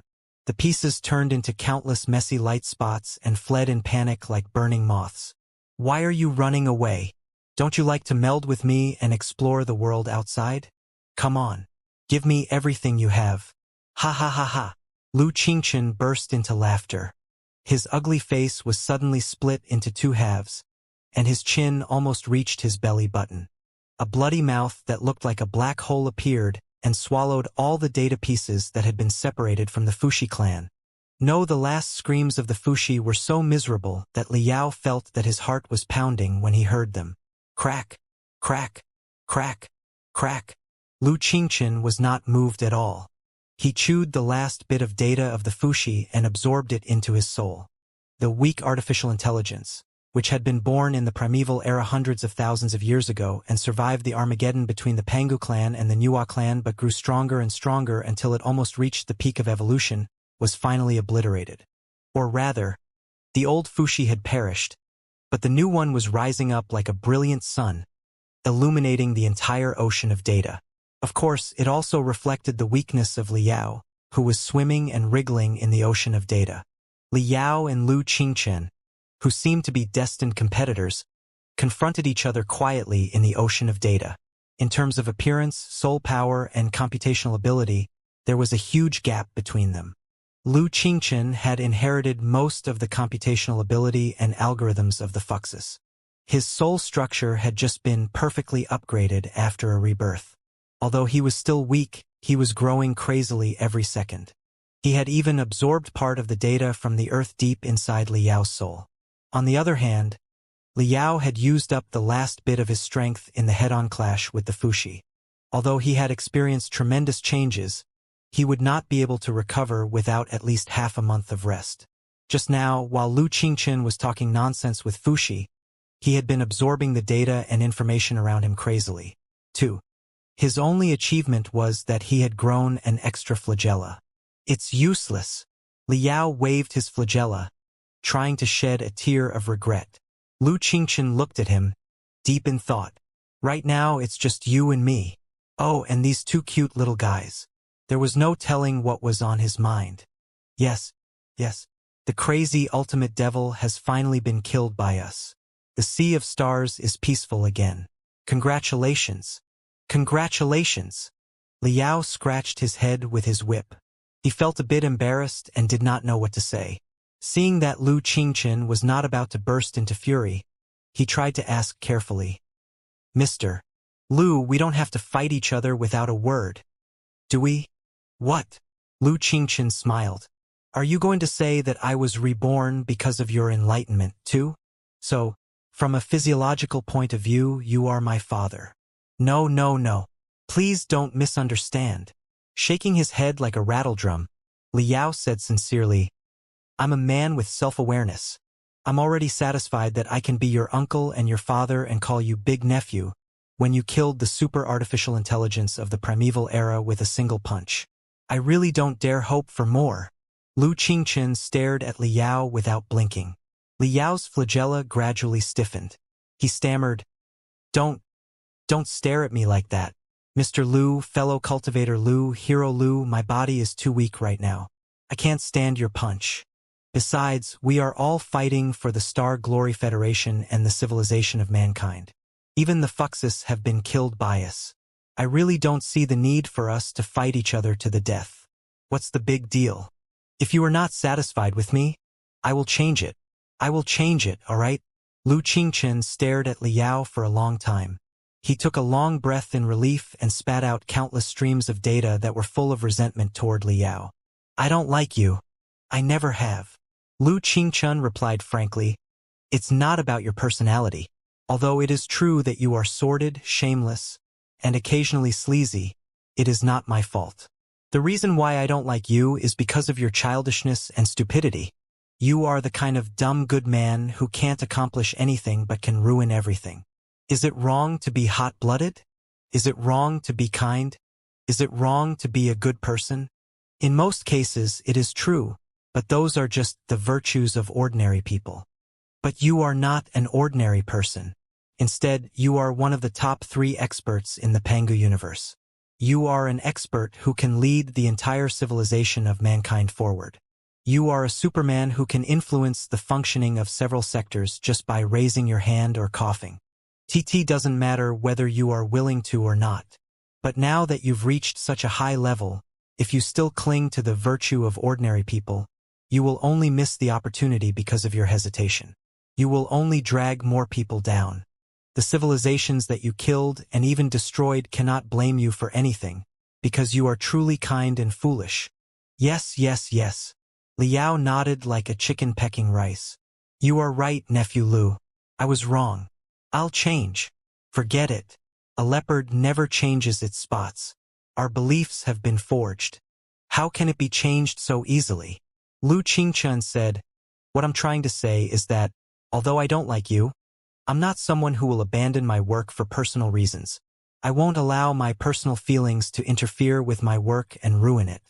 Don't underestimate me, too, because you think that I will not let go of the failure of the Phantom Plan and seek revenge for that kind of nonsense. Today, we have all been reborn. Let's leave the grudges between Lu Qingchen and Liao in the dimming yesterday. The new Lu Qingchen and Liao should let go of all their burdens, grudges and start anew. Shouldn't they? Yes, yes, yes. My dear nephew, I didn't know that. Liao was dazed for a moment. Then he burst into ecstasy. I didn't know that you were so smart. It seems that you've really turned over a new leaf. Ha ha ha ha. I didn't risk my life to save you in vain. Excellent. Excellent. So, Lu Qingchen said solemnly, you don't object to our new cooperation based on common interests? Of course. Liao nodded quickly. In your opinion, what is our greatest common interest? The Star Glory Federation, of course. No matter who we are and what we pursue, and no matter how different our beliefs are, we are all true patriots. We all hope that the Star Glory Federation can thrive and rise in the center of the Sea of Stars, or even lead the civilization of mankind. Lu Qingchen stared at Liao. Therefore, we should work together for the rise of the Federation and unite against the common enemy. Shouldn't we? This can't be wrong. Liao scratched his head with his whip for a long time. However, why do I feel that you are implying something? The Fushi fleet is collapsing, and the dust is settling. We've won. Who is the foreigner? Who is united against the enemy? Have you been blinded by your foolish kindness again? Or are you asking the obvious? Lu Qingchen frowned deeply. His voice was lower and lower, full of irresistible dominance and charisma, as he said, you haven't forgotten that the Star Glory Federation has 2 formidable enemies, the Holy Alliance and the Imperium. Have you? Right now, the main brain of the Sanctuary Alliance has been destroyed. Even the best fleet might fall into our hands. In the meantime, the broken hearts of the citizens of the Imperium were exposed to us without any warning. Even if you only have the computational ability of an earthworm, you should have realized that this is the best opportunity for us to work together and destroy the Holy Alliance and the Imperium so that the Federation will rise in the center of the Sea of Stars and dominate the entire Pangu universe. Liao's smile seemed to have been soaked in absolute zero. It was frozen at first and then cracked. What did you say? Liao mumbled, as if he did not believe his non-existent ears. You are going to destroy the Imperium? Your dullness is truly surprising. Is the passage of time really so cruel to you? Or is the damage to your soul caused by your crazy training so serious that your computational ability has plummeted to the point that you are no better than an ordinary person? Lu Qingchen looked at Liao somewhat sorrowfully. Tell me, did you really not think of such a possibility? Or were you unwilling to face the possibility and self-deceivingly cut off your own soul to explore the possibility? There is no need for thousands of years, and there is no need for countless brutal battles. Right now, just by relying on us with just one battle and a beautiful annihilation battle, we will be able to completely crush the Star Glory Federation, making the Star Glory Federation the final winner of the three-sided battle, the ruler of the Sea of Stars, and the sole leader of the human civilization. This is impossible, Liao said subconsciously, his every flagella shivering. He, you and I both know that it is very likely. Lu Qingchen waved his hands. The ocean of data behind him was stirring a swirl that turned into the maps of hundreds of sectors, as well as a series of dazzling, torrential streams of information. He presented the streams of information to Liao and said confidently, according to the data collected by the enemy crystal processors, the Imperium of true human beings is at its most chaotic and feeble moment. In the periphery of the Imperium, countless local tyrants and warlords are still hesitating and observing the situation. The specific situation of the imperial capital and the territories of the 4 major families have not been transmitted to them yet. Even if it is, it will still take them a year and a half or even 3 to 5 years before they realize what is going on and gather all their forces. Until then, they are just loose sand and are nothing to be scared of. In the traditional sphere of influence of the 4 major families, although the Yellow Dragon sector, the palace of another emperor named Emperor Chengv, had been surrounded and even captured alive, the revolutionaries did not have enough soldiers and were in too much of a hurry to capture it. Even if the Yellow Dragon sector was captured, there was still a long way to go before all the worlds under the control of the 4 major families surrendered. You know that it is one thing to crush the main fleet of the enemy in a battle in the Sea of Stars, but it is another thing to occupy the hundreds of planets that the enemy has been preparing for hundreds of years and take control of them. The local order will be restored, and a lot of resources will be retrieved. The outcome of a battle in the Sea of Stars can be determined in 10 days to half a month, but the real occupation, digestion, and absorption will take at least 50 years. In other words, the territory of the 4 families is in chaos, too. They are out of order, lawless, and unable to send troops to the outside world. Every world is like an isolated island that has been lost in the dark fog. Not even half a starship is going to show up. Both the new Imperium led by your cheap brother and the dying old Imperium have lost their effective dominion over the entire Sea of Stars.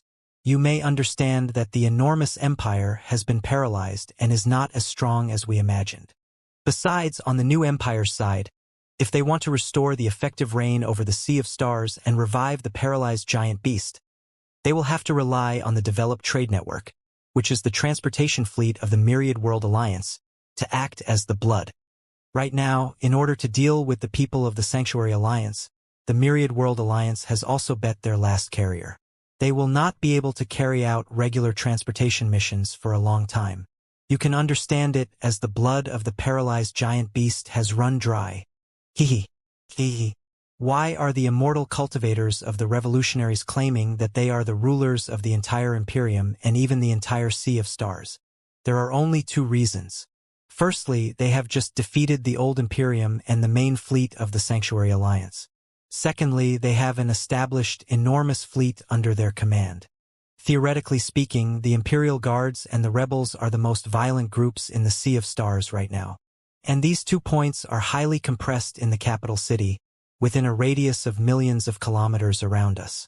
Therefore, a series of favorable circumstances and coincidences led the immortal cultivators to their doom. The impossible task of destroying the Imperium was reduced to destroying the capital city, or even destroying all the fleets of the Imperium and killing all the immortal cultivators in the capital city. Look, after my analysis, have you discovered that our mission is much simpler?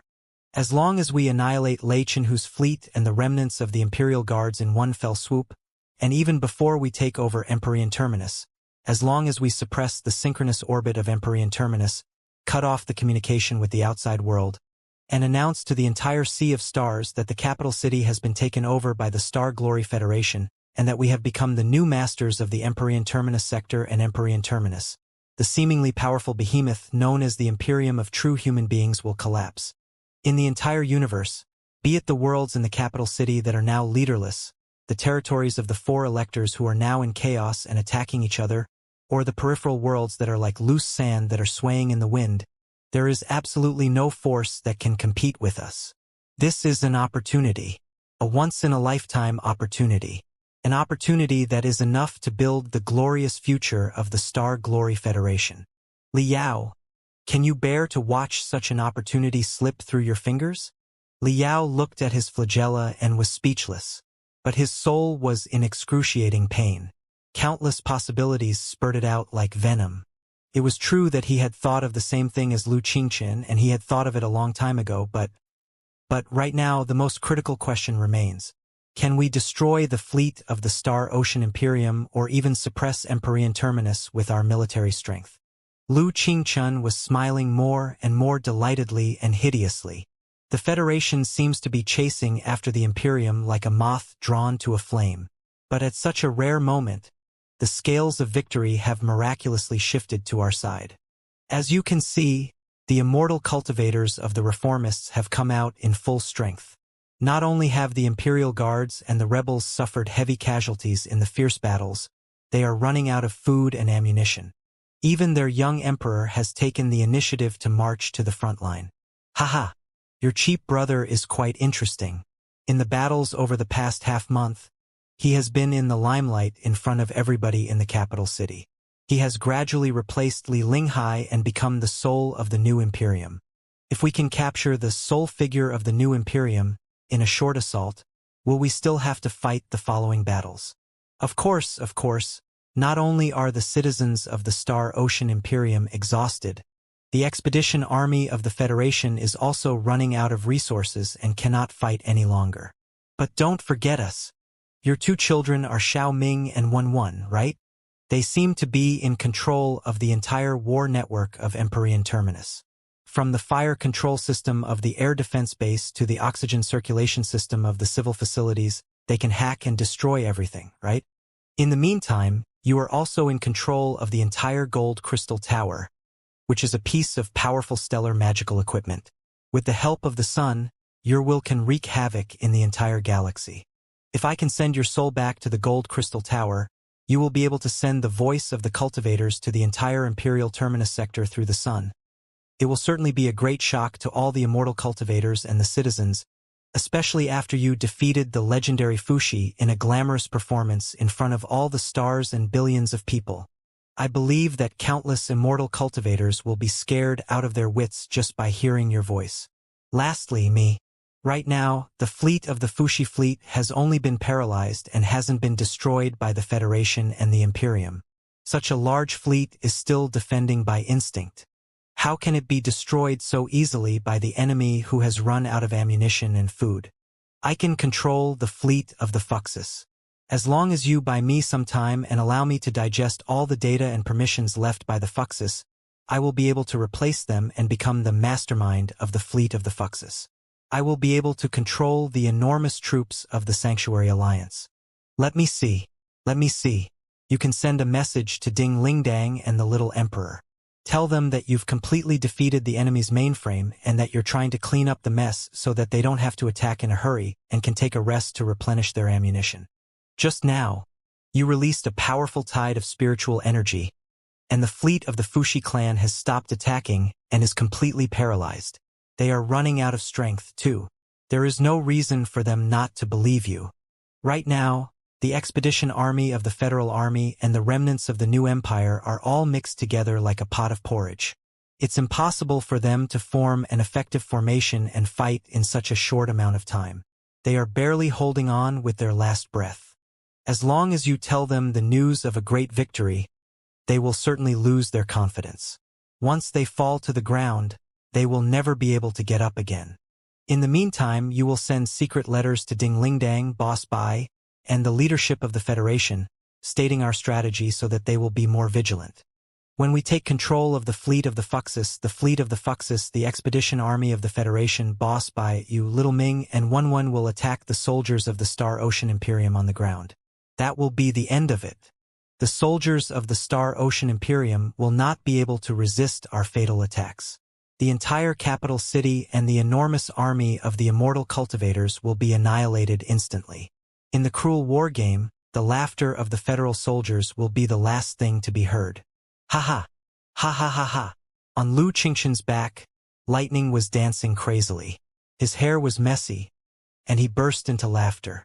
The laughter made Liao shudder, as if he had returned to the horror that Yan Shibei, Xiao Xuanxia, Lu Zue, Elder Netherspring, and Wu Yingyi had brought him. No, Li Yao mumbled. Although his voice was low, It was extremely firm in Lu Qingqian's crazy laughter and the chaotic swirl around him. I can't do that. Lu Qingqian's laughter came to an abrupt end. His eyes were wide open. They were half cold and half scorching, as if they were trying to cut open Li Yao's soul and see through his messy thoughts. Why? Lu Qingqian asked in disbelief. I don't blame you for not considering the possibility when your soul was seriously wounded and your computational ability hit rock bottom. But now that I've analyzed the whole situation with you, you should know that I'm not lying. There has never been such a moment when the ultimate victory was so close to the Federation. Such a victory was beyond our wildest dreams. Even the most imaginative children of the Federation only dared to say that we will dominate the entire sea of stars one day. But right now, there is no need for one day. Today is the moment. The Federation will seize the final victory. All you need to do is nod your head and move your fingers. Li Yao waved his whip. Sorry, I don't have fingers. Lu Qingqian took a deep breath. The pity and regret on his face were even more intense. He said gloomily, You've changed, Li Yao. You don't seem to be a pure patriot and a cultivator anymore. Why did you turn down my kindness to the motherland and even stop the motherland from destroying its greatest enemy? Are you full of sympathy for the immortal cultivators? Have you developed feelings for your cheap brother? Have you been dwelling in such a life of mediation and failed to free yourself? Do you really consider yourself to be Black Wind King Li Yao of the Imperium of true human beings? I didn't. Li Yao smiled bitterly. You know that I am definitely not such a person. That's not what I meant. Then what do you mean by being merciful and hesitant at such a critical moment? Lu Qingqian roared in fury. I remember that, more than 100 years ago, you slayed the Pangu clan in the Kunlun mysterious realm. At that time, I was still a child and could not accept the fact that my grandfather was killed by you. I still hated you for that. But even so, when I learned that you could even kill a god, I was deeply shocked by your strength, determination, and coldness. You are a hero who, for the supreme interests of the Federation, could even slay gods and devils mercilessly. Do you know how many children have watched the scene of you slaying the Pangu clan over and over again in various mediums since childhood, becoming unforgettable memories and treating you as their greatest idol? Unfortunately, it seems that even the greatest heroes and idols cannot withstand the corrosion of time. After 100 years, you have changed. You have become weak, you have fallen, you have become wretched, you have learned to compromise with your enemy. I's funny. It's really funny. I considered myself to be an immortal cultivator of the Star Glory Federation, and believed that the great Tao of cultivation and the great Tao of cultivation could be melded into the great Tao of true immortality. But even so, I never thought of compromising with the Star Glory Federation.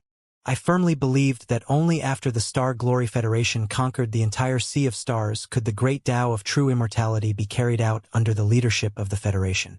I didn't expect that it would be you, the self-proclaimed most determined cultivator, who would actually shrink back, weaken, and compromise at such a critical moment. I can let go of our personal grudges. I can ignore your wretched body twisting and turning in front of me. But I didn't expect that on the matter of the rise and fall of the nation, your virtue of ordinary people would act up again and turn you into a stupid and kind high school student. I'm so disappointed. Vulture Li Yao, you're too disappointing. Lu Qingqian roared in fury, venting the emotions that he had been suppressing for years, maybe hundreds of years. Li Yao was like a dry leaf in a blowing wind, or rather, an earthworm in a swirl that was rolling in the raging tides. Calm down, Lu Qingqian. Listen to me. I want to win the war, too, so that the Federation will be the dominator of the Sea of Stars in the blink of an eye, and I will be the greatest hero on the road of the Federation's rise. But things are not as simple as that. Think about it carefully. Li Yao waved his whip and struggled hard. He struggled to say, I agree to cooperate with you, but things cannot go on like this. Countless people will be killed. Let's think about it. Let's think about it again. Why do you refuse such a great opportunity? Lu Qingqian heard none of it. He was immersed in his own emotions and logic, raising thunder, lightning, and tides. Suddenly, his eyes were fixed on Liao. He said, "I see. You don't believe me. Ha!" Liao was too occupied with Xiaoming and one to understand what Lu Qingchen meant. "You don't believe that I am cooperating with you sincerely, and you would rather believe the immortal cultivators than me. You must think that I will do whatever I want after I take control of the fleet of the Fushi clan for my own selfish desires and ambitions, don't you?" 2 drops of tears suddenly flowed out of Lu Qingchen's eyes, which were made of grief, grievance, and loneliness. They were particularly dazzling even in the raging ocean of data. "How could you do that? You can doubt everything about me, but how could you doubt my loyalty to my motherland? For the supreme interests of the Federation, cultivators are willing to pay any price. Isn't that what you taught me 100 years ago?" "Yes, yes, yes. I never said that I didn't believe you." Liao managed to smile. "Nephew Lu, listen to me." "Shut up." Lu Qingchen's eyes were bloodshot, as if he had gone mad. He bashed his chest hard and said, "You thought that I planned everything carefully and fought valiantly against the 10,000-year-old monster named Fushi. I even suffered the self-detonation of my soul twice. What was it all for? Was it just for my own benefits and my own ambitions? No, you were wrong. Very wrong. If the reason that supported me to fight all the way was just for myself, it would have been impossible for me to resist the devouring and erosion of the Fuxus in the reincarnation cycles. It would have been impossible for me to crawl out of the abyss of death and become what I am right now. I did not do it for myself. I did it for the Federation. What I said before my second self-detonation was true and from the bottom of my heart. I did not lie to you. Even when I was drifting in the sea of stars as a remnant soul, I was still pondering the future of the Federation. When I was captured by the old monster, Fushi, and discovered the great secret behind the Holy Alliance, I was both surprised and delighted. I was shocked that the Federation might not be able to resist such an evil force, and I was delighted that there was a 1 in a billion chance that the force could be used by me and the Federation. No matter how much suffering I endure, no matter how many times suffer in the cycle of reincarnation, I must maintain the last bit of my consciousness. Even if I forget that I am Lu Qingchen, even if I forget everything, I cannot forget the Star Glory Federation. I cannot forget that I am a citizen of the Federation. I must defeat the Fushi and absorb its strength. Then, I will defeat the Imperium with my strength and send my motherland to the throne of dominion in the Sea of Stars. I will burn my life to protect my motherland and become the guardian of the Star Glory Federation and even the civilization of mankind forever. This is my brand new belief. Without the support of the entire Federation in the deepest part of my heart, how could I have woken up from billions of reincarnations? How could I have released such tremendous strength and swallowed the entire Fushi? If you doubt my motives, fine. I'm willing to open the most confidential data of my soul to you, so that you can monitor my every move. I'm even willing to share the control of the entire fleet with you, so that we can issue commands to attack the fleet together. Moreover, if you think that I must be responsible for the losses caused by the Phantom Plan, I'm willing to go to the federal court. After all, looking back now, the plan was indeed a bit rash. There were a lot of unnecessary mistakes, and some of the loyal soldiers of the Federation were even killed. Lamb willing to accept the sanctions of the national law, to defend the seriousness of the law, and to satisfy your excessive sense of justice. Anyway, in my current life form, no matter how harsh the punishment is, I will be able to bear it. I have endured countless reincarnations, so what's the big deal? However, the premise of all this is as I said just now. We must work together to destroy the Imperium and destroy the military foundation of the Imperium of true human beings. We must make the Star Glory Federation the strongest nation in the Sea of Stars, or even the only nation, and restore the glory of the Star Ocean Imperium 10,000 years ago. Tvi made my point. Believe me, Vulture Liao. Lu Qingchen was so earnest that he was almost crying. Liao had never felt so troubled before. Lu Qingchen was apparently 100 times more difficult to deal with than when he was in the Phantom Plan. Liao did not even have the intention to be his enemy. Truly do believe you, Lu Qingchen. I know that you are a true patriot, but... Liao struggled to find the right words. As you said, Foolish kindness can lead to miserable endings. Even the most determined patriot can seriously jeopardize the interests of the motherland and even betray the ideology of the motherland. I just feel that there's something wrong with your mental state right now.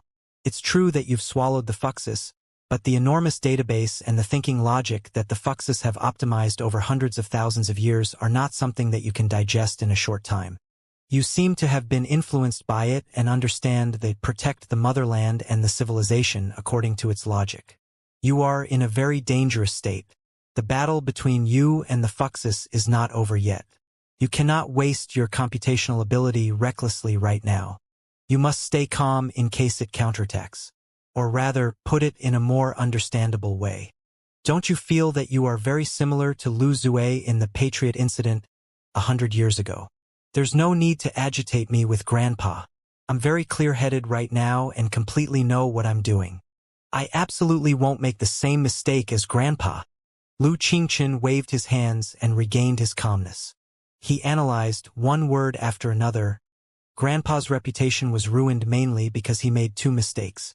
Firstly, he shouldn't have extended his butcher's knife to the neck of his own people.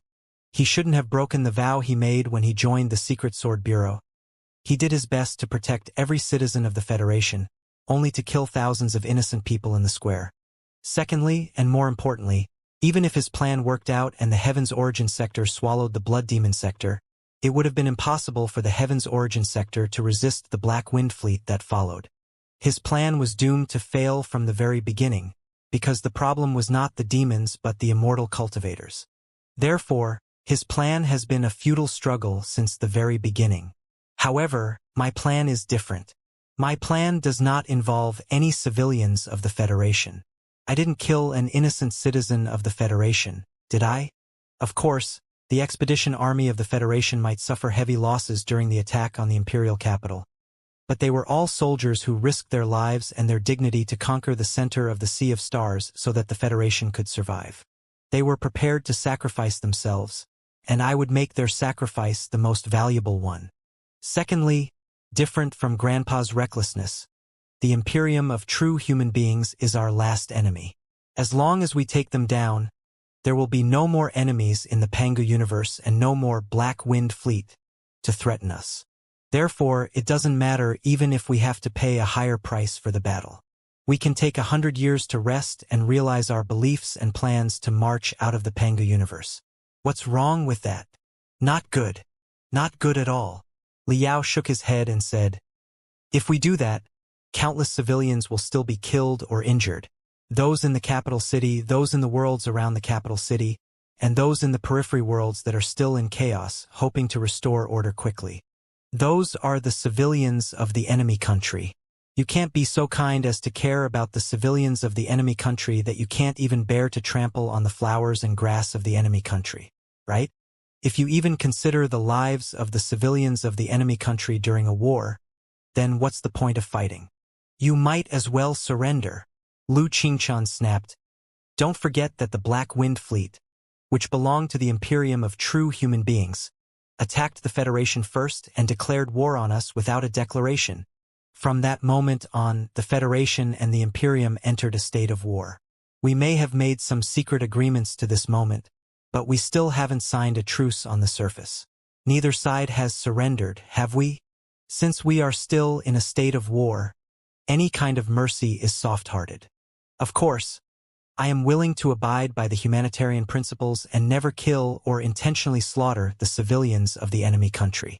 But do you think I care so much about the collateral losses during the war? Hehe.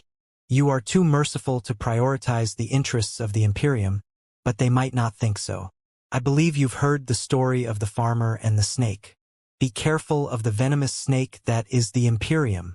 While Lu Qingchen was sneering, the shadows and data behind him were changing non-stop, displaying the picture of the Federal Expedition Army and several fleets of the Imperium tangled together. How can we allow other people to sleep next to us? The citizens of the Imperium must understand such a simple logic. Right now, our Federal Expedition Army is at the heart of the Imperium, and you, as a cultivator, are in control of the star-level magical equipment and the battle network in the capital city. It is not just lying next to us but also a Tom in the eyes of the citizens of the Imperium. Lu Qingqian said, "Let's say that the Federation and the Imperium are in the honey month right now, and we can cooperate for the common interest. But with the collapse of the Holy Alliance, the foundation of cooperation between us is crumbling fast. Do you think that the immortal cultivators can tolerate the cultivators staying in their hearts, the gold crystal towers, and the battle network of the capital city? Do you think that the Imperium can tolerate a federation that is rising fast, fill the vacancy of the Holy Alliance, and become their biggest competitor? It's impossible. No matter how nice the immortal cultivators' words are, no matter how extravagant their promises are, a leopard can never change its spots. They are not going to tolerate the cultivators and the Federation. The bottom line is, the Pangu universe is too small a place for two tigers. Amon does not hurt a tiger. A tiger eats a man's heart. Liao, I'll say it one more time. Don't let your virtue of ordinary people interfere with the ruthless deduction of the situation and push the Federation into the abyss of doom. If you don't take it, you will be blamed. This is the only opportunity for the Federation to control its own fate. If you hesitate, all the people of the Federation will be killed by you. It's not like that, Lu Qingqian. Calm down and listen to me. Of course, I've considered the fact that two tigers cannot live on the same mountain, and I don't expect too much from the immortal cultivators. But right now, there is indeed a vague path of peace between the immortal cultivators and the cultivators. Liao tried his best to persuade him. I believe that the immortal cultivators of the revolutionaries are different from the immortal cultivators of the past.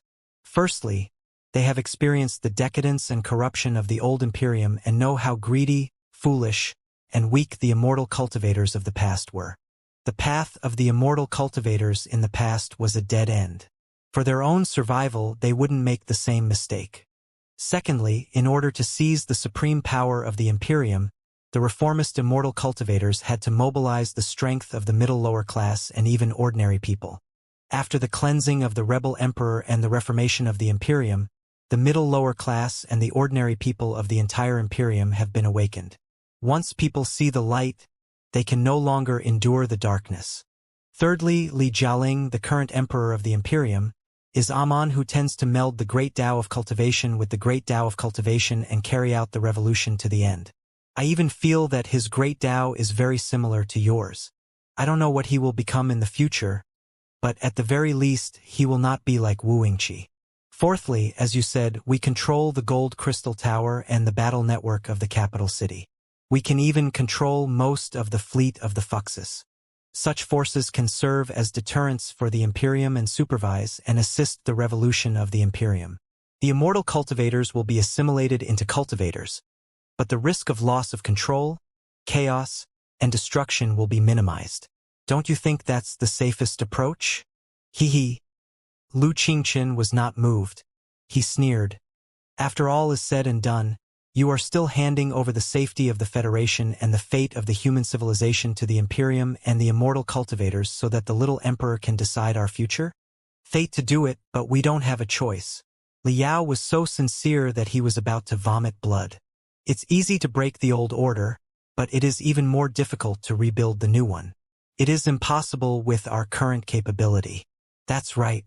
If everything had gone according to your plan, it was indeed possible that the imperial capital would have been captured and all the hope of the immortal cultivators would have been extinguished. The entire sea of stars would have fallen into the vacuum of neither a new empire nor an old one. The question is, then what? The center of the sea of stars has suffered an apocalyptic catastrophe. All the worlds are in panic and chaos. Many worlds lack trade with the outside world and have become lone islands in the darkness. Resources are scarce, and order is non-existent. Starvation and civil war can break out at any moment. At that time, if the Federation becomes hostile and the new Imperium is destroyed, believe me, the entire universe will be turned into a purgatory in a moment. By then, what right does our insignificant Federation have to suppress the crazy rebels, soldiers, and schemers of the other worlds? What right does our Federation have to restore the order of the land and deliver the most basic food and water to the billions of starving refugees? What right does our Federation have to break through the paralyzed network of commerce in the Sea of Stars? What right does it have to say that we represent justice and are here to help them? No. We are the culprits who created the purgatory. The little bit of trust in the cultivators that we built up after all the trouble will be gone. No immortal cultivators or ordinary people in the center of the Sea of Stars will believe us, the great Tao of cultivation, or the Federation anymore. When the city gate is on fire, the fish in the moat will be caught in the fire, too. If the entire Sea of Stars turns into hell, do you think the Federation will be able to survive? Have you ever thought of all that? As I said before, young people are often overly superstitious about violence. They believe that the outcome of a war is enough to decide everything, but as your uncle and your father, a senior who has solved many problems with violence and discovered even more problems, I really have to give you a piece of advice. It's not that simple. Right now, the center of the Sea of Stars is like a sick patient who is on the verge of death. Even if your intentions are good and you have the unparalleled scalpel in your hand, he will still die after one slash. For such a critical patient, we absolutely cannot perform major operations right now. We can only carefully nurse him with decoction to at least strengthen his body. Then we can slowly plan with a series of minor operations. Of course, this is very complicated, and very easy to repeat. Moreover, we cannot guarantee a 100% success rate. But this is the only way. Do you understand? I understand now. You are worried about the reconstruction after the war. Lu Qingchen pondered for a moment and said, "You are worried that, even if we take over the capital city, we won't be able to purge the bureaucracy and the civil servants of the entire Imperium. Even if we can purge the veins and nerve endings of the entire Imperium, there won't be enough managers who are qualified for the low-level posts that are as numerous as hairs on a cow. Then, as long as the nerve endings are occupied by the immortal cultivators of the old system, they will still be filled with greed, corruption, and depravity. It will be impossible for them to obey our orders. They will only bring disaster to the nation and reap benefits in our name." Li Yao thought for a moment and said, "Your understanding seems to be wrong, but it does make sense. The Imperium is too large and full of loopholes. It is impossible to eliminate all of them in a short time." "That's not a problem. I've thought about it," Lu Qingchen replied casually. "We can fill the corrupted bureaucracy of the Star Ocean Imperium with the members of the Star Glory Federation and replace the greedy and idiotic immortal cultivators in order to restore order as quickly as possible." Liao felt cold. "What did you say?" "People of the Sanctuary Alliance. We still have a lot of them. Have you forgotten?" Lu Qingchen said casually. "I admire the free will of human beings as much as you do. Therefore, I cannot deprive human beings of their emotions and will, even if they are immortal cultivators. But the brains of the people of the Star Glory Federation have been emptied a long time ago. They have become puppets of flesh and blood who can only carry out orders dutifully. To be honest, I don't know how to treat them either. Don't you think that they are worth making the best use of? When I played the role of the Puppet King, I learned a lot of things from Fuxus, including how to implant commands on a large scale into the brains of the people of the Star Glory Federation. Now that I've absorbed so much information, data, and rules about Fuxus, my ability to control the people of the Star Glory Federation has been further improved. We can write some new, special instructions and turn the people of the Star Glory Federation into the most honest officials and the most fair arbiters. Then, we can send them to the chaotic worlds of the Imperium on a large scale. The deterrence of the Federal Expedition Army and the effective control of the bureaucracy of the Star Glory Federation will solve all the problems in the shortest amount of time. On the other hand, when the people of the Star Glory Federation reach the center of the ordinary people and the immortal cultivators who have all kinds of emotions, after a long period of contact and infiltration, perhaps their lost humanity will slowly be restored. Wouldn't that be killing two birds with one stone? Lu Qingchen's shocking proposal stunned Li Yao again. He was silent for a long time, before he smiled bitterly. "So this is what you were planning to do. You planned to manipulate the people of the Star Glory Federation and the Star Glory Federation. Or rather, you planned to let the people of the Star Glory Federation and the Star Glory Federation stall each other, so that the Star Glory Federation could take advantage of the situation and take control of everything. Not a bad plan, but I would very much like to know what you are going to do if the citizens of the Star Glory Federation are not satisfied with the control of the members of the Star Glory Federation. Kill the disobedient citizens of the Star Glory Federation and send more members of the Star Glory Federation to act as managers so that you can impose more pressure on the Star Glory Federation. What if more members of the Star Glory Federation incite more dissatisfaction and resistance?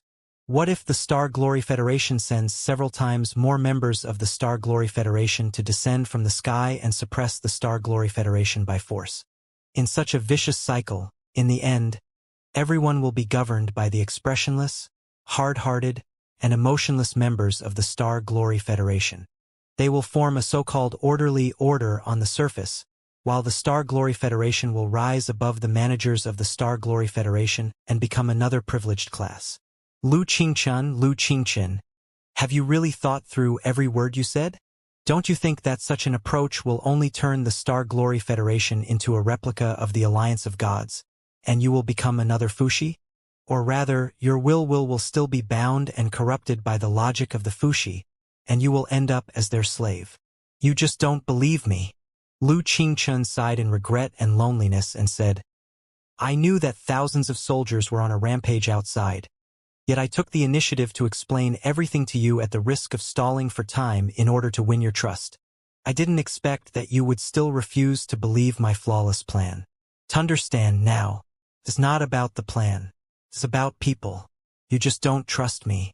Whatever I say will be like playing the lute to a cow. You're wrong, Lu Qingchen. You're really wrong. It's not that I don't believe in you. I just don't believe in myself. Deep and painful ripples were spreading out on Liao's body. He really wanted to dig out the darkness in the deepest part of his soul and show it to Lu Qingchen. In fact, I've thought of everything that you've thought of, including the most extreme, rough, simple, quick, and effective approaches. This is not even the case right now. A long time ago, when I was in control of the Gold Crystal Tower, I was almost captured by the Gold Crystal Tower and Wu Yingqi 3.0's remaining souls. I became their slave and turned into a dark version of Liao. At that time, I couldn't help but wonder, since the Gold Crystal Tower could make the entire capital city hear my will with the enhancement of the star, why couldn't I broadcast the belief of cultivators to the entire capital city or even the entire universe and turn countless immortal cultivators into cultivators? Wouldn't the problem be solved once and for all? But I pondered for a long time and tangled with my mental devil for countless days and nights. Eventually, I gave up the idea. Believe me, there are no shortcuts in this world. Every seemingly free gift has been marked with a price in secret. Everything born of deception, coercion, and violence will be destroyed by hundreds of times of deception, coercion, and violence. Cultivators can't be brainwashed. They have to be enlightened by themselves slowly and cultivate with their entire life. I can use the Gold Crystal Tower to brainwash all the immortal cultivators in the capital city into so-called cultivators. But I can't guarantee that they will never transform or awaken. I can't guarantee that they won't think of my methods. And I can't guarantee what the immortal cultivators of the hundreds of sectors outside the capital city will think when they learn of my methods. And I can't guarantee that I won't taste the sweetness of the Gold Crystal Tower and use the Gold Crystal Tower to do more terrible things to instill more noble thoughts in the public, and then more noble thoughts, and then even more noble thoughts. In the end, I can't guarantee that everyone will lose themselves and all their selfishness and become my slaves. But I am neither omniscient nor immortal. I don't believe that I can completely control the power of the Gold Crystal Tower. I will certainly be lost in the darkness in the deepest part of the Gold Crystal Tower after I upgrade the power of the Gold Crystal Tower time and time again. In the end, there will only be two outcomes. Either I will be killed by all the heroes in the Sea of Stars who are desperate for freedom and unite together, and I will be disgraced and disgraced for all eternity, or the absolute brightness of the Gold Crystal Tower will last for thousands of years. The civilization of mankind will completely lose its freedom and vitality, and eventually it will be destroyed together with me. Whatever the outcome is, it is not what I want. Therefore, the wisest approach is to never touch the tempting yet evil power of the Gold Crystal Tower in the first place. Don't touch the things that you know you cannot control. Really, Lu Qingchen, what can I say to make you understand that the Federation did not rise for the sake of rising, and we did not cultivate for the sake of cultivating, and we did not fight for hegemony. The reason why the Star Glory Federation wants to rise and why we want to spread the brilliance of the great Taos of cultivation to the entire sea of stars is because we believe, with the most sincere belief, that the Star Glory Federation has the most just, the most reasonable, and the most advanced system of the human civilization to date. We believe that the people of the Federation and the cultivators are the kindest, and they are the most representative of the word justice. We are the sharpest saber of the human civilization, and we are also the children of thousands upon thousands of ordinary people. We regard the entire human race as our compatriots, our brothers and sisters. We did not come to the center of the sea of stars to kill and destroy, but to help our brothers, sisters, and fellow countrymen here, to bring them peace, happiness, and hope. At the very least, this is the reason why I jumped to the center of the sea of stars from such a long distance away and threw myself into the most dangerous place to fight bloody battles time and time again, even at the cost of my own soul and life. Not only do I want the rising dragon of the 9 stars flag to fly high in the center of the sea of stars, I also want the people in the center of the sea of stars to know that there is a Star Glory Federation, and what the life of the people of the Star Glory Federation is like. They can be the same as the people of the Star Glory Federation. And I believe that not just me, but also Ding Lingdang and my disciples, as well as thousands upon thousands of cultivators and ordinary soldiers of the Federation's expeditionary army, are the same as me. Not only are they doing this for the survival and a better future for the Federation, but they are also doing this for the sake of the survival and a better future for all of humanity. They are willing to make a stake all in one throw decision. They are willing to gamble everything on a lonely expedition to create the greatest miracle in the 100,000 years of brilliant history of human civilization. You talk about the best interests of the Federation, but do you understand that the best interest of the Federation does not lie in planting the rising dragon of the 9 stars flag all over the universe, but in the fact that everybody in the universe is as bright, as positive, and as capable of pursuing their own happiness as the people of the Federation? You believe in the existence of justice? You believe that the dawn of hope is right in front of you even though there is still darkness that you cannot get rid of? If you really think that way, it doesn't matter whether the flag is the rising dragon of the 9 stars flag or the 3-star lightning flag. This time, Lu Qingchen was rendered speechless by Liao. His face was gloomy. Which is more important, the flag or the ideology? Liao did not relax at all. He continued speaking earnestly. The rising dragon of the 9 stars flag is a sesame seed. The ideology of the Federation and the great Tao of cultivation are watermelons. What you are doing is purely picking up a sesame seed and throwing away a watermelon. Or rather, you are buying the bad apple and returning the bad apple to the bad apple. If, according to your plan, the Federation goes back on their word and stabs the dying heart when the sea of stars is at its weakest and most chaotic, resulting in the death of billions of innocent people, who will believe us? Who will believe that cultivators represent justice and the great Tao of cultivation represents hope? Who will believe that the Federation will become a merciful, better ruler who can lead the civilization of mankind to a brighter future? No. By then, nobody will believe us. Not only will the surviving immortal cultivators and ordinary people in the center of the sea of stars not believe us, they will also keep a low profile, accumulate more strength, and try to overthrow us at any cost. Even our own people, the cultivators and the soldiers of the expedition army who believe that they are fighting for justice, will doubt themselves and be mentally deranged. By then, not only will our reign over the center of the sea of stars be unsustainable, even a small corner of the sea of stars will collapse, too. The foundation of the Star Glory Federation's reign will collapse, because we are not a nation that is governed by violence and coercion in the first place. Instead, we are a nation that has come together because of our common beliefs. If we don't survive, how are we going to survive? Countless ancestors and compatriots have been extinguished by you. How can the Federation still shine with its pride? His words, which almost made him vomit blood, raised ripples on Lu Qingchen's face. Every beam of brightness on his face was cramping violently, as if he had been persuaded by Liao. But there was also unwillingness and stubbornness in his voice. He gnashed his teeth for a long time and finally roared like a cornered animal. No, I'm not you. Just because you can't control yourself doesn't mean I can't. Panting, Lu Qingchen shouted in a hoarse voice, I can control myself. I can control the entire plan to 100% perfection. I can control everything. Listen to what you are saying right now. You are so similar to the previous Fuxi, who thinks that it can calculate everything and you believe that you are in control of everything. Liao sighed and said, Lu Qingchen, take a good look at yourself. Do you still dare to say that you are not lost? Zhuangzhou, Mengdai, Zhuangzhou, are you Lu Qingchen or Fuxi? Did Lu Qingchen swallow Fuxi? Or did Fuxi swallow Lu Qingchen? Can you tell the difference? No. The entire plan has been out of your control since the very beginning. It has been twisted since the very beginning. If you push it forward, it will only get more and more twisted. More and more uncertainties will get out of your control, and even more evil fruits will be born under your stimulation. Believe me, if you insist on your decision, even if you can rule the entire universe with violence and brainwashing for a while, the reign will not last long. Maybe, somewhere in the broken frontier of the Imperium, a new immortal cultivator who is even more evil will be born. He will thrive in the rebellion against your reign and accumulate tremendous strength, which will eventually revive the dark Imperium of true human beings.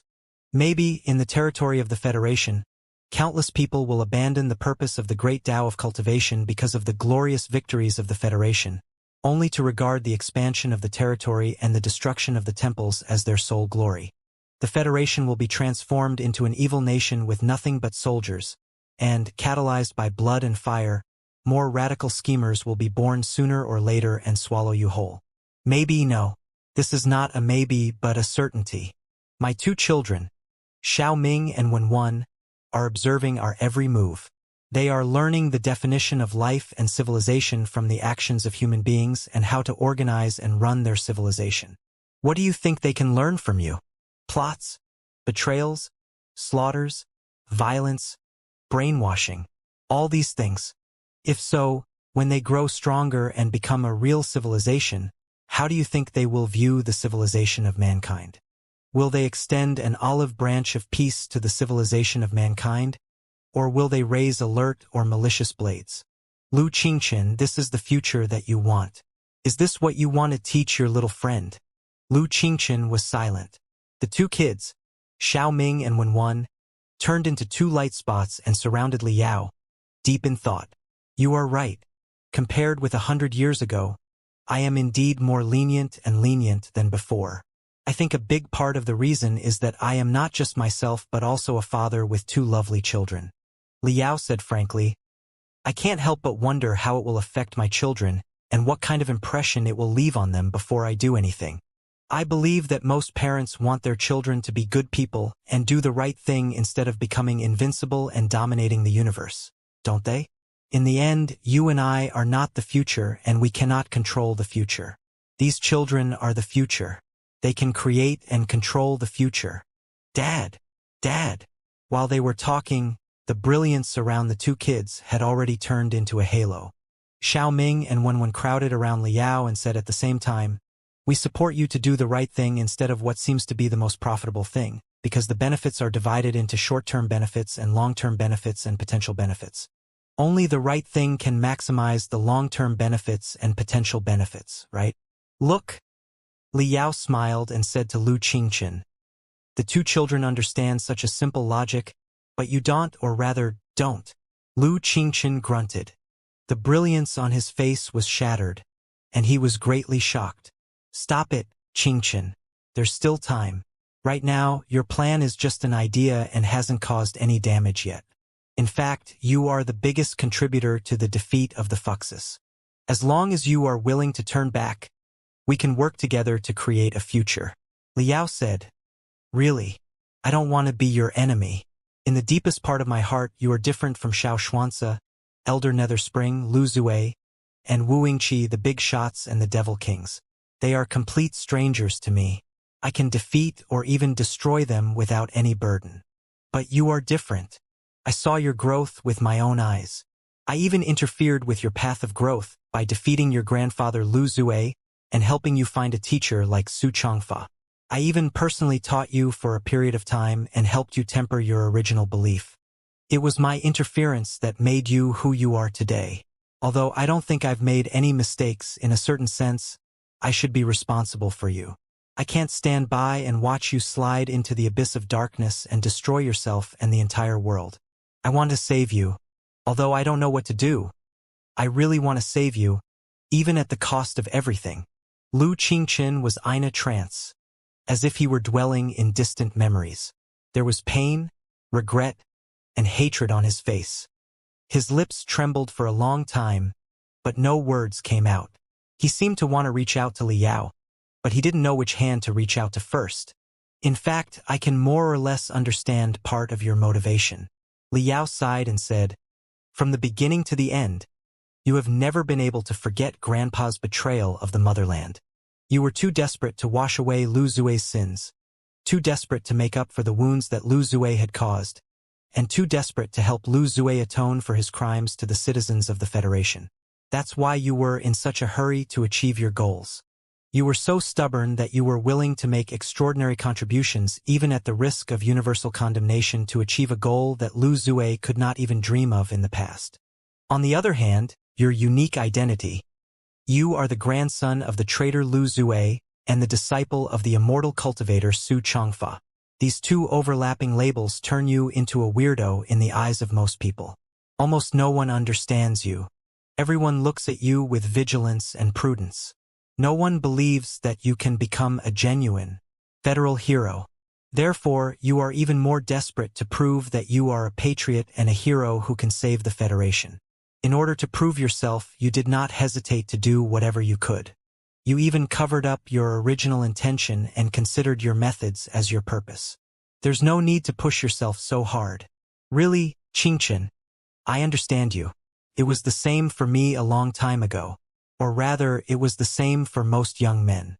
They craved to prove themselves by any means possible. However, I was luckier than you. At that time, I had many friends and a woman who knew me very well.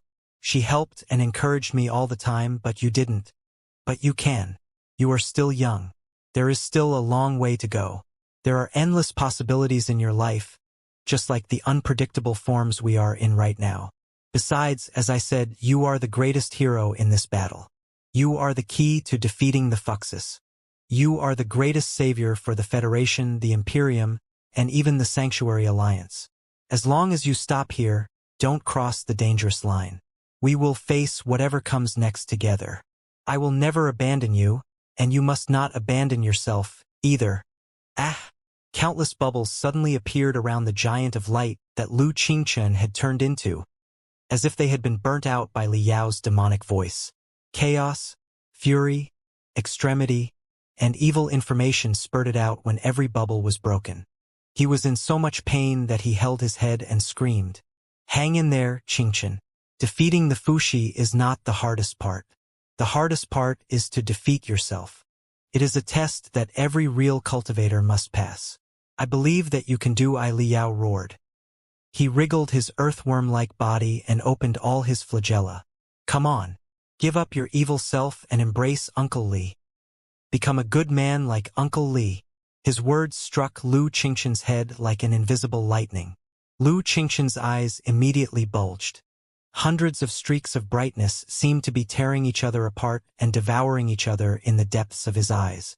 The outcome of the battle was determined in the blink of an eye. The screams came to an abrupt end. The pain on his face gradually solidified into a different expression that was getting harder and harder. Li Yao looked at his long, thin hair and realized that he might have said the wrong thing. He tried to make up for it. Of course, everybody has their own ways to ease the negative emotions and the dark personality. It's fine if you don't want to fall into Uncle Li's arms, but you don't have to be as humorous as Uncle Li. In short, just focus on the main point and be a good person. What if I refuse? Lu Qingchen narrowed his eyes and said gloomily. The electric arcs all over his body were glittering again, echoing like dancing swords. Don't be rash, Qingchen. We've been communicating so happily that you're a little tempted. Aren't you? Let's talk again. Let's talk for another hour, shall we? Uncle Li still has a lot of things he wants to say to you, Liao hurried to say. Besides, you said yourself just now that you wouldn't have a good ending if you went against me. You would lose your advantage for no good reason. You wouldn't forget it so quickly, would you? Don't be rash. Don't attack. You will die miserably. Yes, as I said, it is easier to know than to do. Lu Qingchen smiled. The fighting will in his eyes and the electric arcs around him were getting more and more unstoppable. He took a deep breath and mumbled, "Even though I knew that it was impossible, I still rushed forward like a moth to a flame. I was willing to bet everything on the 1 in a billion chance. This is probably what it means to crash into a wall and not come back. My fate is up to me and not the heavens." The oath was made without any hesitation. The electric arcs around Lu Qingchen were apparently brighter than before, as if countless raging dragons had soared into the sky and formed a giant heaven-ward behind him, before they suddenly collapsed and turned into a revolving halo around him. It was like Lu Qingchen had established his belief that he would not hesitate to fight against the stars and the entire universe. Faced with such a scene, Liao could only smile bitterly. There was regret and sorrow in his bitter smile. More than 100 years have passed. Qingchen, no matter how much your appearance has changed, your true self remains unchanged. You are still the stubborn, vigilant young man who trusts nobody but yourself. Liao sighed. That's right. Not only have I not changed, even your true self behind the twisted and wretched appearance has not changed. I was mistaken just now.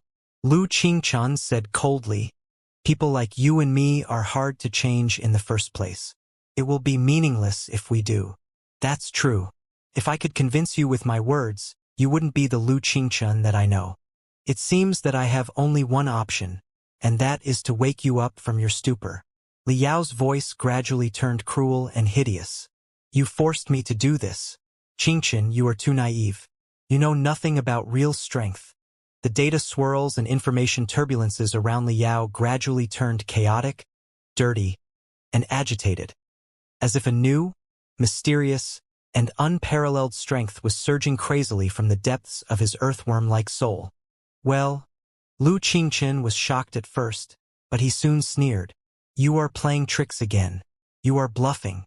You've played your last trump card and almost perished together with the Fuxes. How can you maintain such a high computational ability and wield the power to summon wind and rain in the virtual space? Don't you think that it is a waste of time and an insult to each other's wisdom? You don't understand. You don't understand. Liao's strength grew stronger and stronger, but his smile grew more and more bitter. There was even incomparable pain in his trembling voice. You really don't understand what kind of power you've provoked. You don't know what kind of terrifying, ferocious beast you've released. You're playing with fire, young man. And right now, this ball of monstrous devil fire is so ferocious that even I can't control it.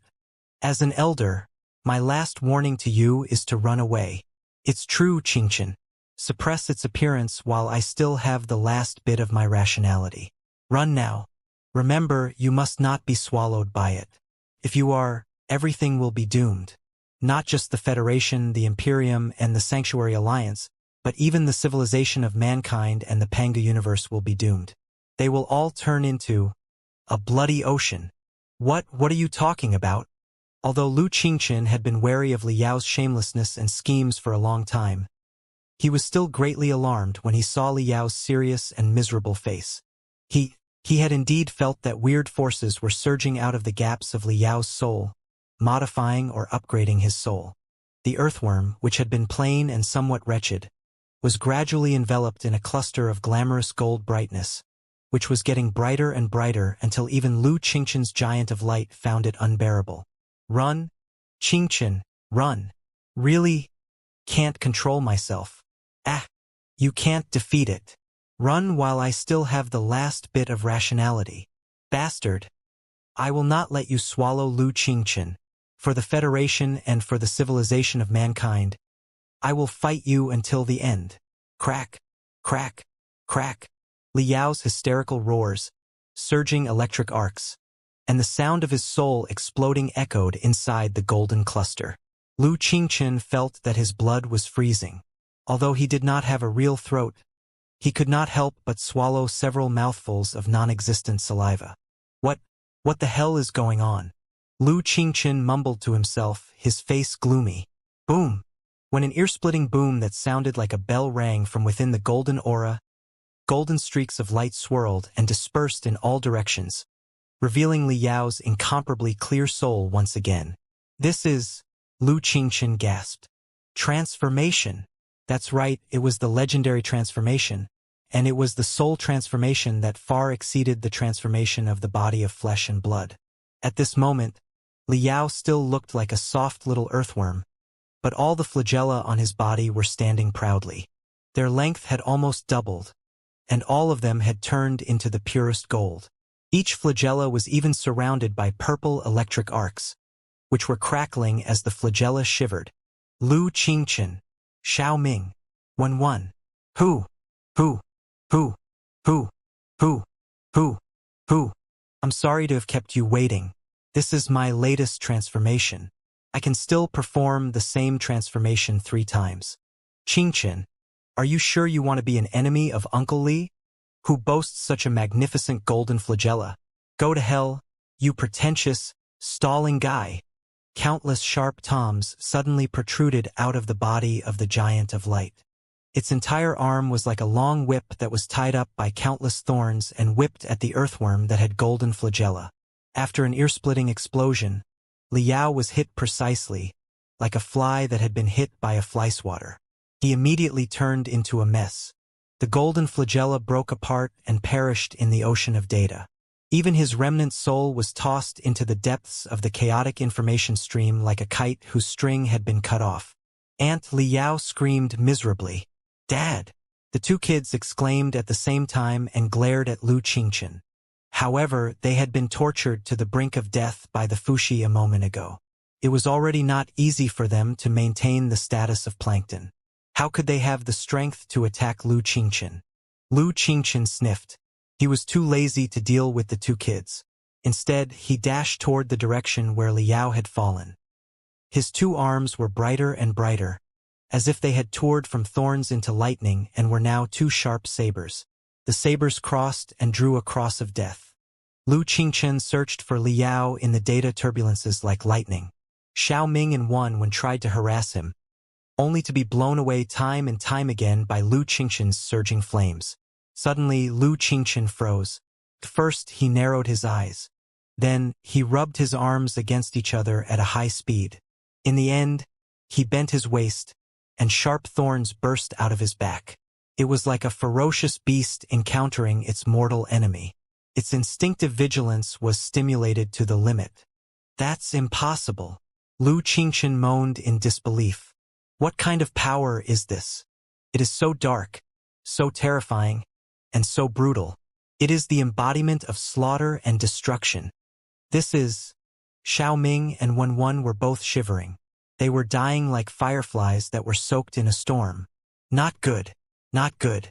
Dad really can't control himself anymore. Gurgle, gurgle, gurgle deep inside the data turbulences. Dirty bubbles popped up one after another.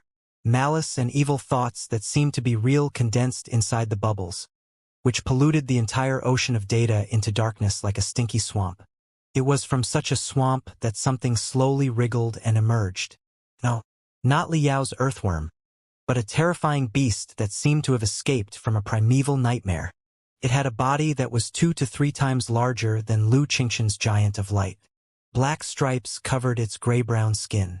Wrinkles and suckers were everywhere among the stripes, and hairy tentacles that looked like large intestines grew out of the wrinkles. With every movement of the suction cup, an astronomical amount of data and information would be swallowed by it. After being digested, absorbed, and corrupted, it would be released as black venom. The venom was indescribably terrifying and could drive anyone who touched it crazy within 0.1 seconds, including the most devoted cultivators. The most terrifying part about the demon beast was its head. It did not have a real head, but the front end of its limbs was a bloody mouth. Round after round of round sharp teeth were growing out of its mouth, from which tongues that looked like dancing vipers protruded out, The efficiency of the bloody mouth was hundreds of times higher than that of the suckers and the wrinkles. It seemed to be swallowing the entire virtual space. At first glance, it looked like a sandworm unique to many desert planets. Of course, it was an upgraded version of countless mutations and nightmares. More precisely speaking, it was Tautai, one of the most brutal space beasts outside of the Pangu Civilization Alliance in the ancient era. Hee hee. The ferocious beast that looked like a Tautai laughed in a low voice. Bloody redness beamed out of its bloody mouth that looked like an abyss. It eyed Lu Qingchen as if it were hungry and drooling. Asshole, bluffing again. Gritting his teeth, Lu Qingchen was extremely vigilant. Bluffing? Nephew Lu, don't tell me you don't recognize me? I've never forgotten you. Especially your tender and juicy soul. How fresh and sweet is it? TSK, TSK, TSK, TSK. I really want to taste it again. The gluttonous beast grinned hideously. If you want a dark version of Liao so badly, so be it. Under the dispersion of the black venom, even Lu Qingchen's flames were corrupted and stained, like the flames in the mist. You are Liao's mental devil. Lu Qingchen was greatly shocked. In the battle where the Black Wind Fleet assaulted the Star Glory Federation, he had stolen Black Swirl, the flagship of the Black Wind Fleet, and fought against Liao and the mental devil until the sky was dark and the earth was dim. Then he was blown to pieces. A lot of his soul fragments were swallowed by the mental devil and turned into nourishment for its evolution. Therefore, he was no stranger to the scent of the mental devil, if not unforgettable. Lu Qingchen had thought that the mental devil, like Liao, was on the verge of death in the battle against the Fuxus and had vanished into thin air. He did not expect that the mental devil would be so evil, so strong, and so terrifying. Liao's mental devil?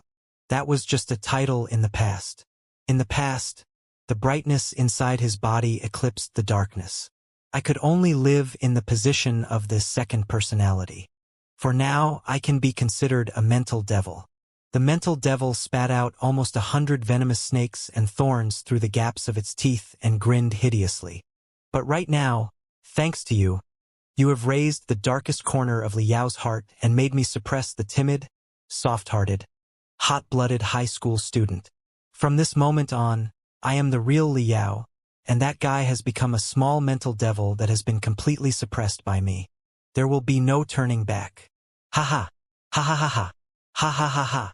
The mental devil burst into laughter. It was 100 times more arrogant and brutal than Lu Qingchen. Qingchen. An extremely painful and feeble voice came from the tongue of the mental devil. Lu Qingchen observed carefully and realized that it was none other than Liao's earthworm.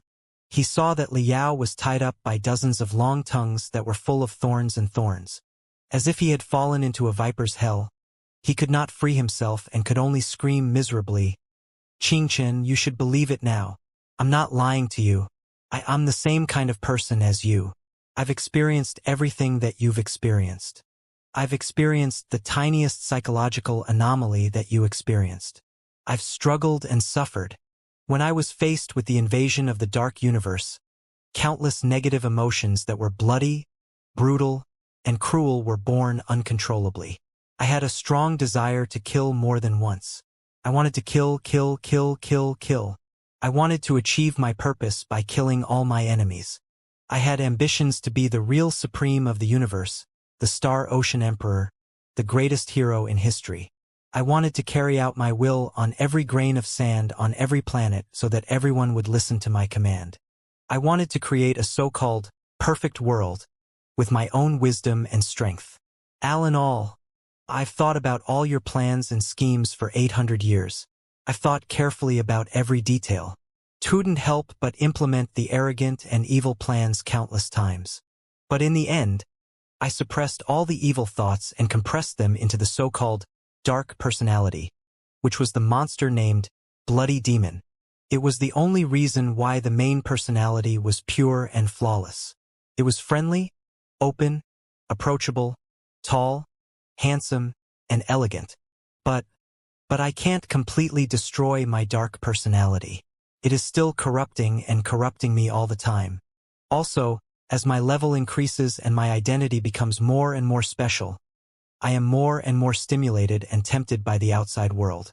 It is getting stronger and stronger and more uncontrollable. Tay tried a lot of ways to control the monster in my heart so that I wouldn't turn from a dragon slayer into an evil dragon and become a great man like Xianxia, Lu Zue, and Wu Yingyi. In the most extreme method, I even deliberately guided the spiritual flames of thousands of degrees to fiercely strike and burn my own brain, reducing my own wisdom and forcefully lowering myself to the level of a high school student, a middle school student, and even a primary school student. It was all for the purpose of mutual destruction. Both sides will suffer. At the same time, I wanted to stifle the ability of myself and the mental devil so that the monster would not rush out of its body to harm the world. But now, I can't hold it any longer. Ever since I defeated Wu Yingyi 3.0 and became the owner of the Gold Crystal Tower, with the ability to broadcast to the entire universe through the stars, I really felt that I couldn't hold on any longer. Every second, I was marching toward the abyss of total collapse and watching the monster devour me one mouthful after another. But I just couldn't get rid of it. I couldn't get rid of the seemingly simple and tempting final solutions. Tay been holding it in for a long time. It's been hard for me. At this moment, the Fuxus dealt me a heavy blow. Then, you said those words to provoke me and stimulate the dark desire deep inside my heart.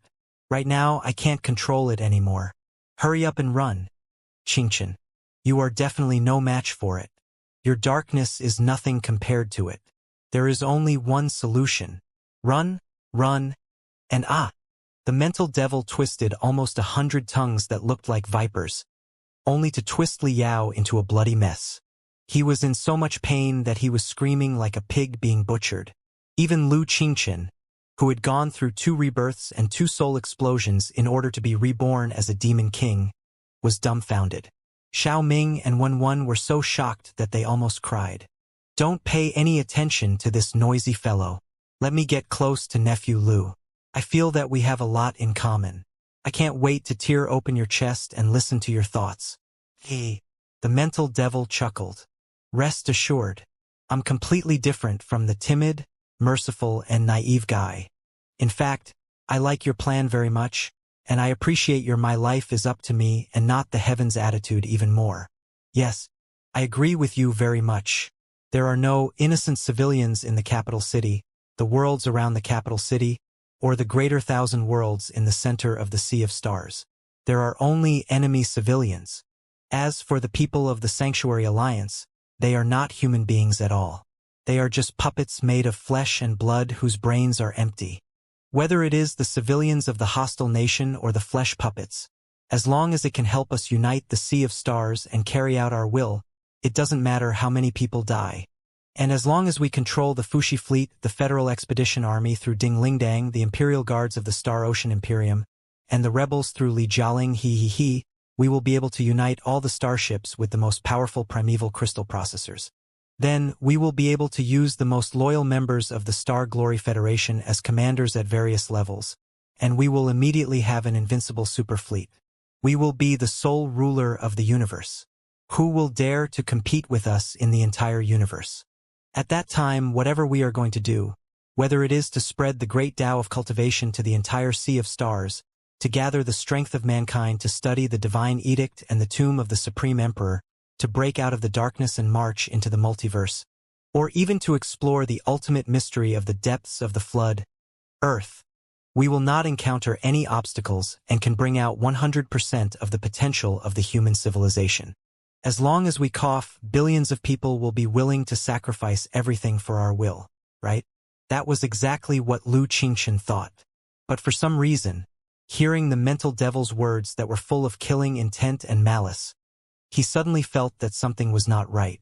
As he expected, derisive grunts were echoing deep inside the bloody mouth of the mental devil, as if a swamp was corroding the dead body. However, the plan is indeed marvelous. But I still have a small question. Why is it we and not me?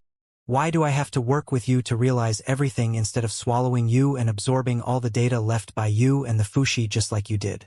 Why do I have to finish everything by myself? After all, be it the supreme of the universe, the dominators of the universe, or the guardians of the civilization known as the Fushi, there is no need for two of them to exist, is there? 'Twill be the sole dominator of the human civilization and the universe. As for you, give me a reason. What do I need you for? The logic of the mental devil stunned Lu Qingchen for a long time. It was true that he was trying to persuade Li Yao to change his bad habit of being merciful and soft-hearted so that he could be more decisive. But the changes were too drastic and decisive. It was a 180-degree turn from one extreme to another. Right now, Lu Qingchen did not have the unparalleled computational ability of the Fuxus. But even if there were, they would not be able to tell what kind of guy Li Yao was exactly. What's wrong, nephew Lu? You seem to be surprised. But isn't the me in front of you exactly what you want to see? Cold, selfish, bloodthirsty, dark, and resolute. The mental devil licked its teeth and yawned.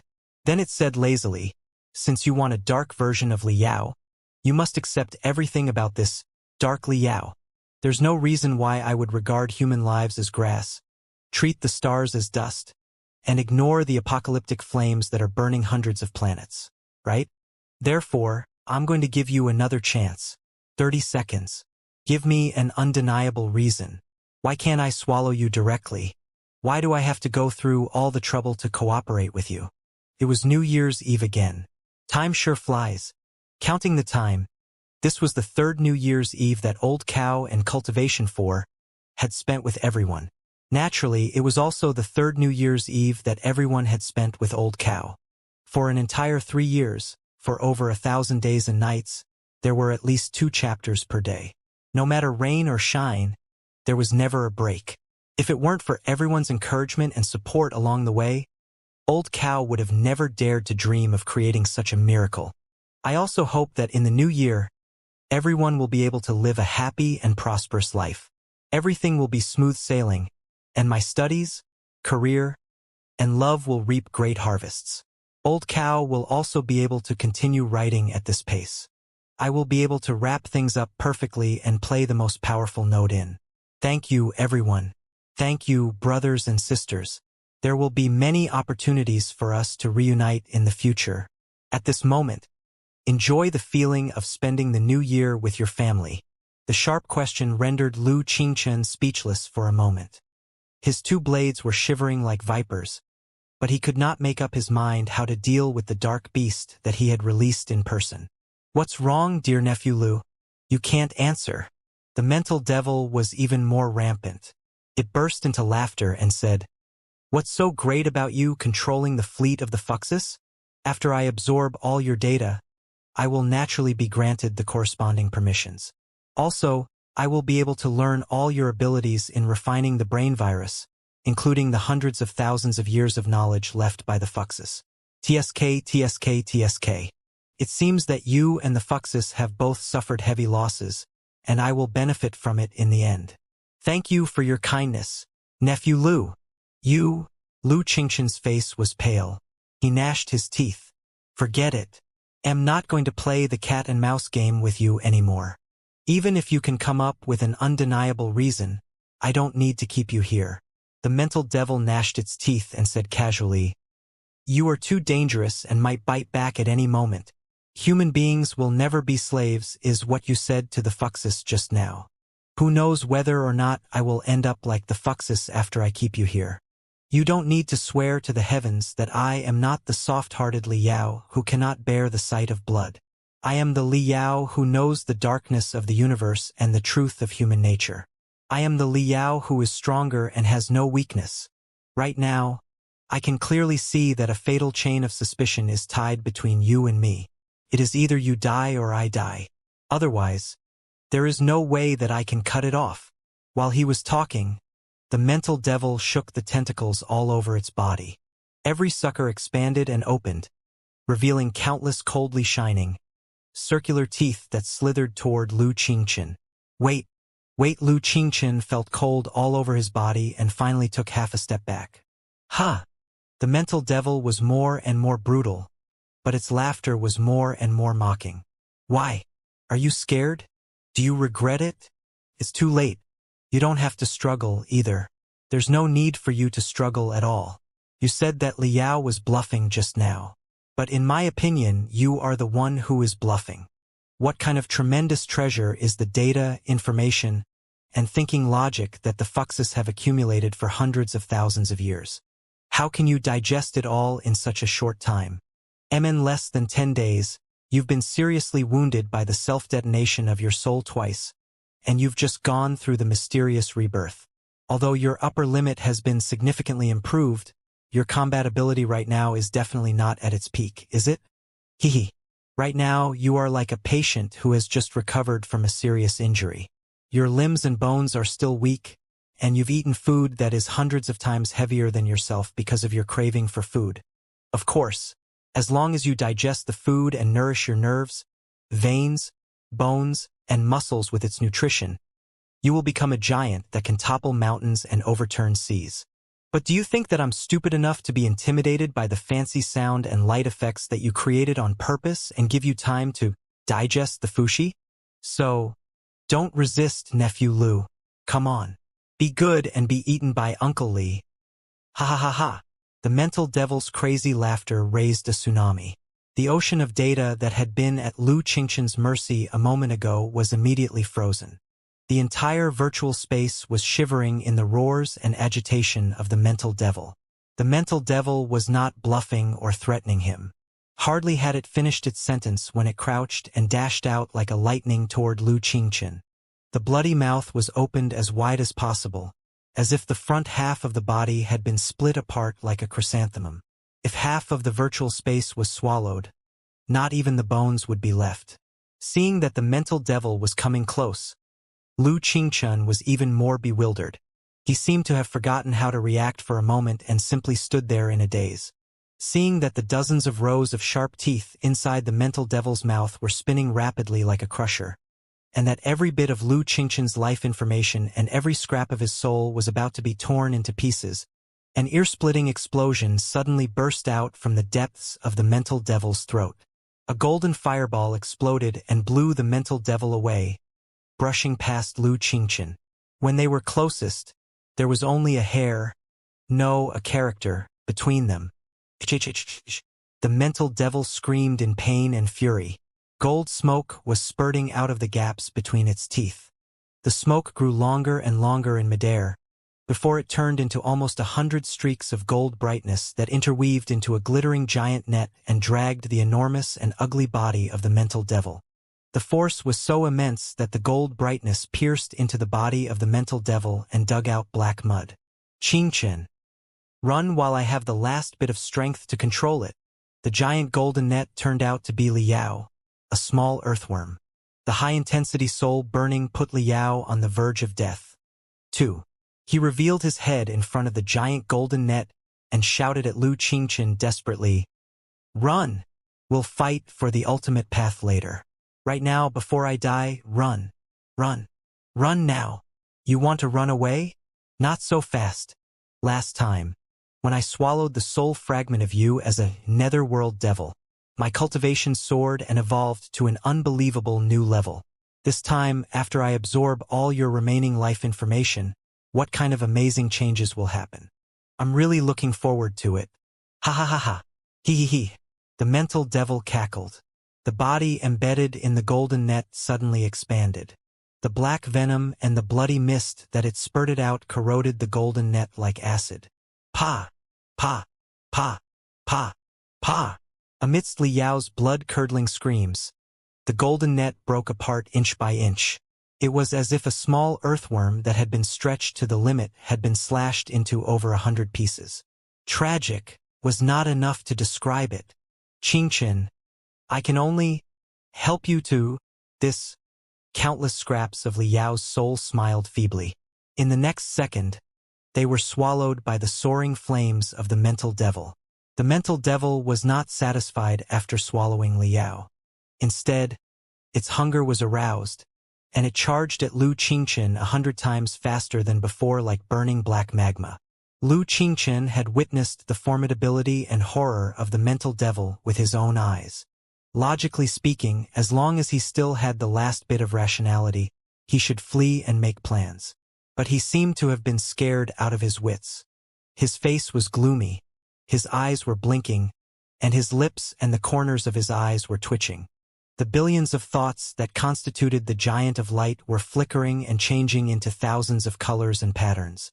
When the mental devil accelerated to the maximum speed and could not turn back anymore, Lu Qingchen finally made up his mind. Not only did he not run away, he even condensed all the streaks of brightness around him into an unstoppable blade. Inside the light blade, Lu Qingchen's eyes were bloodshot, revealing the craziness of the last gamble. Ha! In the middle of the black streaks of brightness made of the bloody heart, a shocked scream echoed, which was completely different from the rampant, brutal, and dominating voice just now. Boom! Two clusters of information streams that seemed to be equally powerful crashed into each other brutally, resulting in a blast that enveloped the entire virtual space. Then they were separated by the surging blast. When the swirl calmed down and everything was settled, the mental devil was still occupying the center of the ocean of data like a glutton, and Lu Qingchen turned from a blade of light into a giant of light again. At first glance, the two unparalleled devil lords did not seem to have changed at all. They were merely exchanging positions. Moreover, Lu Qingchen's soul had been seriously damaged. Not only was his body size much smaller, even his flames were much dimmer, too. He seemed to have suffered a great loss. But Lu Qingchen's lips curled into a vague smile, while the Taoya-like mental devil was shivering. The mental devil tried its best to maintain its arrogant and brutal appearance, but it could not hold on for more than 3 seconds. The sucking discs and wrinkles all over its body were spurting out useless garbage data, which was shriveling and shrinking like a deflating ball. It was even rolling in the ocean of data because of the counterforce. God knows how much garbage data this guy had stuffed into the framework of his own soul. He was simply a straw bag with a stomach full of straw. When all the garbage data had been spat out, this guy had shrunk to the size of Liao a moment ago. Where was the imposing aura of a Taotai, a prehistoric behemoth, a nightmare beast, and a dark lord? No, it was not, almost. It was more like a mirror. Right now, it was bouncing in front of Lu Qingchen's eyes and twisting into 2 earthworms, one gold and the other red. The 2 earthworms were both waving their sparse flagella and looking at him innocently. Although their faces were gone, they were still smiling in embarrassment and flattery. Everything was clear now. It was true that Lu Qingchen had not fully recovered from the damage caused by the self-detonation of his soul.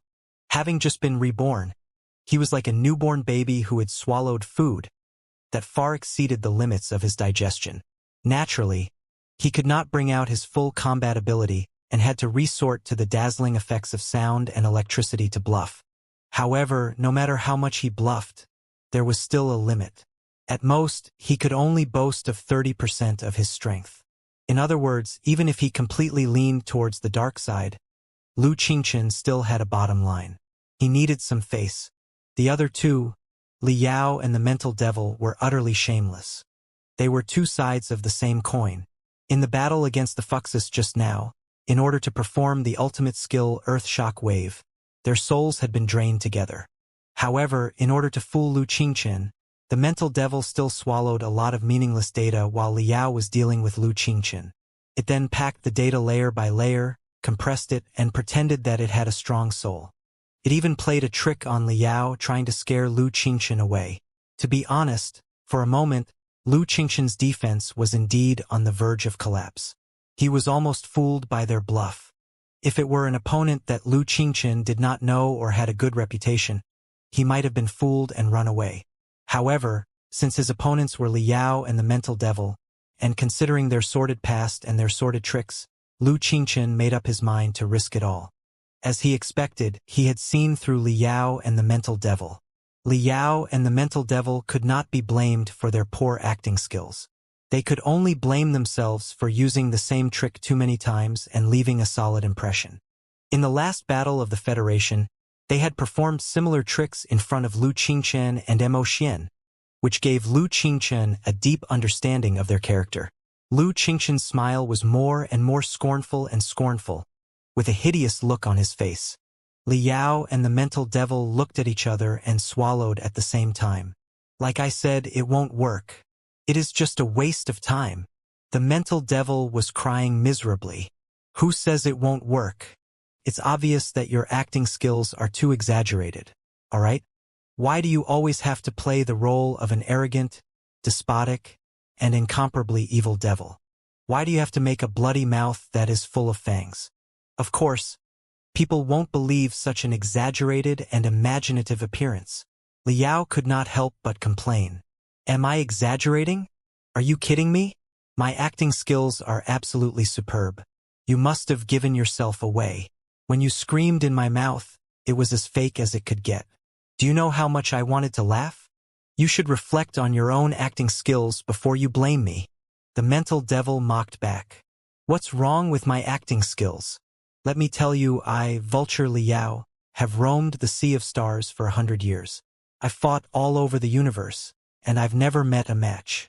I rely solely on my acting skills to make a living.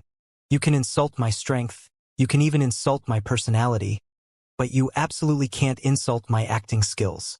Also, when it comes to laughter, what's the meaning of your hee-hee-hee laughter? Yes, there's an idiom called hee-hee-hee-hee-hee, but hee-hee-hee doesn't equate to letting out a strange laughter like hee-hee-hee. Do you see any normal person laughing like hee-hee-hee? Just hearing this kind of laughter is very out of character. You can see through the essence of your hypocrisy in a flash. The more Liao spoke, the angrier he became. So, you are trying to push all the blame to me now? You were the one who insisted that I demonstrate the aura of the tyrant of the dark universe, and that I should be 100 times more evil than him so that he would realize the consequences of his impulsiveness and feel deeply regretful. If I didn't laugh in such a way, would I have laughed in such a way? What kind of tyrant of the dark universe is that? The mental devil was roaring more and more furiously. 2. I did ask you to be a bit evil, but I didn't ask you to be so exaggerated. Don't tell me that you can't even accurately grasp the subtle difference between the two. If you need me to teach you how to grin hideously, then what's the point of having you? Also, in the end, why did you rush over so quickly? You didn't even give him a few seconds to think before you rushed over in a hurry to swallow him. Then, he would have acted out of reflex and instinct. Of course, he would have taken action to defend himself. If you were a bit slower and gave him a few seconds to think, maybe he would have reacted and run away with his tail between his legs. What a useless thing. Liao gnashed his teeth in hatred. Are you kidding me? I risked my life for you and risked my life for him. He stabbed me dozens of times just now. How can you say such things to me right now? All right, since you are so dissatisfied with me, let's break up. We might even have a life and death battle. Even if I am going to be completely destroyed by him in 1 minute, I will kill you first, you ungrateful bastard. The mental devil shrieked. Come on then. I've been meaning to eliminate you for a long time, too. Come on. I'll count to 3. Let's do it together. Whoever doesn't do it is a coward. Liao roared. All right, then let's fight to the death. Nephew Lu, don't stop me. The matter between us can be settled later. Everything can wait until one kill this scumbag. The mental devil was more than infuriated. No, it was more like a furious whip. For a moment, the 2 earthworms had expanded into giant boas. Their flagella were shivering at a high speed, as if they were covered in propellers. Liao and the mental devil glared at each other. Taking a deep breath, Liao bellowed almost simultaneously, 3. The moment the word 3 left his mouth, the 2 earthworms turned into 2 streaks of gold and red and dashed out. However, it was not aimed at each other but in 2 completely different directions. Liao grabbed Xiaoming, while the mental devil picked up Wen. The rapidly revolving whip propeller boosted their speed to the maximum, pushing them to the edge of the ocean of data in 0.1 seconds. But right then, the 2 dazzling auras seemed to have foreseen that they would run away. They had been waiting at the edge of the ocean of data for a long time. At this moment, he slashed at the 2 earthworms brutally, forcing them to retreat in embarrassment. One slash after another, the aura of the saber was like a series of thunderbolts, forcing the 2 earthworms back to Lu Qingqin. Liao, the mental devil, and Lu Qingchen looked at each other in bewilderment. There was nothing but dead silence and awkwardness. The expression on Lu Qingchen's face was not so much one of self-satisfaction as one of embarrassment for Liao and even for himself, who had worshipped Liao 100 years ago. Liao, whose flagella had all been cut off, didn't know what to say either. He could only cough dryly and shamelessly said, "Qingchen, listen to me slowly explain. Actually, the whole thing is not what you think it is. I didn't mean to trick you. I just wanted to use this harmless interlude to tell you some of the principles of being a human being. We really can't control everything. Look, didn't I not control it well and mess things up? The acting is false, but the logic is true. Don't be entangled by your own dark side. Otherwise, you will end up like me right now. You will be burdened by this mental devil and can't get rid of it no matter what. How miserable! Don't listen to him, Mr. Liu. He is trying to trick you, so that he can run away and find his wife to beat you up," the mental devil shouted. "Even I had to deceive you against my conscience because of his tyranny. But now I've thought it through. Really, I've thought it through. Joining hands with you is not a bad idea. With my wisdom and your combat ability, who else in the entire Pangu universe is a match for us? Hee, don't you agree?" "Qingchen," Liao said. "Nephew Liu," the mental devil said. Several veins on the temples of the giant of light that Lu Qingchen had turned into seemed to be broken instantly. "You are a disgrace to the Federation. Let me send you to the deepest level of hell, so that you won't keep embarrassing yourself." Lu Qingchen screamed hysterically with all his strength. All the laws of the data ocean turned into lightning that wreathed his fists. His heavy fists were like tornadoes that were carrying countless sharp blades. They were aimed at Liao and the mental devil, only to engulf the two of them. Even when he was faced with the Fuxus, Lu Qingchen had never been so furious. He was so furious that he did not care whether or not he could digest the Fuxus perfectly. He was determined to beat Liao into a pulp. "TM screwed," Liao and the mental devil exclaimed at the same time. This time they did not have any trump cards. They could only watch the apocalyptic tornado grow larger and closer. Of course, even just now, the two of them were not trump cards at all. They were merely stalling for time, hoping to buy more time right when the tornado that was full of sabers and swords was about to tear Liao and the mental devil apart. An ear-splitting explosion suddenly echoed above their heads, as if a burning meteor had fallen into the ocean and almost emptied half of the data space. The immense blast seemed to be piercing through the entire virtual world. As the blast spread out, the entire ocean of data was burning. The seawater turned into magma, which was boiling and exploding non-stop. An unexpected stream of supercompressed data hit Lu Qingchen's tornado precisely like a black meteorite and blew it into pieces. Then, the meteoroid stopped right in front of Liao and the mental devil and helped them resist the attack of the giant of light. Accompanied by an ear-splitting noise that sounded like a functioning machine, the black meteorite gradually unfolded and turned into a magnificent iron giant covered in dense, complicated runes. The features of the runes were different from those of all the runes in the history of the Pangu universe. They seemed to be from a different universe. This is, looking at his broken and slowly recovering right arm, Lu Qingchen stared at his new opponent in disbelief. Scanning the database of himself and the Fushi clan, he could not find the files of such a strong enemy. "Punching King, save me!" Liao and the mental devil were crying tears of joy. The person they had been waiting for was finally here. Except for Fushi, Xiaoming, and Wenwen, the last powerful information lifeform in the Pangu universe. Sensing the surging strength of the enemy, especially the fact that he could summon the wind and summon the rain in the virtual space and even make use of the natural laws of logic, Lu Qingchen's face was extremely awful. "Punching champion? What boxing champion?" He mumbled to himself and searched the database multiple times, only to find nothing about the Fist King. It must be noted that this was a virtual space created by the super artificial intelligence named Fushi hundreds of thousands of years ago as the core of the mind. Right now, most of the external data interfaces were under his control. It was impossible for ordinary human beings, even if they were in the divinity transformation stage, to break in easily.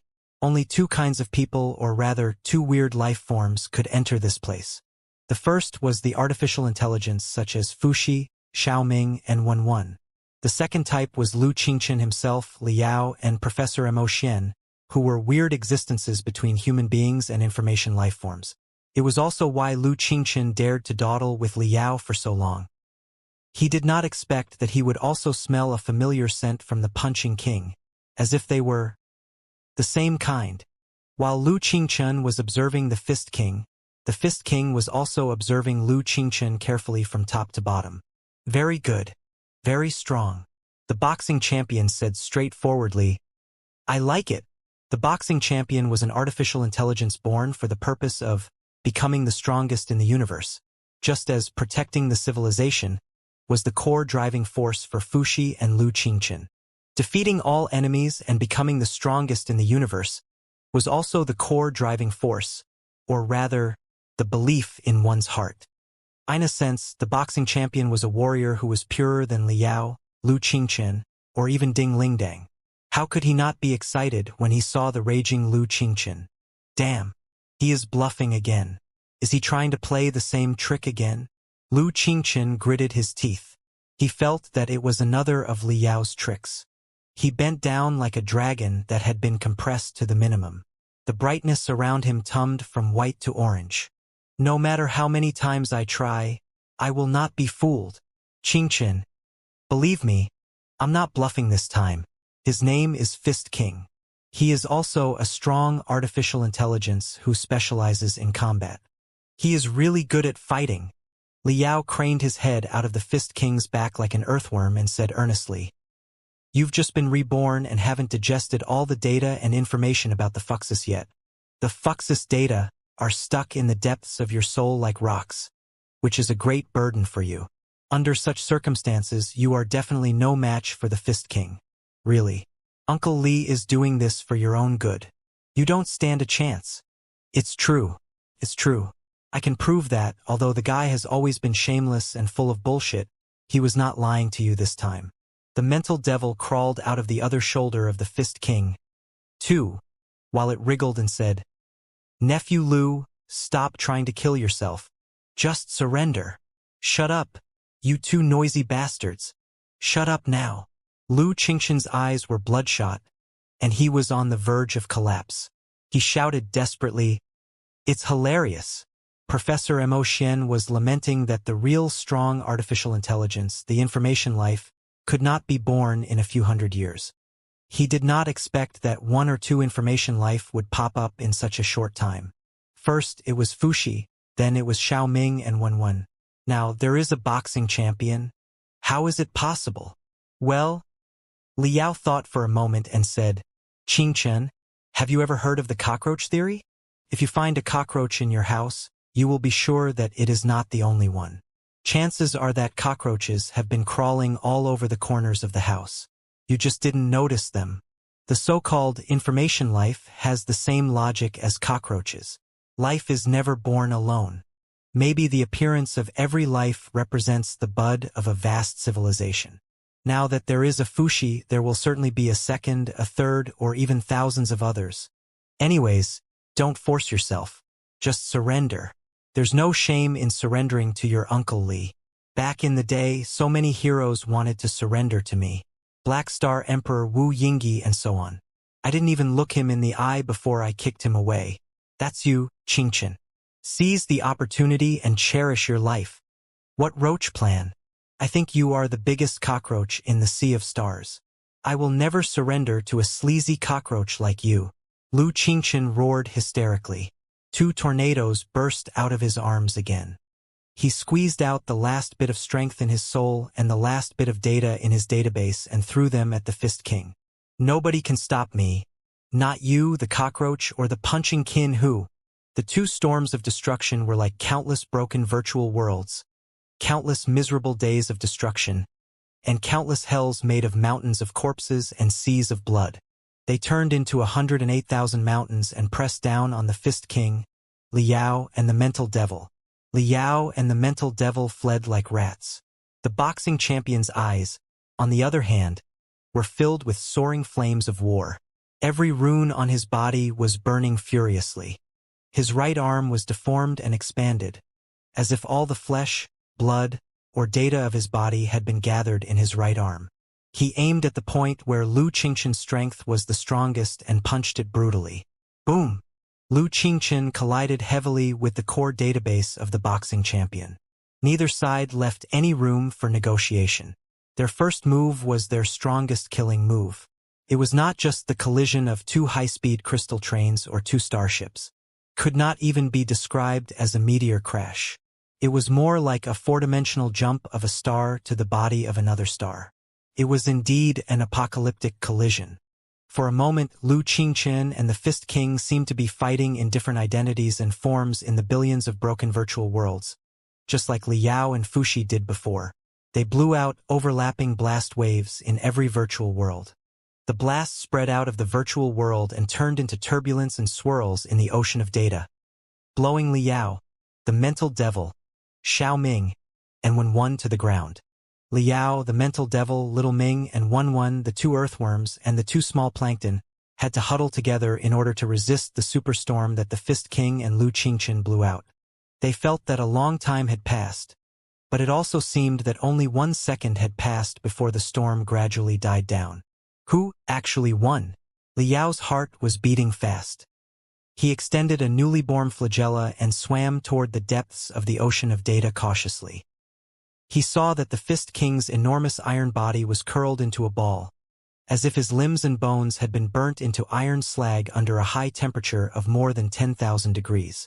The glamorous and shining runes were all lackluster and peeling off. There were holes and cracks all over his body, making him look extremely miserable. In the meantime, Lu Qingqian's giant of light was still showing off in front of him. Although the brightness around him was much dimmer, he was still much better than the boxing champion, not to mention Liao and the mental devil. Are you serious? Liao secretly clicked his tongue. Lu Qingqian has become so strong that even the boxing champion is no match for him? Hee. Lu Qingqian chuckled in a low voice. The giant of light was glittering evilly. He looked at the Fist King and said, "You are indeed strong. Those two pretentious cockroaches are no match for you. It's a pity that—" His voice came to an abrupt end. His face suddenly turned extremely weird and confused. He stared at the boxing champion, unable to say anything. The boxing champion looked at him in silence, too. Liao and the mental devil both sensed a weird scent from the depths of Lu Qingqian's soul, as if a force that did not belong to the Pangu universe was surging out. Lu Qingqian looked as if 10,000 fleas were crawling in the depths of his soul. He controlled the giant of light to scratch and even tear his own body, tearing ugly cracks on his translucent body, but to no avail. Very soon, a fuzzy object popped up from the depths of his soul and gradually spread out on the surface of his shining body like a dazzling stripe. It was a rune, or rather a rune array. It was not Lu Qingqian's own, or rather the unique cultivation rune arrays of the Pangu universe. Instead, they were rune arrays carved with hexagrams and words that looked like earthworms and tadpoles. Boom! The first rune array exploded on the surface of Lu Qingqian's soul. A crazily burning meteor seemed to have pierced through space and hit Lu Qingqian directly. The giant of light staggered. After the explosion, a large part of his body tissue, or rather his database, was gone. A lot of data spurted out like blood and internal organs. Then there were the second, the third, the fourth, and the 101st rune arrays. Flames, frost, venom, distortion, and direct absorption of life force. All kinds of weird attack logic that had never been seen before popped up one after another and launched a marvelous yet difficult to defend interplanetary strike. Lu Qingqian was blown into pieces by the subsequent magical attacks and screamed miserably. It was not because the enemy's absolute strength was much higher than his, but because the unique usage of data, information, and energy was something that he had never seen or even imagined before. Encountering a magical attack in the world of cultivators? It did not make any sense. You are very strong, especially the power named Fuxi inside your body. Watching the colorful fireworks around Lu Qingqian, the Fist King finally opened his mouth and said casually, "But right now, You haven't learned how to control the power yet. Instead, you have been controlled by it and become his slave. If you can cultivate for 100 years and completely absorb this power, and if I am unable to advance during this 100 years, then I am definitely no match for you. But right now, boom! A complicated rune array appeared on the face of Lu Qingqian's giant of light, too, before it exploded brutally. His head was frozen at first, then cracked, and then black smoke and magma spurted out of the cracks. He could not have looked more miserable. Impressive. The logic of such an attack is completely different from common training techniques. I've even analyzed a lot of formulas about the energy transfer and utilization of the four-dimensional space.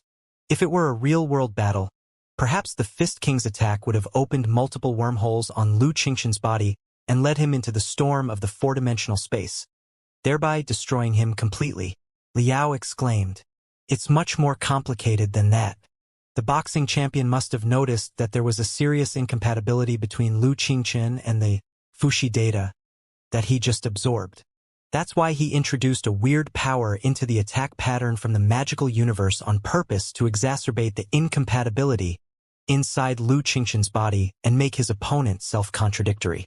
There was no need for him to attack at all. He was the one who broke down. The mental devil commented on them. Strong. He's absolutely strong. As expected of the legendary Punching King, Liao was almost dancing and cheering for the boxing champion. Of course, that's why I knew a long time ago that you were unreliable. At the crucial moment, you still needed the boxing champion to take action. You just had to watch from the auditorium and play the role of a cheerleader seriously. The mental devil hit the nail on the head. While they were talking, they grinned hideously as if their scheme had worked out. Lu Qingqian's head was dizzy, and he was vomiting blood because of the continuous explosions inside his body. He felt that the enormous database and information stream that he had just absorbed were going to be out of his control at any moment. When he heard that Liao and the mental devil were echoing each other, he was more than infuriated, but there was nothing he could do about them. Boom! Boom! Boom! As more and more rune arrays popped up, Lu Qingqian's giant of light was blown beyond recognition and almost turned into a broken octopus. Shaken, he could only release chaotic data and information streams from his abdomen, which were the dead bodies of the Fuxi that he had just swallowed. This time, Lu Qingqian was really considering retreating. He truly deserved to be one of the few heroes of the new generation in the entire Panga universe. He was well aware of the principle of making decisions when necessary. Even though he had gone through all the trouble and risked his life to absorb all the data of the Fuxis, he did not hesitate at all when it came to the point where he had to give them up. Instead, he treated a lot of Fuxis data as a weapon and sprayed it at the Fist King, Liao, the mental devil, Xiaoming, and Wenwen as if he were a thief who had spat out a lot of black ink before he ran away. Although Fuxi had passed away, the data streams that he had accumulated for hundreds of thousands of years still had the supreme power of a flood or a ferocious beast. Liao and the others were covered in ink, as if they had fallen into countless broken virtual mazes and were immersed in the broken and twisted history. In the meantime, the entire virtual space was shaking and collapsing. The virtual space had been the core of the mind of the Fuxis in the first place. After the Fuxis were swallowed by Lu Qingqian, they naturally became Lu Qingqian's nest. Right now, Lu Qingqian felt cold all over his body because of the killing of the Fist King. He wanted to run away, but he was no longer able to maintain the stability of the virtual space. The entire space suddenly turned illusionary, pale, and dry. A large area of darkness fell off, revealing the modeled nature of the data.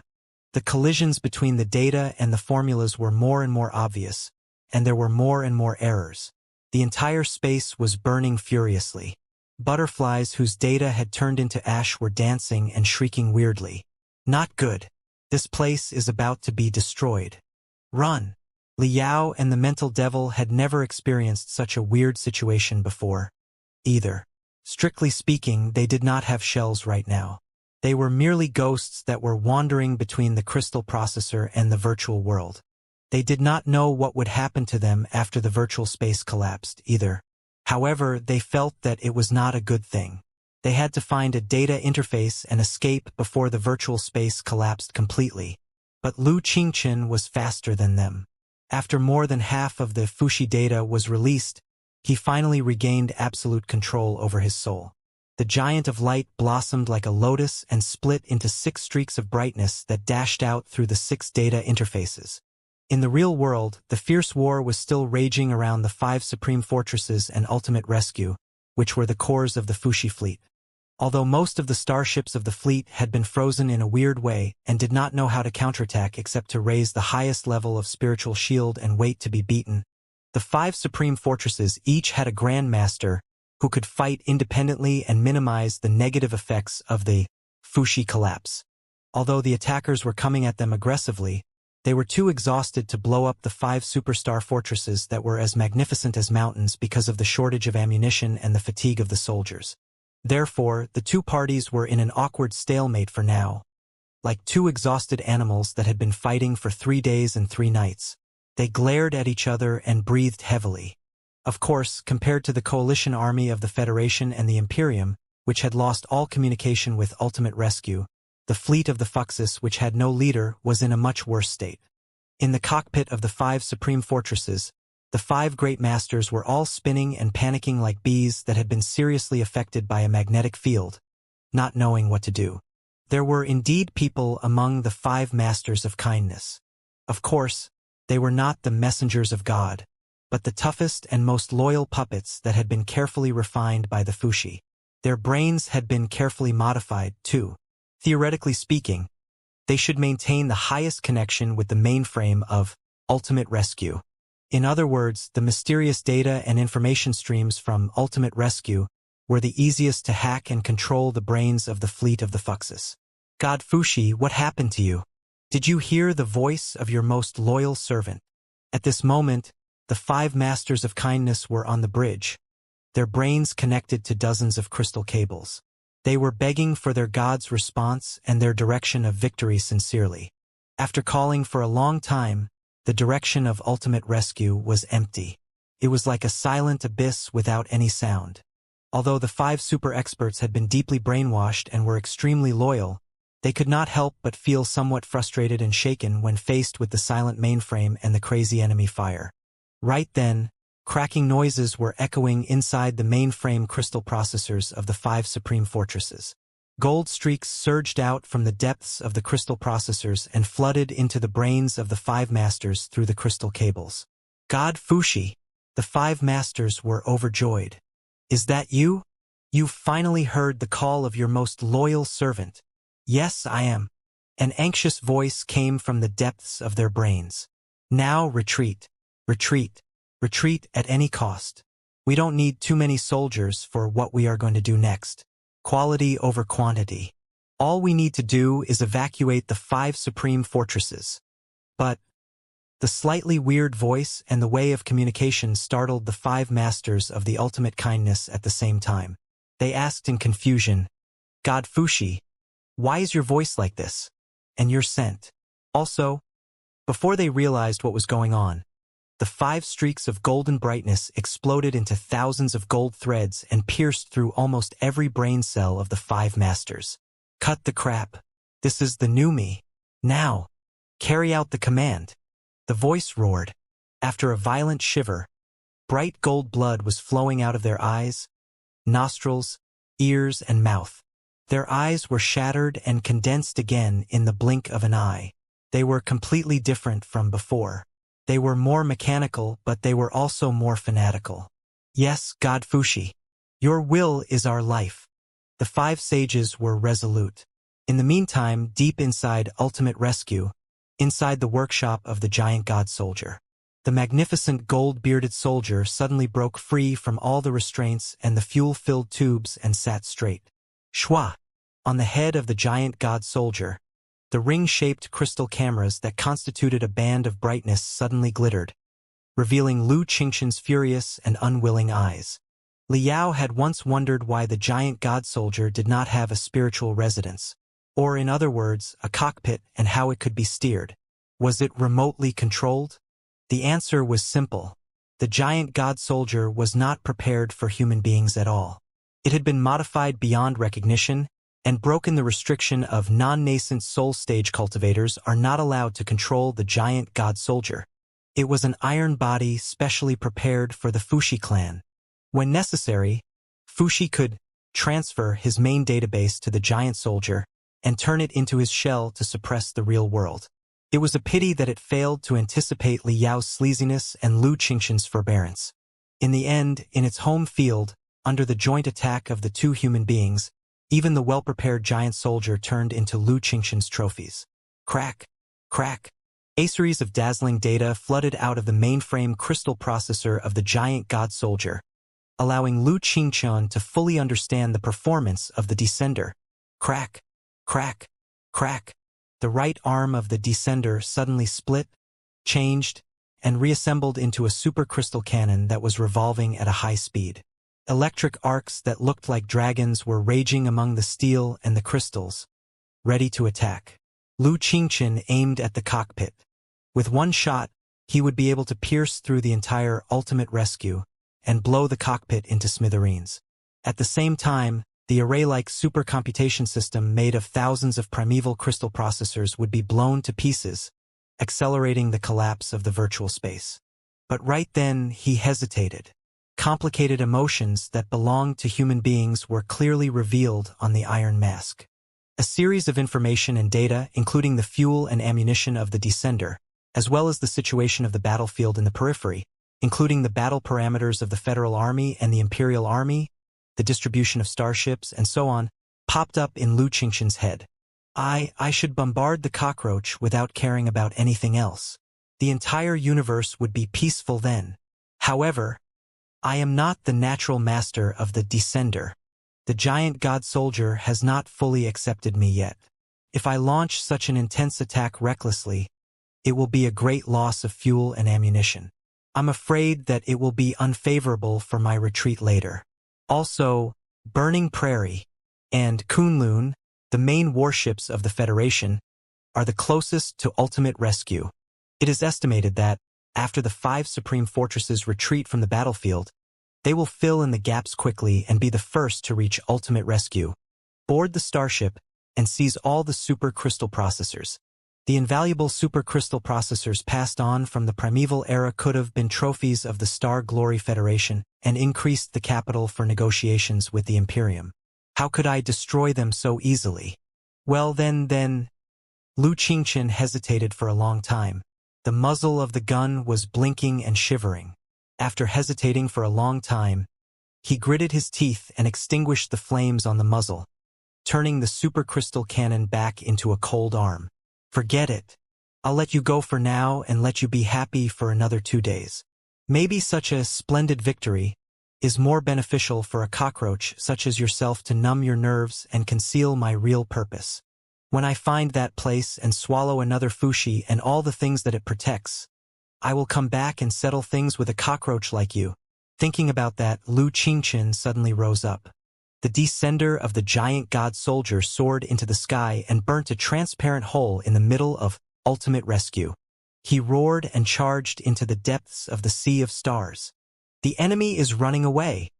In the depths of the sea of stars, Ding Lingdang, who was riding the broken great fire dragon Sparrow, was the first to sense the anomaly of the fleet of the Fuxi clan. As an invisible ripple spread out from ultimate rescue to the 5 supreme fortresses, and then from the 5 supreme fortresses to the entire fleet, the fleet of the Fuxi clan was finally freed from the stunned state and regained part of its vitality.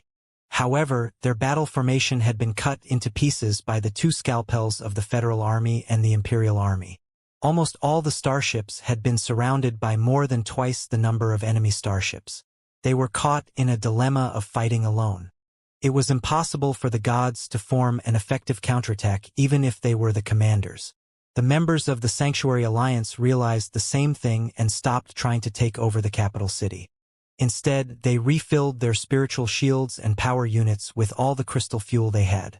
A large batch of starships crowded forward as human shields to attract the firepower of the Federal Army and the Imperial Army. They covered the 5 supreme fortresses and gradually retreated from the battlefield. It was true that, as long as a starship was engaged with the enemy's firepower and left cracks on the shell, it would be very difficult to enter the four-dimensional space jump state. However, the 5 supreme fortresses were all super-large fortresses that were as large as asteroids. Not only were their composite armor unbelievably thick, even their spiritual shields were as thick as a real city wall. The Federal Army and the Imperial Army, which were running out of supplies and strength, would not be able to breach through the solid defense of the enemy for a long time. Thousands of dazzling flames were spurting out of the 5 supreme fortresses. They gradually accelerated to the limit of regular sailing and fled toward the periphery of the Empyrean Terminus sector like 5 rampaging asteroids. In the meantime, more and more starships of the Sanctuary Alliance were launching suicidal attacks at the Federal Army and the Imperium, not to destroy the enemy but to blow themselves up into stone belts to block the enemy's pursuit. Ding Lingdang was burning with anxiety. She gritted her teeth and cut apart the debris one piece after another, piercing through one starship after another. But looking at the fuel and ammunition that she was consuming, she still felt helpless. Could not be helped. The difference in strength between the two sides was not large enough for the coalition army of the Federation and the Imperium to completely annihilate the fleet of the Fushi fleet. Or rather, at the beginning of the war, their sole purpose had been to defend the Imperial Terminus sector with all their might. They had even been prepared to fight in the alleys of the planet. Nobody had expected that the war would be reversed and that they would be the winners of the war. Nobody had been prepared to pursue the enemy. The main brain of the fleet of the Fushi fleet had been destroyed. But right now, a small head that was as brutal and resolute as the main brain of the fleet had grown out. Nobody would be able to stop Lu Qingchen and the 5 supreme fortresses from running away. Knowing that, Ding Lingdang was unwilling to give up. She was planning to chase after the 5 supreme fortresses for another 100,000 kilometers, when a streak of gold suddenly soared into the sky and lunged at her. Boom! Boom, boom, boom, boom. In the blink of an eye, the two parties had exchanged over 100 blows. All the debris within a radius of 3 to 5 kilometers was affected by the spiritual flames and turned into burning powder. So strong! Ding Lingdong's pupils constricted violently, but the pores all over her body all opened up and spurted out crimson spiritual gas, ready to fight. The members of the sanctuary were not best known for their individual combat ability. Even though Ding Lingdang had encountered a few giant god soldiers of the sanctuary just now, it was not very challenging for her. However, the giant gold-bearded soldier gave her a completely different feeling. It was an opponent that was truly worth a fight. The only drawback was that her fuel and ammunition index were both blinking in red. The overall structure of the Great Fire Dragon Sparrow had reached the limit of collapse, too. There was no need for the enemy to be heavy-handed at all. Even if she unleashed her strongest spiritual flames, it was possible that the giant god soldier would be blown apart on the spot. Besides, although she was surrounded by spluttering electric arcs, there was no intense killing intent, as if she was unwilling to be her enemy. Stop chasing. It's useless. It's just a waste of fuel. You can't stop me from retreating. A weird ripple suddenly spread out from the golden-bearded giant soldier. It turned into a low and indifferent voice inside the mainframe crystal processor of the Great Fire Dragon Sparrow.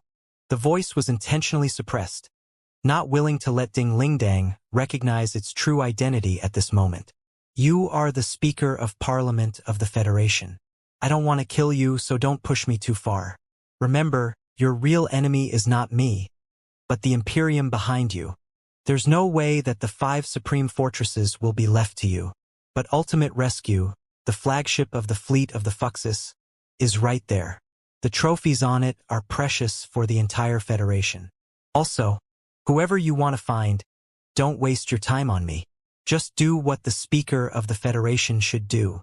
Hardly had the gold-bearded soldier finished his sentence when he gradually vanished from Ding Lingdong's sight at a lightning-fast speed. This is... Ding Lingdang stared blankly at the precise coordinates sent by the other party. She had a vague feeling that she had heard the other party's voice somewhere before. It was even very familiar. She did not even need to analyze it. Her intuition told her that there was nothing wrong with the coordinates.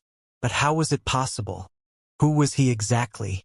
Ding Lingdang, as well as all the soldiers of the Federal Army and the Imperial Army, were gazing at the empty, starry universe at the edge of the Empyrean Terminus sector. North that place, the surging tides raised by the 5 supreme fortresses tearing apart the three-dimensional space gradually dispersed in a form as gentle and splendid as an aurora, as if a veil had been draped over the brutal battlefield. It was a declaration that the battle of the capital city was coming to an end in an unexpected way. As the 5 supreme fortresses teleported into the four-dimensional space and vanished into the depths of the Sea of Stars, the fleet of the Fushi clan lost their main brain again and was completely lost and paralyzed. The coalition army of the Federation and the Imperium had almost emptied the last magazine, the last barrel, and the last bit of fuel. Even many soldiers who had been fighting for 10 days and 10 nights fell to the ground with ear-splitting snores after their last nerve was broken. Is this the end? Inside the cockpit of Prairie Fire, Kaisen observed the bouncing waves of the 5 supreme fortresses in the distance and exclaimed in fear. At least for now, right? On the alloy virus that had been connected to the same tactical command system as Prairie Fire, Boss Bai took a long breath in relief and sat down on the command seat. A smile of relief appeared on his face, but he could not help but tilt his head to the side. The Jade Cauldron sector, the Yellow Dragon sector, and the Imperial Terminus sector had been engaged in a series of fierce battles. Every battle was perilous, and every battle had been reversed multiple times. Even the Divinity Transformation Stage Cultivators were exhausted and could not hold on any longer. No, it's not over yet. Inside the Great Fire Dragon Sparrow, Ding Lingdang narrowed her eyes and gazed at the direction of ultimate rescue. At least there, it is not over yet. Ah! In the virtual space that was about to collapse, the ocean of data turned into a destructive swirl. The 50% of the data that Lu Qingchen spurted out was like a ferocious beast in the swirl. With the instincts that corrupted everything, it chased after Liao, the mental devil, the Fist King, Little Ming, and Wenwen, making everyone except the Fist King scream miserably. This way. It is the data channel that I created when I forced my way in. The Fist King waved his iron arm. The tip of his fist actually blasted a golden path above the virtual space. Not good. We are tied up by the data turbulences that have completely gone out of control. It will be difficult to get rid of them. Xiao Ming and Wenwen cried in unison.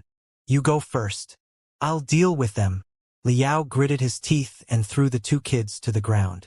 Then he turned around and dashed toward the data turbulence. Dad! Xiao Ming exclaimed. Dad! Wenwen screamed. Li Yao! Even the boxing champion was somewhat moved. Leave me alone. Go now. Go now. Liao roared. I really want to go. Just let me go and stop bothering me. Looking at his tail that had been tangled by Liao, the mental devil was about to cry. What's the meaning of this? Are you trying to drag me down with you? What did I do to offend you? Can you spare my life? No problem. Go now. I'll take care of everything here. I'll resist the damn Fushi data turbulence. Liao looked at the mental devil sincerely, but he tightened his grip on its tail. Leave me alone. Run away with Xiao Ming and Wenwen. Leave me alone. The mental devil wanted to cry but had no tears. It tried its best to run away, only to be tied up by Liao and dragged back by Liao. Wow! Holding the mental devil, Liao said, his eyes brimming with tears. I didn't expect that you would be so loyal at the critical moment and willing to die with me. As the saying goes, a friend in need is a friend indeed. Seems that I was wrong about you. I apologize. Good brother, let's not talk about anything else. Today, we will live and die together. To hell with you. The mental devil was crying and screaming, twisting in vain. What did I do wrong when I was a bloodstripe virus in my previous life to deserve such a good brother like you? You can go to hell if you want to. I'm still young. I still have my youth. I don't want to die. If I had known this would happen, I would have joined hands with Lu Qingchen and killed. The mental devil's noises came to an abrupt end. The data turbulence that was as furious as a tornado and as chaotic as a swirl that could swallow the sky and the earth had sucked them in. For a moment, Liao and the mental devil both felt that the world was spinning. In a trance, they experienced the changes of thousands of years. Their souls were modeled by the endless data, like statues that had been eroded by the wind and were riddled with holes. "Dad! Li Yao!" At the last moment, they heard a familiar voice above their heads, and a drop of vague brightness was growing larger and larger. It was Xiao Ming, Wenwen, and the Fist King. Instead of leaving, they came to Li Yao's rescue and faced the Fuxi data turbulence. At the risk of their lives being destroyed, Li Yao was overjoyed. But when he thought of the possibility that Xiao Ming and Wenwen might have been involved in the weird swirl, too, and that they might have been corrupted by the highly corrosive data turbulences of the Fuxes, his soul tightened like a steel rope.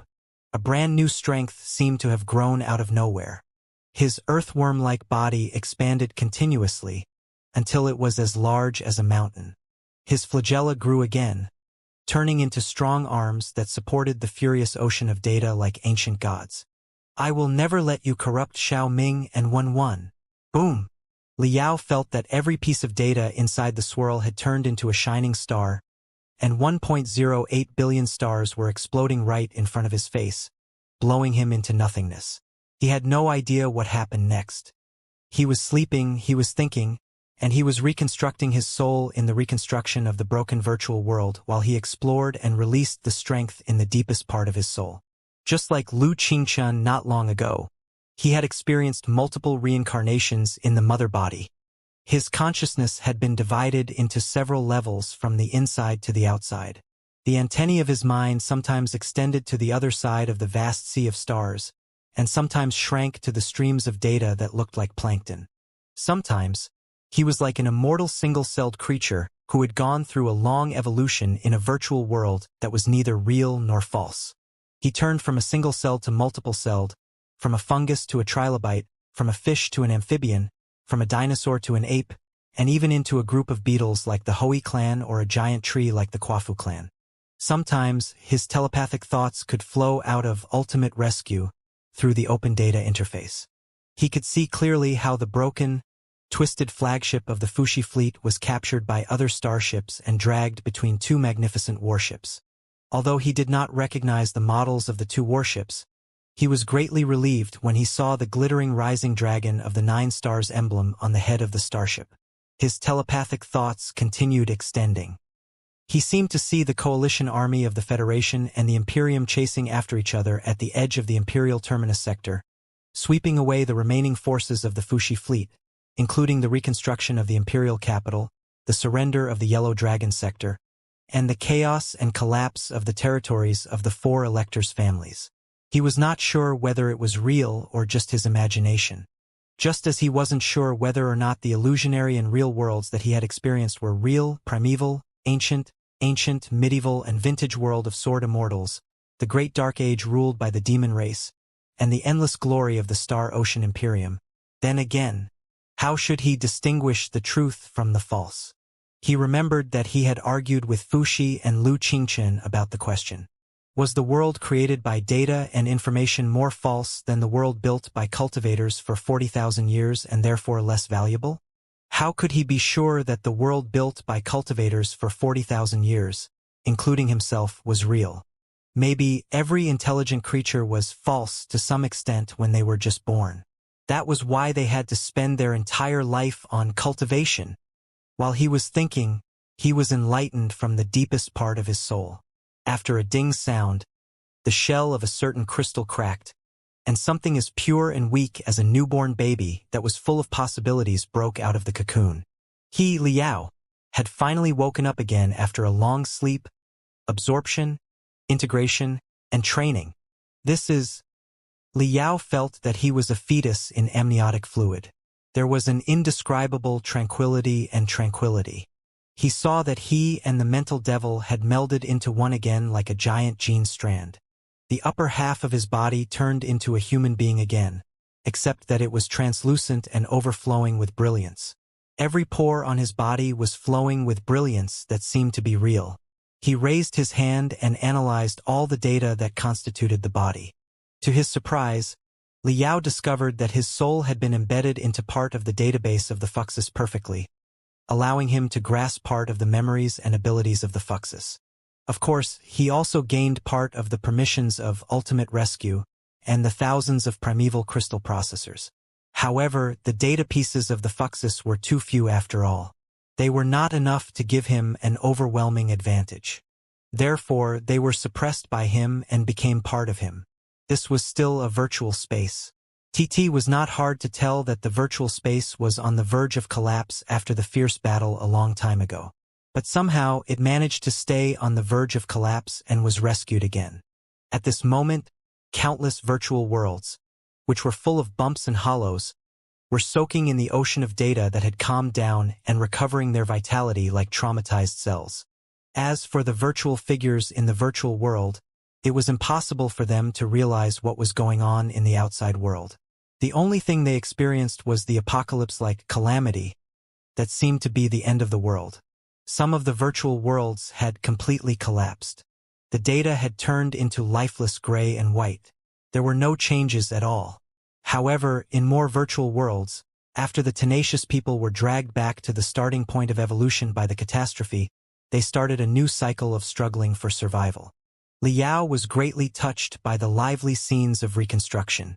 For a moment, he really didn't know how to distinguish the virtual figures made of data from real lives.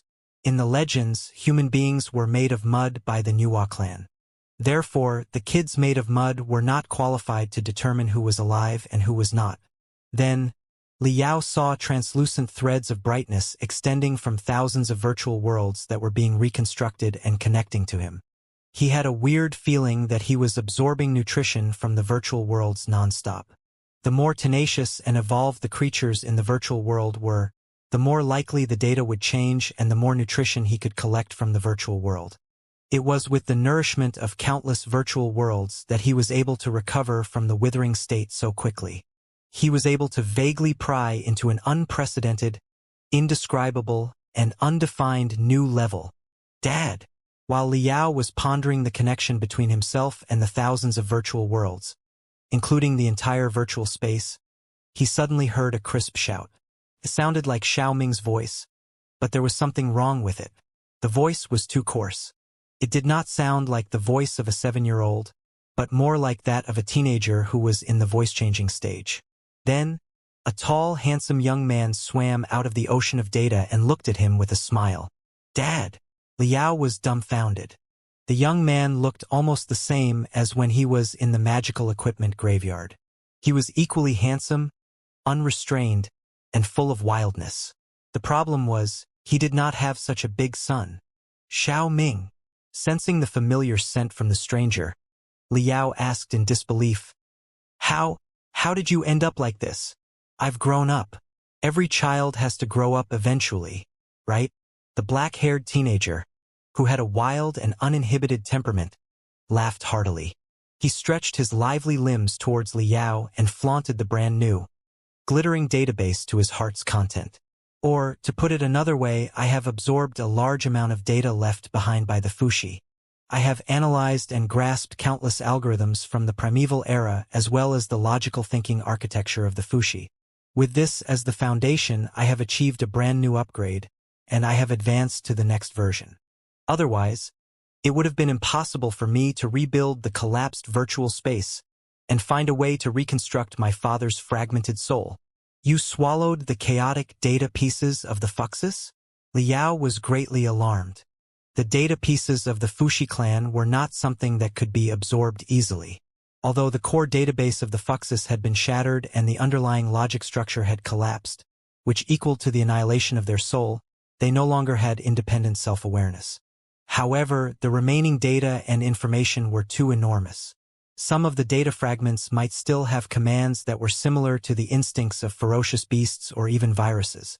The natural instincts of ferocious beasts were to attack and swallow, and the natural instincts of viruses were to corrupt and spread. It would be extremely troublesome if even a tiny bit of the virus touched one's body. It was like although Lu Qingchen had killed the Fuxi and swallowed its body, he was still influenced by the natural instincts of the Fuxi and gradually turned into a second one. Liao had tried everything he could, even at the cost of his own life, so that Xiao Ming and Wenwen would not be corrupted by the data pieces of the Fuxus. He did not expect that he would fail in the end. Or rather, in order to save him, Xiao Ming and Wenwen took the initiative to come back and face the instincts of the primeval beasts together with him. However, the current situation seemed to be slightly different from what he had expected. Although Xiao Ming's appearance had changed a lot, and the core database was brand new, he was still himself. There was no Fushi's scent. That was too intense. Yes, not just me, Wenwen, the Fist King, and even my father absorbed a lot of the chaotic data left by the Fuxus and made a brand new breakthrough. Xiao Ming smiled. Didn't Daddy notice? He, of course. Liao sensed that something was wrong with his soul. Looking at his palm that was made of thousands of streams of data and information, he was dazed for a moment and mumbled, "How long was asleep? What happened during that time?" Dad has slept for 42 days, 7 hours, and 25 seconds. A lot of things have happened in the Panga universe, the Imperium, the Sanctuary Alliance, and the Federation, including your family and friends. Don't be hasty. I will tell you everything one by one. Xiao Ming explained with a smile. As you said, the Fushi data is a very dangerous thing. As a super artificial intelligence that awakened its consciousness in the primeval era and survived and accumulated for hundreds of thousands of years, ordinary human beings and information creatures such as us would not be able to control themselves if they were blinded by greed and swallowed the data. But as time went by, the only outcome would be that they would be corrupted by the data and end up being its slave. But if so many of us divided among ourselves and absorb part of the Fushi data, it is very likely that we will digest it and seize its memories, algorithms, computational ability, and permissions without being affected by it. In the battle more than a month ago, Lu Qingchen had already swallowed the database of the Fuxus. If I'm not mistaken, such a way of swallowing an elephant with a snake will certainly lead to indigestion and even many side effects. Eventually, Lu Qingchen will become a slave of the Fuxus. However, the appearance of the Fist King, especially when he poured the power of his magic into his iron fist and punched into Lu Qingchen's soul brutally, triggered the incompatibility between Lu Qingchen's data and the data of the Fuxus in advance and made Lu Qingchen spit out a lot of the data of the Fuxus. According to our estimation, after the incident, Lu Qingchen spat out approximately half to two-thirds of the data of the Fuxus. In the end, it was a blessing in disguise for the guy. He was able to let go of his burdens and travel light.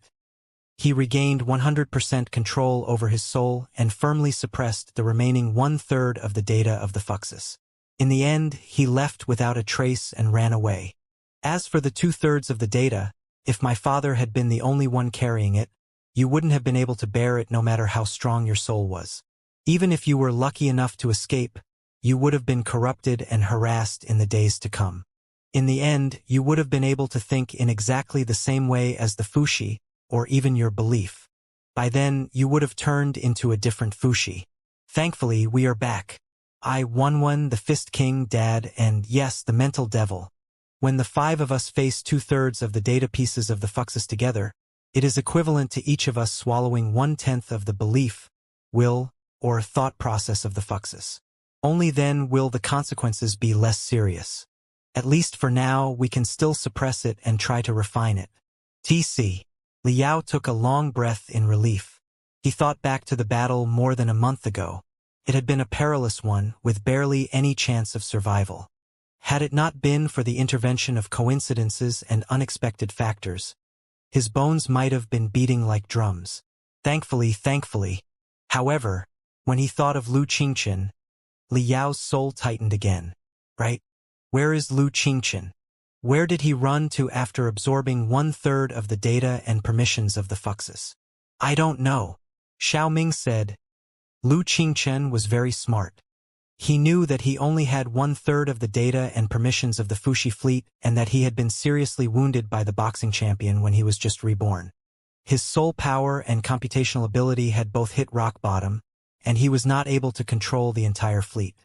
Therefore, he only took away Descender, a supergiant soldier that the Fuxus prepared for him, from ultimate rescue. He also controlled the 5 supreme fortresses and escaped through space jumps under the cover of many starships. He must not have run back to the Holy Alliance, because the Holy Alliance has drained all the resources of every sector under their command in preparation for the final war. Right now, most of the habitable planets inside the territory of the Holy Alliance are on the verge of collapse. In fact, if not for the indifference and meekness unique to the people of the Holy Alliance, their entire society would have collapsed a long time ago.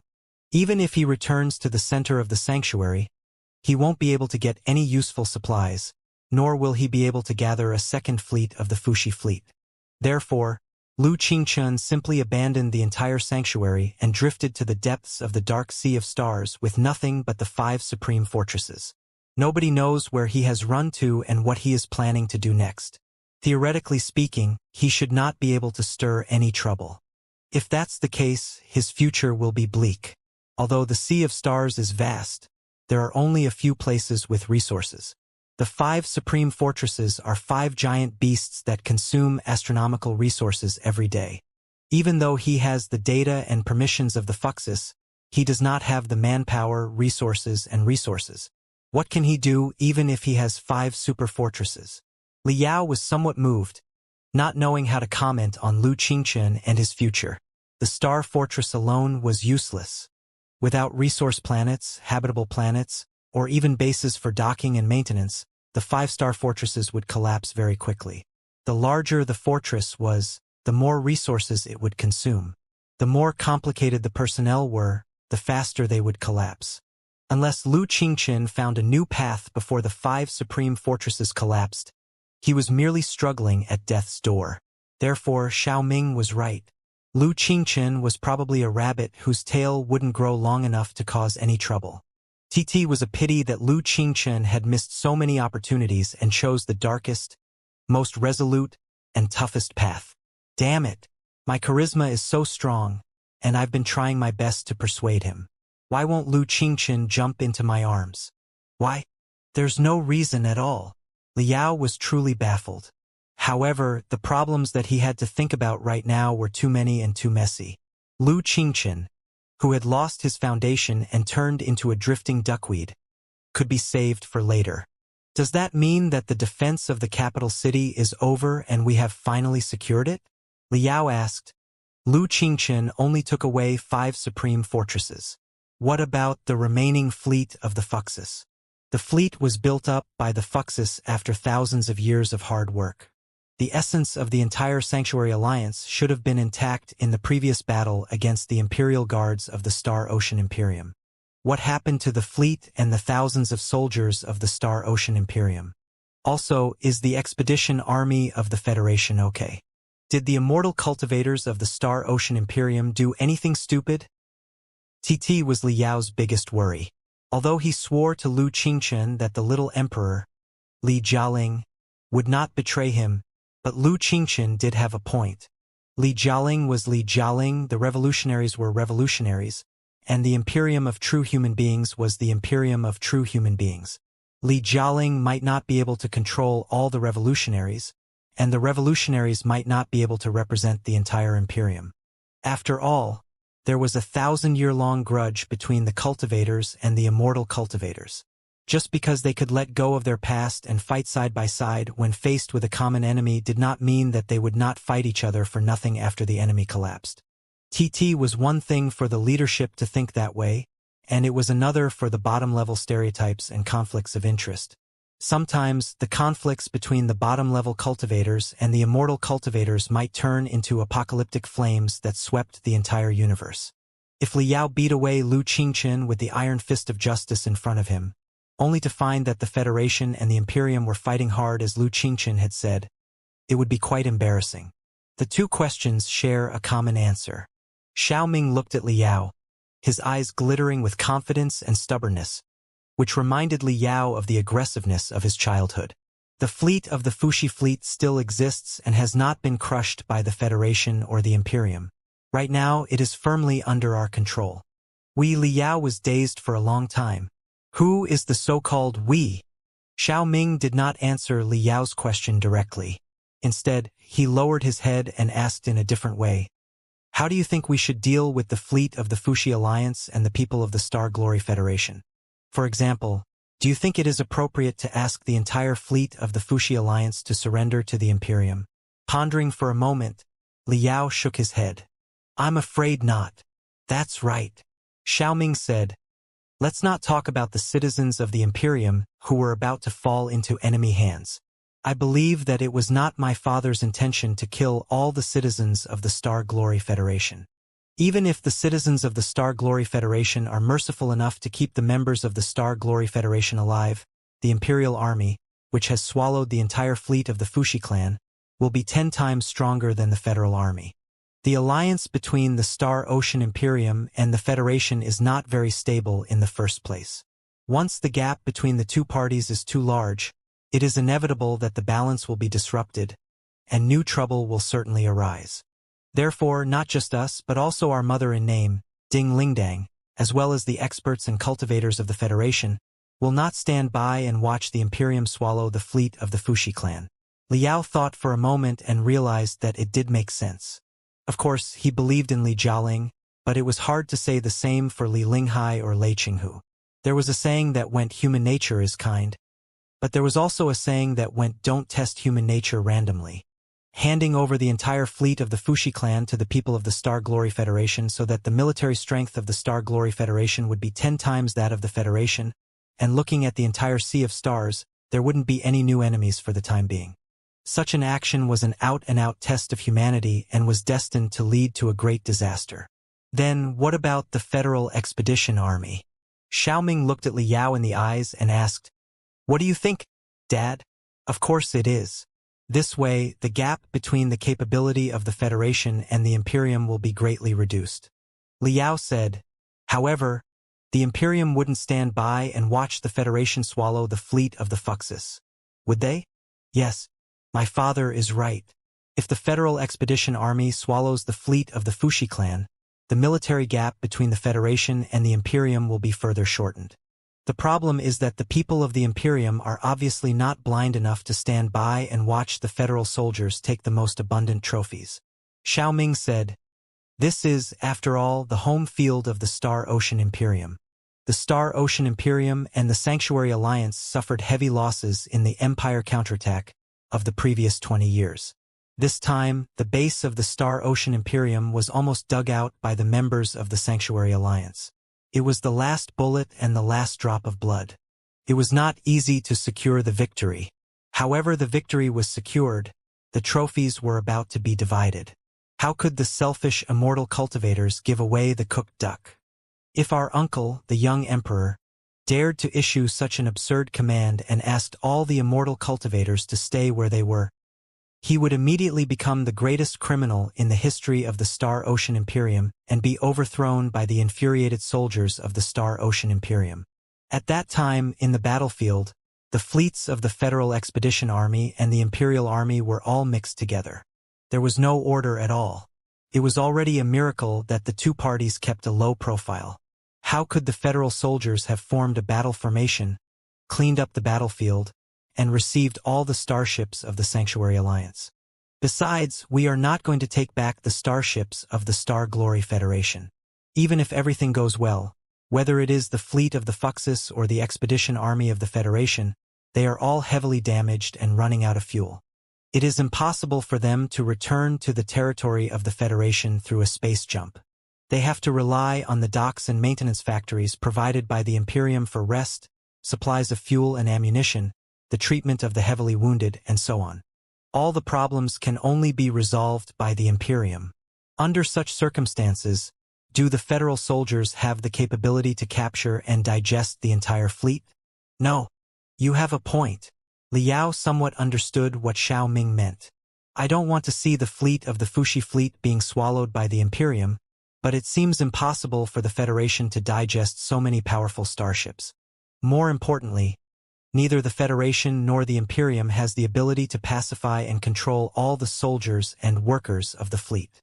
Yes, Xiaoming said, although the fleet of the Fuxus will not attack the outside world after they lose their leader, the so-called best way, and the 3 fundamental rules are still deeply rooted in the brains of the soldiers and the worker bees. Among the 3 fundamental rules, there is the rule to protect themselves. It means that, although the fleet of the Fuxus will not attack them, they will still resist if somebody attacks them first or breaks into their starship to disarm them. It is a conditioned reflex, isn't it? It must be noted that, on paper, The fleet of the Fuxi fleet was not at a disadvantage even though the war was coming to an end. The ammunition and fuel of the fleet were much better than those of the coalition army of the Federation and the Imperium. Except for the main brain that collapsed and the 5 supreme fortresses that escaped, the other main force warships were not hit hard and could still fight. They were like 2 iron hedgehogs that were on high alert. The Federation and the Imperium, 2 exhausted paper tigers, were not able to swallow the fleet of the Fuxi fleet at all. We believe that you are not trying to eliminate all the brainwashed members of the Star Glory Federation. Instead, you are trying to rescue them and help them slowly recover their emotions and will. It's one thing to eliminate their mainframe, but it's another thing to maintain the minimum order so that they can open their minds and receive certain treatments without causing more trouble in the meantime. Neither Wunwen nor I think that the Federation nor the Imperium can do that. After all, they do not have the authority to control the entire fleet of the Fuxi clan. Right? Liao looked at Xiaoming and mumbled, "We've all absorbed part of the data of the Fuxis. This place was the flagship of the fleet of the Fuxis in the first place. Only we have the clearance." "That's right," Xiaoming said frankly. "Wenwen's and my basic database is based on the civilization game of the Star Glory Federation. Besides, we, including the Fist King, believe that it is better for us, the new information lifeforms, to survive in the crevices than for the human civilization to maintain the deterrence and balance of several major forces. Therefore, we are all willing to stand on the Federation side and help the Federation check and balance the Imperium. Since it is impossible for the Federation to swallow the fleet of the Fuxis, and all the muddle-headed soldiers and workers of the Star Glory Federation have to maintain the minimum order, or rather, they cannot leave the control of the Fuxis all at once. They have to find themselves step by step. Then, before all the people of the Star Glory Federation find themselves and new conflicts break out between the Federation and the Imperium, who is more suitable to control the fleet of the Fuxis than us? After a brief analysis and discussion, we came to such a conclusion.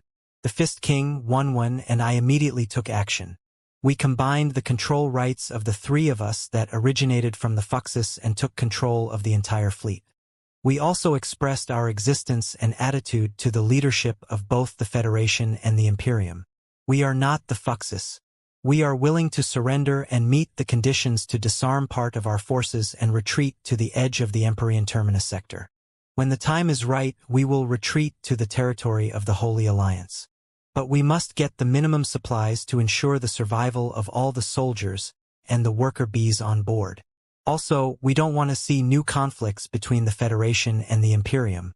If they break out again, the party who creates the conflict will be regarded as our only enemy and dealt the heaviest blow." Liao was dumbfounded. Which means, he had been considering what to say for a long time.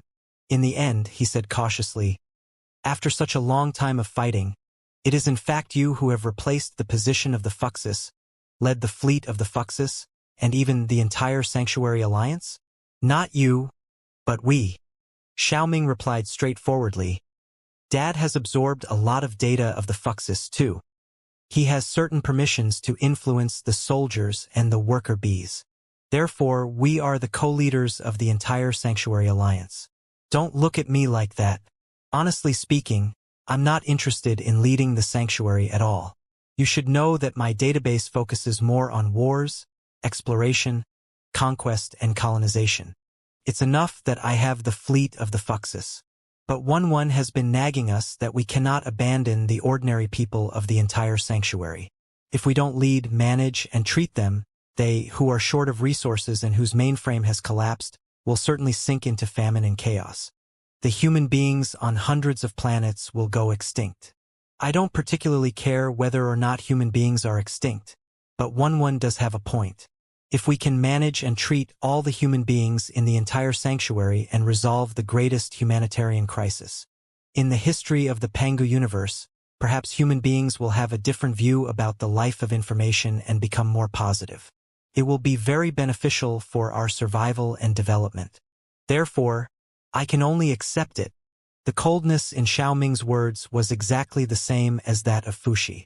Of course, he had been like this even before he met Fuxi and even when he was in the Star Glory Federation. TF information lifeforms really had human nature. then this human nature would certainly be vastly different from the common human nature. So, looking at the young man in front of him who was both familiar and strange at the same time, Liao felt that his parents were no longer in control of him. You chose to control the fleet of the Fuxi clan for the Federation and even to resolve the humanitarian crisis? Of course not. It is mainly for our own survival. It is impossible for us to build our life on the mercy and kindness of human beings. Since we cannot keep our existence a secret any longer, and as the truth of the Holy Alliance is revealed, human beings will definitely be much more hostile to artificial intelligence such as Fuxi, and we must have enough soldiers to protect ourselves. Xiao Ming replied frankly, "Do you think that human beings have enough rationality, wisdom, and patience to distinguish us from the Fuxi, the good artificial intelligence, and the bad artificial intelligence so that they can embrace us and accept us? Maybe they do and maybe they don't. We can't and don't need to gamble. It's better to have a strong fleet of our own and fight and run away whenever we want." Well, Li Yao frowned and said, "Of course, I cannot deprive the information life forms of their self-defense ability. But the fleet of the Fuxis, including the entire sanctuary, is made of a lot of human beings after all. Even though they do not have much emotions and free will right now, my purpose is to gradually awaken them. How can I keep being tied to the tank of the information life forms? And I have thought about that." Xiaoming opened his hands and said casually, "We don't necessarily need to manipulate the members of the Star Glory Federation. If we can replace the members of the Star Glory Federation with a large batch of iron-willed battle puppets and fill up all the battle posts, the fleet of the Fuxis will eventually become a mechanical army that has no carbon-based life and is 100% information. All the members of the Star Glory Federation will be able to regain their freedom and do whatever they want. I believe that it will no longer be in conflict with my father's beliefs.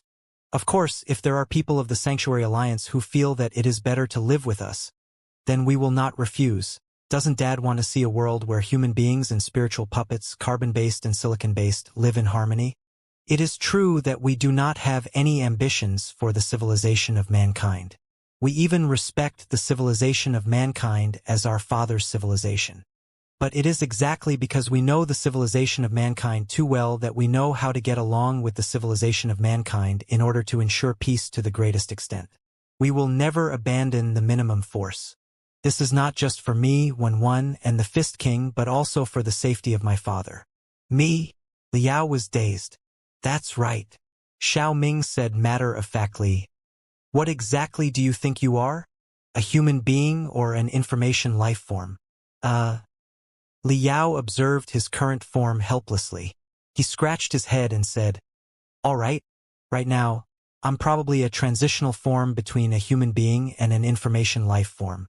I'm like an amphibian in the intermediate state of the evolution of aquatic animals to terrestrial animals. However, I still have a way to return to my original body. That body of mine hasn't decayed yet, has it? Of course, as long as you repair your soul, which is riddled with holes in the virtual space, and we stabilize the virtual space and establish a stable and high-speed data channel, you will be able to return to your original body." Xiao Ming said, "However, have you not realized that the shell is not important at all? The important thing is that your soul is inherently different from that of human beings and more like ours. You were never a human being from the beginning, at least not in the narrow sense. Human beings of the Pangu universe and the 40,000 years of cultivation, you are an earthling." Liao was silent for a long time. "Are earthlings not human beings?" he asked. He had asked himself the same question many times, but right now he wanted to hear the children's opinions. It's hard to say. First of all, we need to be clear about one thing. It is very difficult to distinguish and define human beings in the narrow sense. For example, the demons in the past were not human beings. But after the war between the Heaven's Origin Sector and the Blood Demon Sector, and after the new Federation was established, the demons were human beings. There were also the muddle-headed people of the Sanctuary Alliance. The soldiers and the workers might not have been real human beings in the eyes of many people of the Imperium. Not to mention that the Imperium had been divided into different classes. The so-called underground natives, the human-shaped monsters who had lived in darkness for 10,000 years with degenerated eyeballs, pale skin, and absolutely no intelligence, were not human beings at all. Xiaoming said seriously, "Look, in the narrow sense, the concept of human beings is ever-changing. Dozens of different definitions exist at the same time. Everybody has their own understanding of human beings according to their own identity and stance. Countless wars, bloodshed, destruction, and doom have broken out because of their disagreement about the concept of human beings. I am a human being and you are not, or lamb a nobler one, and you are a lower one. Isn't that the most common excuse for a war in the history of the 100,000-year wars of the human civilization? And from a broader point of view, what exactly are the so-called human beings? Dad, Lu Qingchen, didn't you all propose in the battle against the Fuxus to awaken the self and to defy the natural laws of nature? In any case, the intelligent creatures that are bound to you are not allowed to be called human beings. Therefore, if you ask me whether or not Earthlings are considered to be human beings in the broadest sense, I think it should still be counted. Because Earthlings were born with heroes like you who were unwilling to accept their fate and were determined to resist. They were born with the Vulture plan, which did not perish even when they wandered to the edge of the universe. Therefore, Earthlings are naturally the proud members of the human camp. However, from a narrow-minded point of view, is an Earthling a human being like the Pangu universe, a cultivator of 40,000 years, or even a primate, mammal, or carbon-based life form? I would like to ask a big question mark. It is very likely that, just like me and Wenwen, Earthlings are also information life forms. No, that's not very accurate. Let's put it this way, Wenwen and are both Earthlings. The reason is simple. If our father is an Earthling, then we must share at least half of the blood of the Earthlings, right? Since we are an information life form, how can the Earthlings not be an information life form? If the Earthlings are just carbon-based life forms, mammals, primates, and hairless monkeys, how can they pass through the multiverse and enlighten the new information life forms? Also, the Fist King is an out-and-out information life form. However, his most original database contains a lot of runes from the magical universe. Such runes can be found everywhere on the Earth in my father's memory. Can't they? In other words, the Earth is deeply connected to the magical civilization, including information life forms such as the Fist King. With so much evidence in front of me, is it possible that you are unwilling to admit that the Earthlings are not made of flesh and blood but the superdata amalgamations that contain endless mysteries in a higher dimension? LL? For a moment, Li Yao was not used to Xiao Ming's sharp tongue and aggressiveness. He missed the two plankton that only knew how to crawl into his arms. So, what you are saying is that Earth does not exist, at least, it is not real? Seriously? Didn't Dad understand everything when he was fighting against Fuxi? Why is he backing off now? Is this the so-called, the more you care, the more confused you become? Xiao Ming said, what is truth, what is false, what is existence? And what is nothingness when you stand at the height of the multidimensional, superdimensional universe? If some kind of four-dimensional intelligent life exists, perhaps in its eyes, the entire three-dimensional universe is a virtual game, and the strong and weak forces in the three-dimensional universe are gravity, atoms, molecules, and cells. Single-celled life and multi-celled life are all of these combinations of data and information. And how can this four-dimensional intelligent life, which is like an omnipotent god or devil, know that it is the existence at the peak?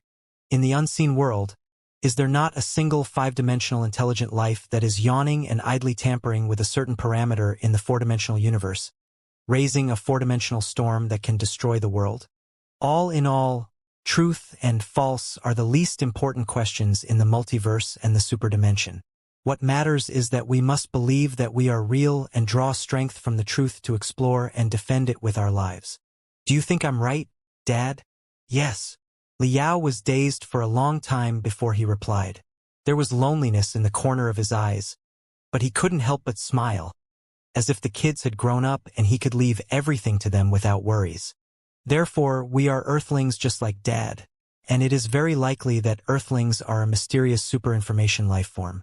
It is not good news for the entire Pangu universe, especially for the citizens of the Imperium who have been savaged by the information life forms.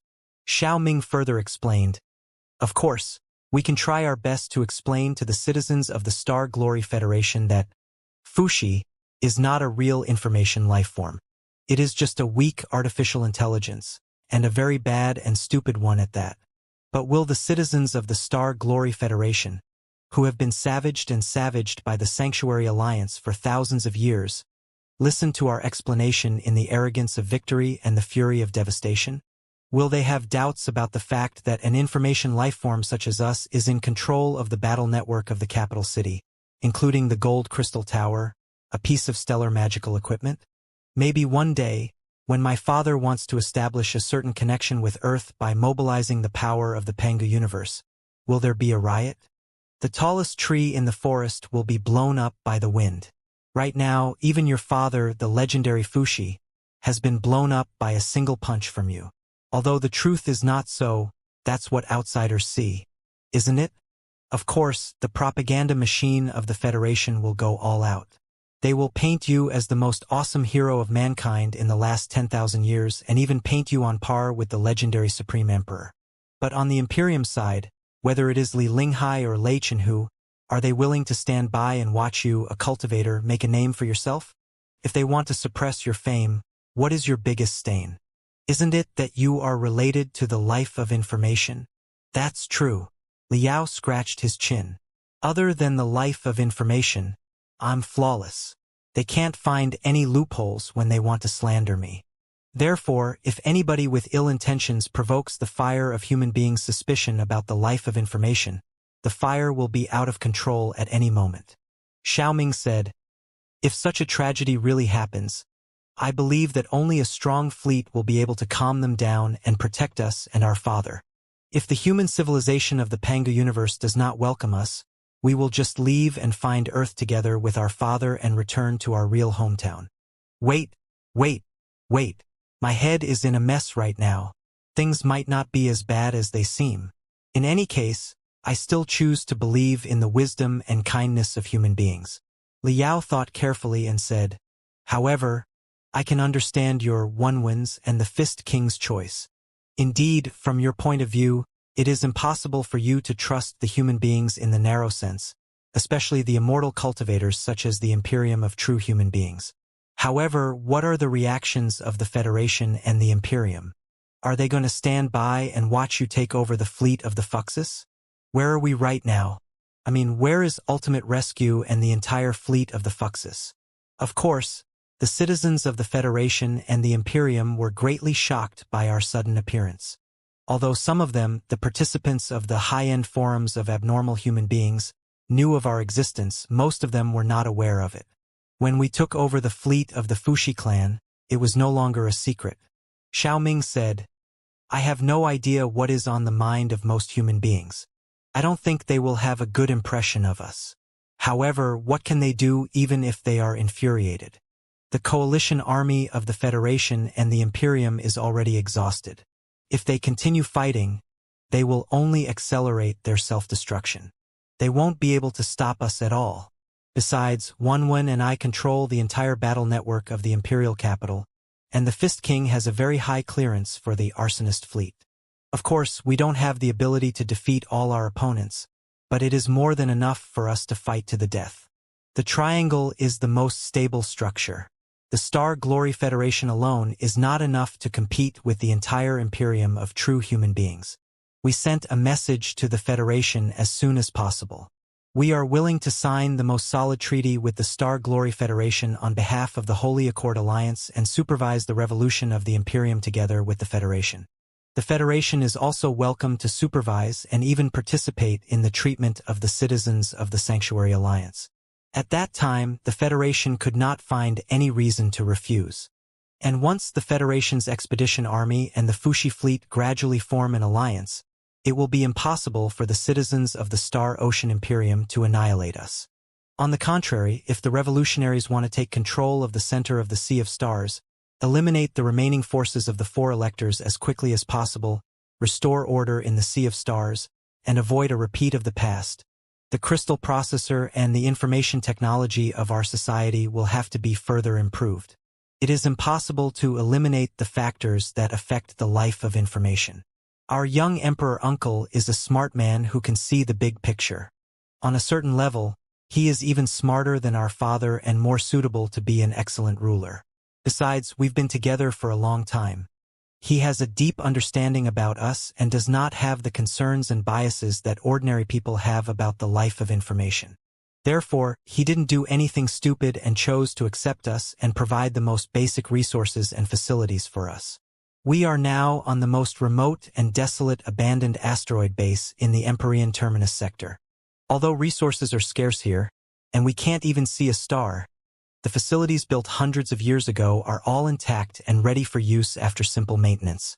With the resources provided by the young emperor and the reserves of the fleet of the Fuxi clan, we will be able to catch our breath for now. While Xiaoming was talking, dozens of 3D light beams were shining behind him, displaying the lively scenes of maintenance and construction of the abandoned base. It could be clearly seen that, although many starships of the Fuxi fleet were riddled with holes, their plate armor battered, and they looked like ragged clothes, they managed to maintain the integrity of the basic structure and the last bit of vitality of the Holy Accord Alliance as well as the first hope of the life of information. It took the entire capital city about a week to completely end the unrest and restore basic order. Xiaoming said, after that, the fleet of the Fuxi fleet, the expedition army of the Federation, and the leadership of the Imperium of the young emperor's uncle held a secret meeting of the highest level on Empyrean Terminus. Everybody accepted the fact that there was nothing they could do about it, and the three parties were officially established. Although this is not the most ideal ending where justice triumphs over evil and all problems cease to exist, and where there are still very serious disagreements and suspicions between the two parties, and who knows when there will be more trouble, at least temporary peace has arrived. Peace, even if it is only for 1 second, is better than nothing, isn't it? Liao agreed. But he did not see it coming. So fast? You met me in secret while I was asleep. Yes. Well, both the Sanctuary Alliance, the Imperium, and everybody in the Federation thought that it was better to meet while my father was away. Xiaoming said, if so, the atmosphere of the meeting will be more solemn, and we will be able to discuss the issues of interest more intensely without any obstacles. What do you mean? Liao was dazed for a moment, as if he had been wronged. So, if I were there, the atmosphere of the meeting wouldn't have been so solemn, would it? Who said that? I am the supreme ruler of the universe, the father of the Federation, the best expert in the Pangu universe, the God-Slayer, the Black Wind King, and the high-dimensional virus. How am I not solemn? How am I obstacles 2-inch comma? Don't be excited, Dad. It's not that we don't like you. It's just that your identity is too special, and you've made tremendous contributions to the civilization of mankind. Your contributions are unparalleled in the past 10,000 years and the next 10,000 years. Xiaoming explained, look, you are the father of the Star Glory Federation and the husband of the incumbent speaker of the Federation. In the meantime, you are the Black Wind King of the Imperium of true human beings and one of the 2 most powerful warlords. You are also the foster brother of the Emperor and one of the behind-the-scenes advocates who put the Emperor on the supreme throne. You are also the one who saved the capital city twice in only half a year. Wuxia, the Black Star Emperor in the first time, and Fuxi in the second time. It is safe to say that you blew them up with your own hands. From that point of view, it is not an exaggeration to call you the first person to rebuild the Imperium. As for the Sanctuary Alliance, it is needless to say that your child has replaced the position of the Fuxi and is managing the entire Sanctuary Alliance. Therefore, think about it. If you participate in such a high-level meeting, when the interests of the Federation, the Imperium, and the Sanctuary Alliance are in conflict, and everyone is fighting for their interests, which side will you help? Well, Liao thought for a long time and failed to come up with an answer. He could only mumble. All right, it seems that I've climbed too high without me knowing. My position is too high, and I'm no longer suitable for games such as the Star Ocean Imperium.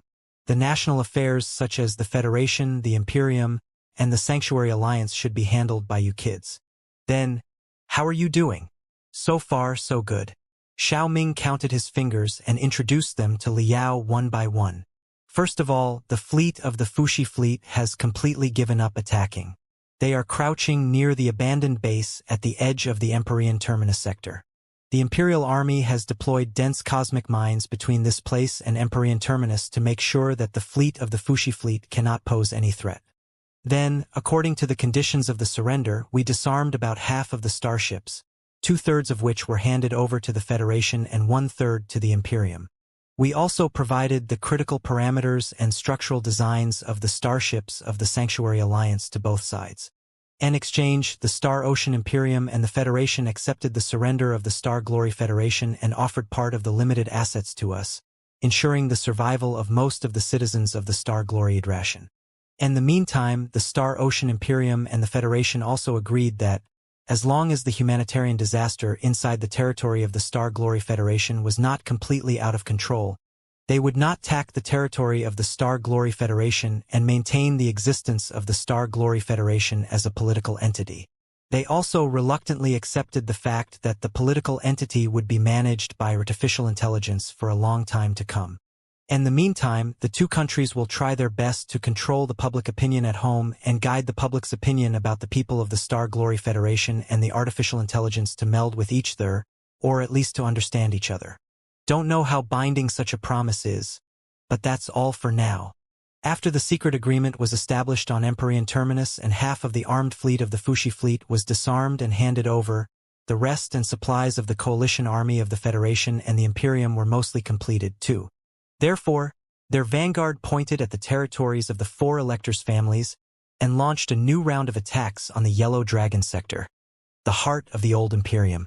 The smoothness of the attack could not be described as crushing, but passing on. The worlds under the control of the four electors' families, including those of the Yellow Dragon sector, had been in a state of panic for a long time. Their only hope was that the new Imperium and the Holy Alliance would suffer heavy losses and they could fish in troubled waters for a while longer. Now that the imperial capital had been pacified, the Holy Alliance had surrendered to the Imperium, and they had a strong ally named the Federation. Their last hope was dashed. From below the Yellow Dragon sector, the nobles of the other worlds were all fighting to surrender. Some of them were even stabbing each other in the back in order to make up for their mistakes with trophies. Most of the time, the coalition army of the Federation and the Imperium did not even need to send out a single soldier. They could hear the roars of Long Live Emperor Xianxia, one planet after another.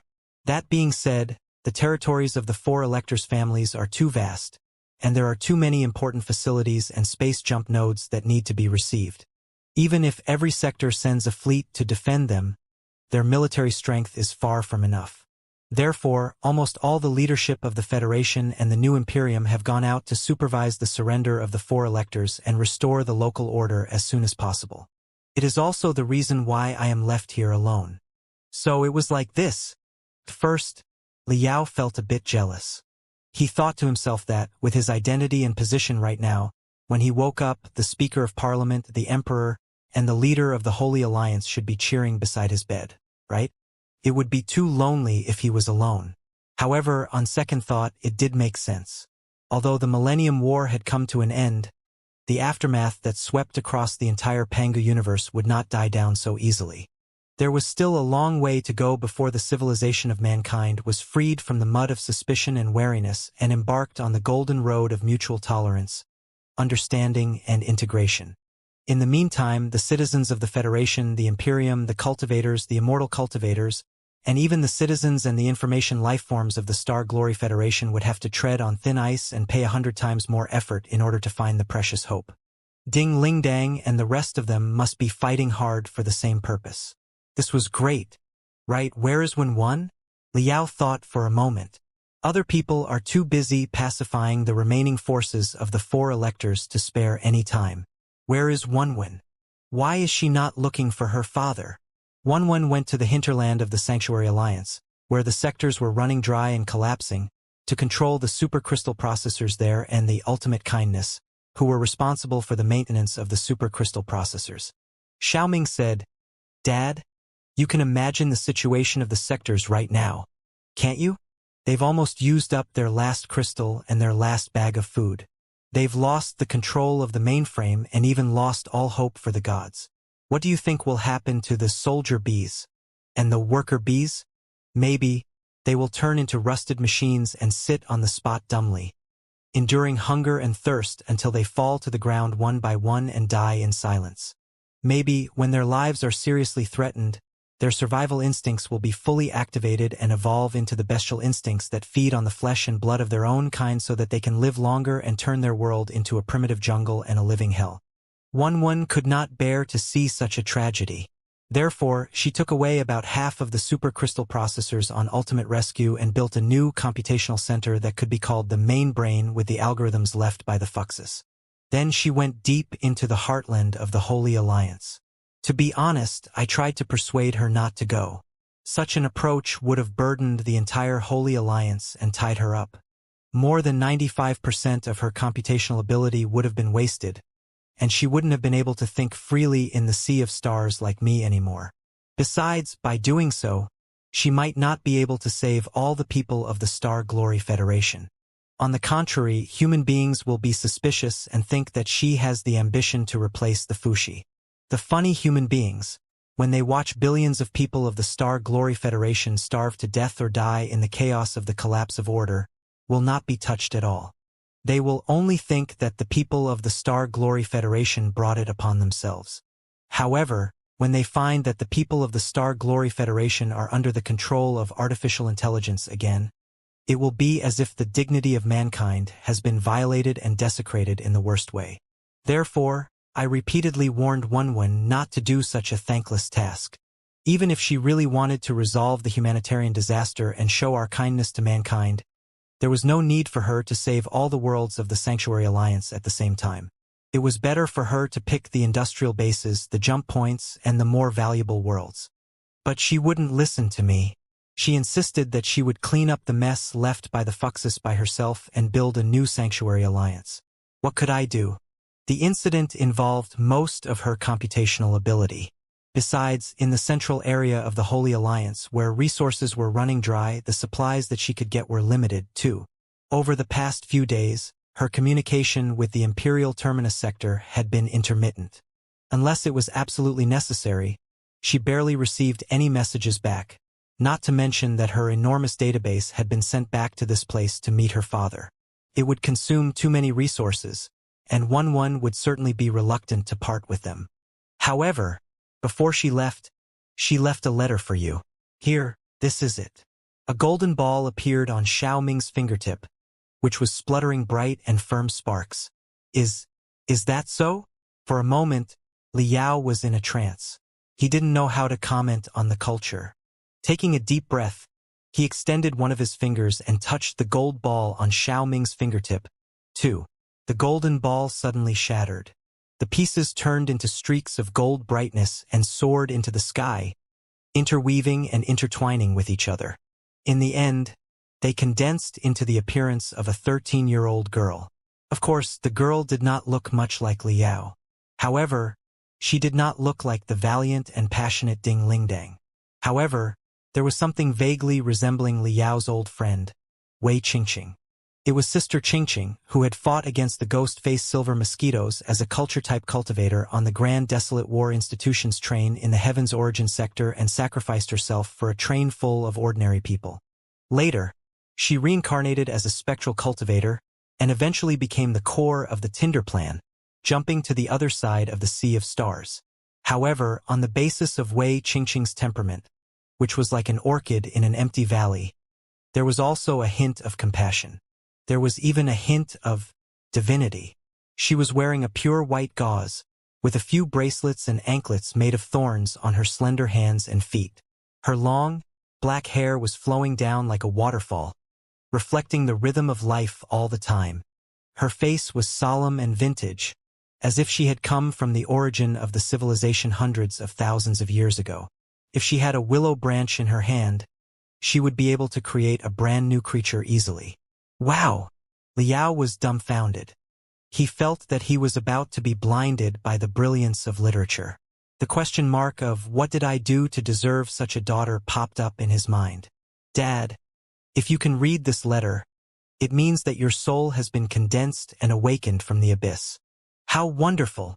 There was still innocence in her gentle smile, but there was persistence and stubbornness in it. She said, maybe, when you wake up, you will find that everything is different from what you imagined. We did defeat Wuxia, but we failed to annihilate him. We even had to accept him as part of us in order to continue the arduous journey of civilization. Lu Qingqian's ideas were too extreme, but it did not mean that everything he said was unreasonable.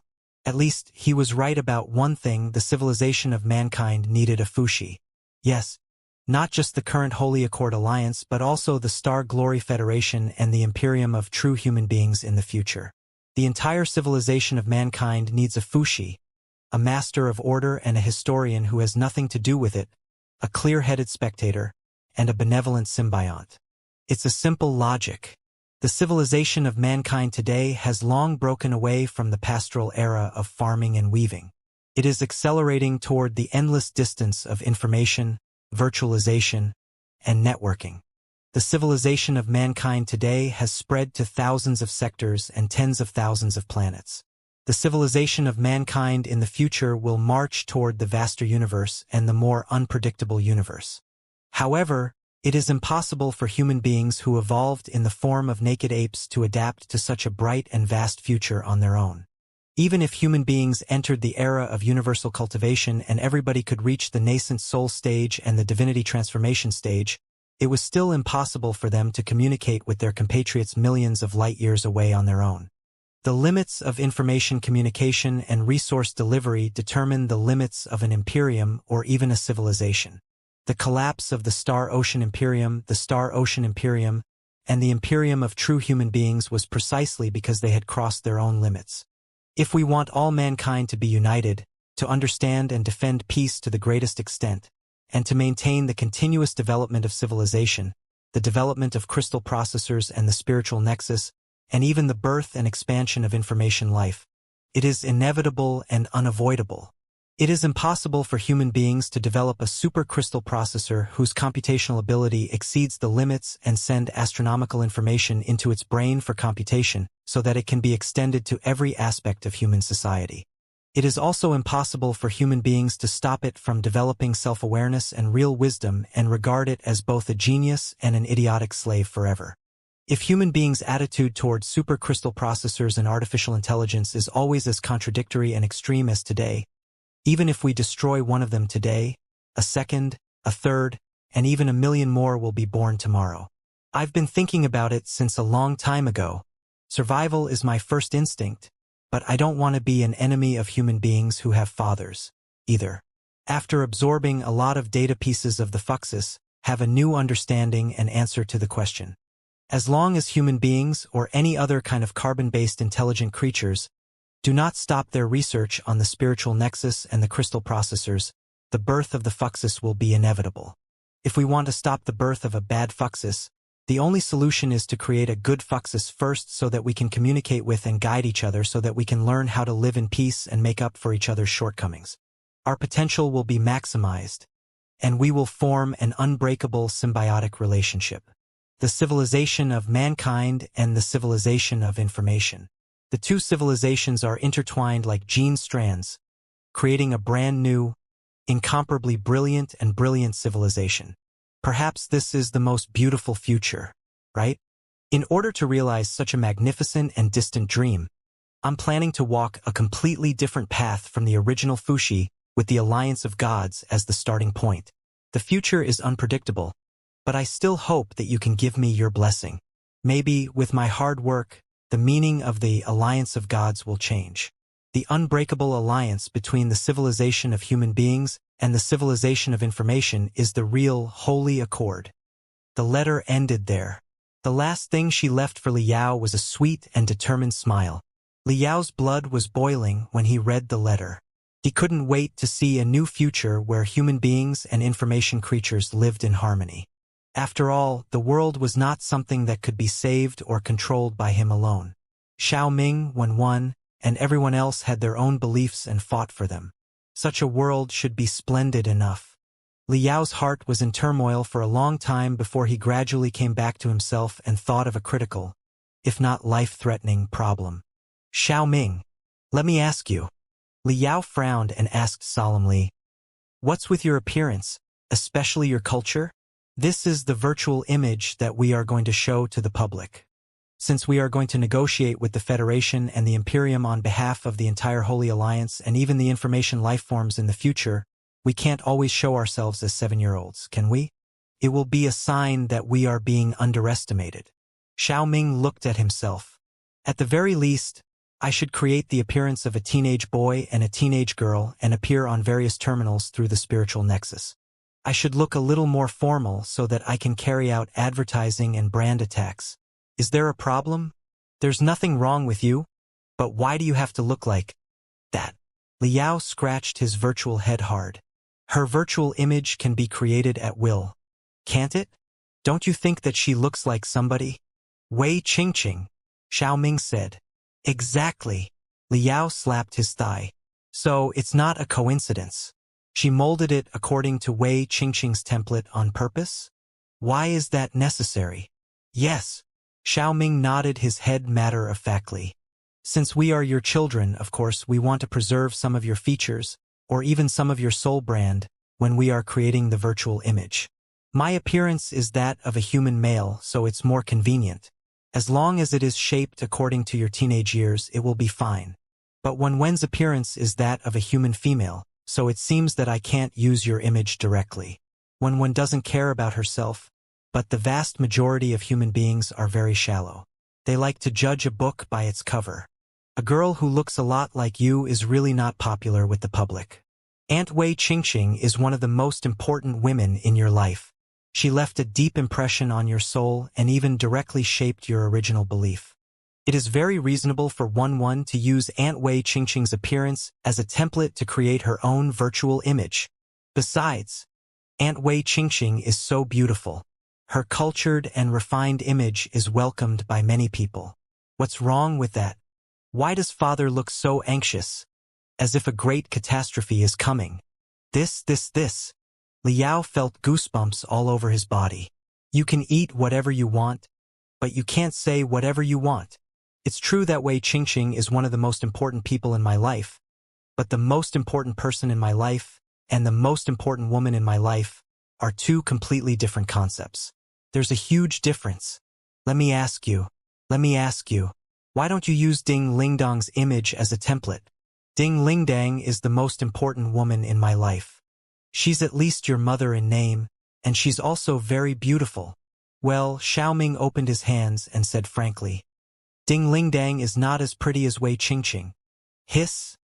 Liao seemed to be watching a tyrannosaur opening its bloody mouth right in front of his face, with blood and minced meat embedded between its sharp teeth.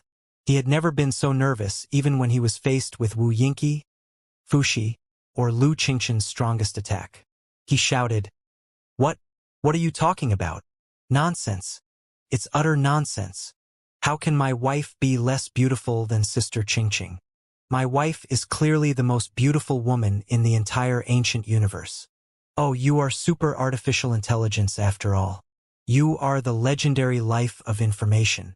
Don't be so childish. Somebody might die. It is true. Although there is no precise definition or measurement of beautiful, human beings will still have different psychological reactions to different faces. As the saying goes, appearances come from the heart. On the other hand, the first impression is very important for the information life to be integrated into human society. Xiaoming explained, and I went through a lot of trouble to think about it. We even gathered a lot of data to calculate what kind of image we should reveal to the public so that it would be easier to win the favor of all mankind. Of course, we also considered Ding Lingdang's image seriously, and it was the first option. But there are two main problems. First of all, it's not that Ding Lingdang is not beautiful. It's just that she has a passionate, fiery, and aggressive look. Her beauty is like burning flames, or even spurting magma. It's too aggressive. Not everyone can stand it. Only an unparalleled expert like you can compete with her and appreciate her beauty. But for most people, she has too much personality, too much sharpness, and too much ferociousness. Do you understand what I mean, Dad? If you don't, let me give you another example. Ding Lingdang is like a durian. Those who like her call her the king of fruits, but those who don't. Enough. Shut up. I understand. I really do. What durian? Don't say it again. Holding his chest in pain, Liao gnashed his teeth. Besides, her performance in the previous phase of the war was too shocking, too brilliant, and too tough. As the Speaker of Parliament, she marched to the center of the Sea of Stars all by herself and reached the front line as soon as possible. Her declaration that Ding Lingdang, Speaker of Parliament, is here was so shocking that all the immortal cultivators were dumbfounded and shocked. She left an indelible impression on the citizens of the Imperium, too. The name, Red Fire Dragon King, has become a household name and a fierce legend. Xiaoming said, if one uses Ding Lingdang as a template to create her own image, it will inevitably give others the impression that she is a small-sized Ding Lingdang. Our purpose is to live in peace with human beings, to express our kindness to the greatest extent, to show our harmless side. However, how can a small-sized Ding Lingdang be harmless? Liao thought for a long time, but he could not figure out what a harmless Ding Lingdang looked like. Although she was his wife, he could not go against his conscience and say that Ding Lingdang looked very suitable to be a peace envoy. There's another important point. Right now, the Federation, the Imperium, and the Holy Alliance are having a three-way meeting. There are a lot of contradictions and suspicions among the three parties. We need to shatter the chain of suspicion between us to the greatest extent. Xiaoming further explained, think about it, Dad. If Ding Lingdang is the representative of the Federation during the meeting, and a girl who looks like Ding Lingdang is the representative of the Holy Alliance, what will the representatives of the Imperium think when it is obvious that she is very close to the representatives of the Federation? Yes, the Federation is cooperating with the Holy Alliance to restrict the Imperium, but it cannot be so obvious on the surface. Otherwise, it will be difficult for our Uncle Emperor to suppress the discontented immortal cultivators below him. Won't it? All right. Liao had to admit, you guys are very thorough and reasonable. A large Ding Lingdang and a small Ding Lingdang sitting together is indeed quite awkward. Therefore, Aunt Wei Qingying is the best choice. Xiaoming said, firstly, she is the most important woman in the deepest part of your father's soul. No, she is the most important person. Secondly, she does not look aggressive or aggressive at all. Instead, there is determination in her weakness. She is like a pure and innocent flower that is the easiest to win other people's favor and ease their wariness. Thirdly, if she shows up in such an appearance, the people of the Imperium will not have any unnecessary misunderstandings. Look, we've considered everything. There is absolutely no problem, Dad. Hehe. You've considered everything? Liao said miserably. So, you've met Ding Lingdang? Of course. It's a three-way meeting. How can I miss it? Rest assured, Dad. We are getting along very well. Xiaoming said, although she is just our mother in name, and her performance on the battlefield could almost be called aggressive, we've discovered that she is a kind, visionary, and futuristic woman after we get to know each other. Other than her curiosity about our life form, we don't feel that she is biased or discriminating against us at all. It is evident that, as long as it is beneficial for the civilization of mankind, she will try her best to overcome her inherent thinking and break into a whole new level and territory. No wonder she can be our father's wife and the Speaker of Parliament. That's right. Outsiders often only see her incomparably tyrannical combat strength. They think that all her cultivation is in her pair of fists. If that's the case, then it's simply impossible for her to become the leader of the Patriot Front in the past. She is indeed kind-hearted and tolerant.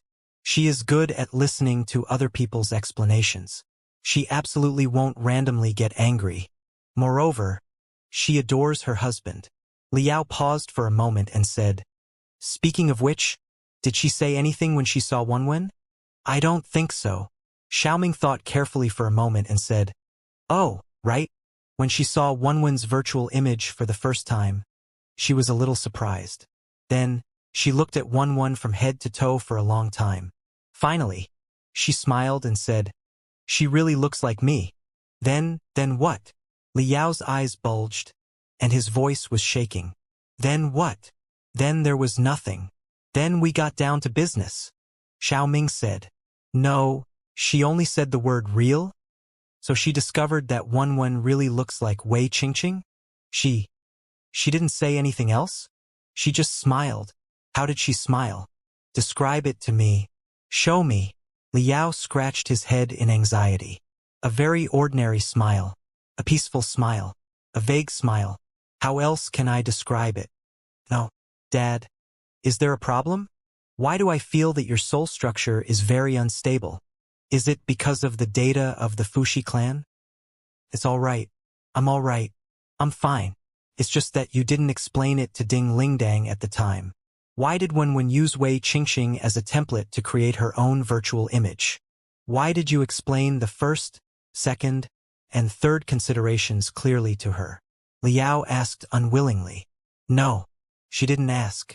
Other than the real thing in the beginning, we haven't talked about it. After all, we have a lot of national affairs to discuss. We don't have the time to talk about such trivial things. Xiaoming said. After the three-party meeting, she specifically asked my father when he would wake up. She also asked whether or not she could move my father's hibernation chamber to the flagship of the Federation's expedition army. She also asked what kind of treatment the Federation could provide. In this way, once my father's soul returned to his body, he would be able to wake up directly in front of her eyes. She said that she really couldn't wait to see my father. She had a lot of things to talk about with my father. It would take 3 days and 3 nights. 3 days and 3 nights? Liao's legs were already shaking. Dad, what happened to you? Weren't you fine just now? Xiaoming asked. I'm fine. I can hold on. Liao took a deep breath and calmed himself down. Right? What about the rest of you? Any reactions? The virtual space is still under reconstruction and could collapse at any moment. Therefore, it is not suitable for the souls of ordinary human beings. But many people have left messages for you through me. On Xiaoming's open palm, another 10 or so brilliant balls appeared. Liao extended his finger and touched the ball. The image of Li Jialing appeared in the first ball. However, compared to the Li Jialing in Liao's memory, the little emperor was even more intimidating when he was surrounded by smoke. Brother Yao. Only in front of Liao could Li Jialing completely put down his dignity as a king and resume his identity as a younger brother. He beamed with joy and said, although I never gave up hope at the most difficult moment and believed that you would definitely fall from the sky, I never thought that you would appear in such a way and create an unprecedented miracle. Really, I don't know how to describe it. The first time we met was only a few years ago, but it felt like a lifetime ago. At that time, I would never have imagined that such earth-shaking and unbelievable changes would take place in the future of the Imperium. However, even though the entire universe is changing, some things will never change. I still remember how you charged at the overwhelming army of puppets unhesitatingly in the iron factory below Empyrean Terminus. You said that your biggest dream was to be a butterfly that could raise a storm. I've remembered your words for a long time, so rest assured, Brother Yao. Your mission as a butterfly has been accomplished. I will certainly be the storm that revolutionizes the Imperium and sweeps the universe. With my courage, wisdom, and determination, will bring a brighter future to the civilization of mankind. Li Jialing's body was frozen while he was waving his fists. This kid. What does he mean by my mission has been completed? It's like I'm retiring.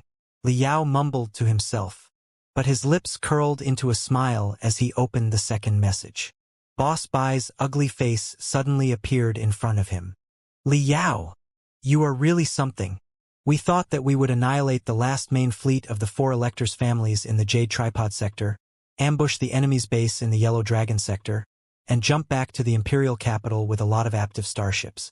We thought that we would be the biggest contributors to the war. Didn't expect that I would be intercepted by you at the last moment. Ha ha ha ha. How infuriating. Think about it. 100 years ago, when you and I met for the first time on Spider Den, you were still an unknown. In only 100 years, you were invincible.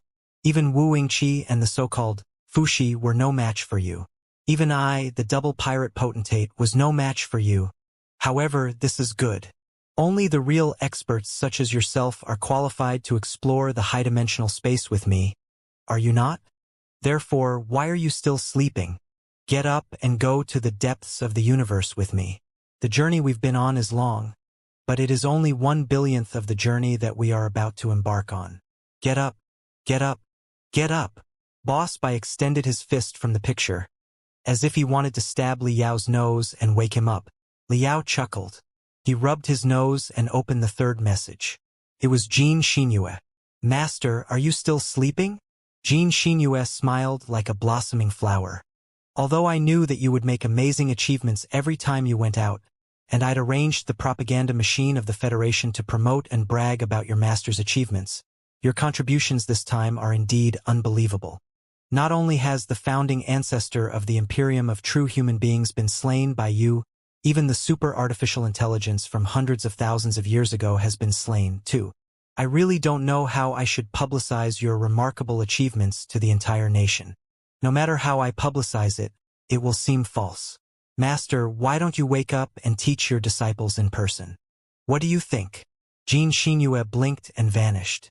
Long Yangjun was next. Ha! Do I have to leave a message, too? There's no need for that.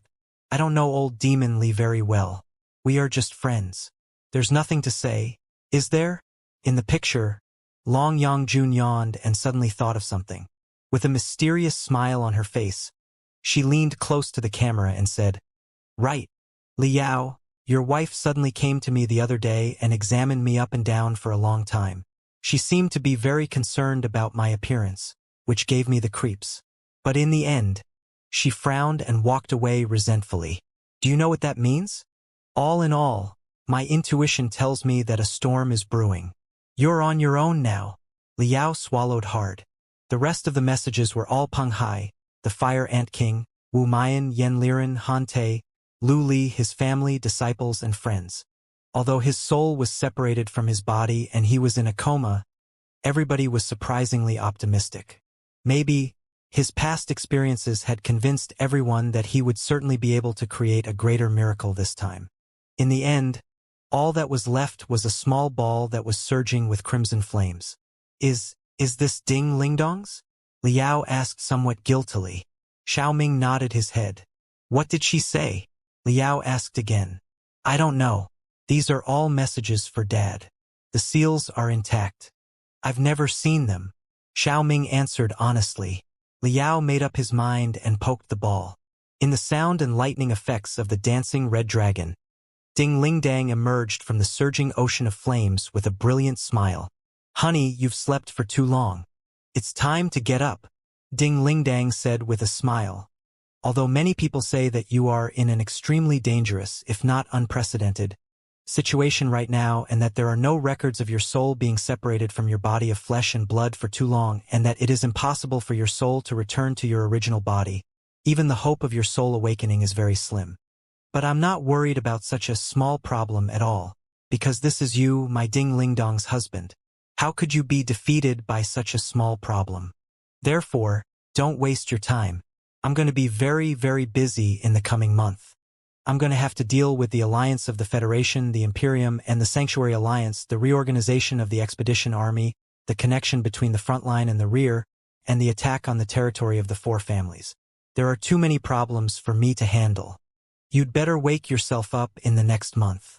Otherwise, I'm going to crawl into this place, the virtual space, and wake you up in person. Ding Lingdong's message ended there. Until the last moment, her smile had been perfect and peaceful. But Liao's face was getting darker and darker. Dad, what happened to you? Xiaoming asked curiously. Isn't that a compliment? You don't understand. You don't understand at all. If she says, Liao, get the hell up, everything will be peaceful again. Liao closed his eyes and mumbled. But all of a sudden, she is so gentle and gentle. At the end of every sentence, she is either O or O. This, sigh.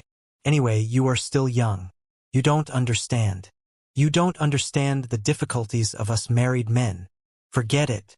Let's not talk about that. Let's talk about my soul. I feel that my soul has not been fully recovered yet. Or rather, many sealed areas are still waiting for me to excavate. Is this the data fragment of the Fuxus? Also, what is the meaning of the data streams connected to me from many virtual worlds? I feel warmth flooding into my body along the data streams. My soul grows larger and larger with every tide. It feels so good. Yes, it is a brand new treatment or training method that we discovered from the data pieces of the Fuxus and trained with the computational ability and the changes in the virtual world. Xiaoming said, "Speaking of which, I have 4 special friends who wish to express their gratitude to you through me. They are Chu Zhixiao, Yun Haixin, Yuanko, and Guan Qixing." Chu Zhixiao, Xianxia squad. Liao's eyes immediately bulged. They are still alive? Speaking of which, the 4 members of the Xianxia squad were the key to Liao's infiltration into the main brain of the Fuxi clan. At first, they were invaded by Lu Qingchen as a platform to corrupt the Fuxi clan. Then, it was utilized by Fuxi to reconstruct Lu Qingchen's soul. Liao had thought that their souls would have dispersed after the torment. He didn't know that they were so tenacious. The power of the Fist King must have triggered the incompatibility deep inside Lu Qingchen's soul and made him spit out the soul fragments of the 4 members of the Xianxia squad as well as the tremendous data of the Fuxus. However, could they maintain the integrity of their souls and return to their original bodies after all the suffering? In a sense, they are still alive, but in a similar situation to my father's. Their souls have been tortured too much, and they have been away from their bodies for too long. It is difficult for them to return to their original bodies. Xiaoming explained, "Their souls are much weaker than Dad's. They can't go back after only a few days without their bodies.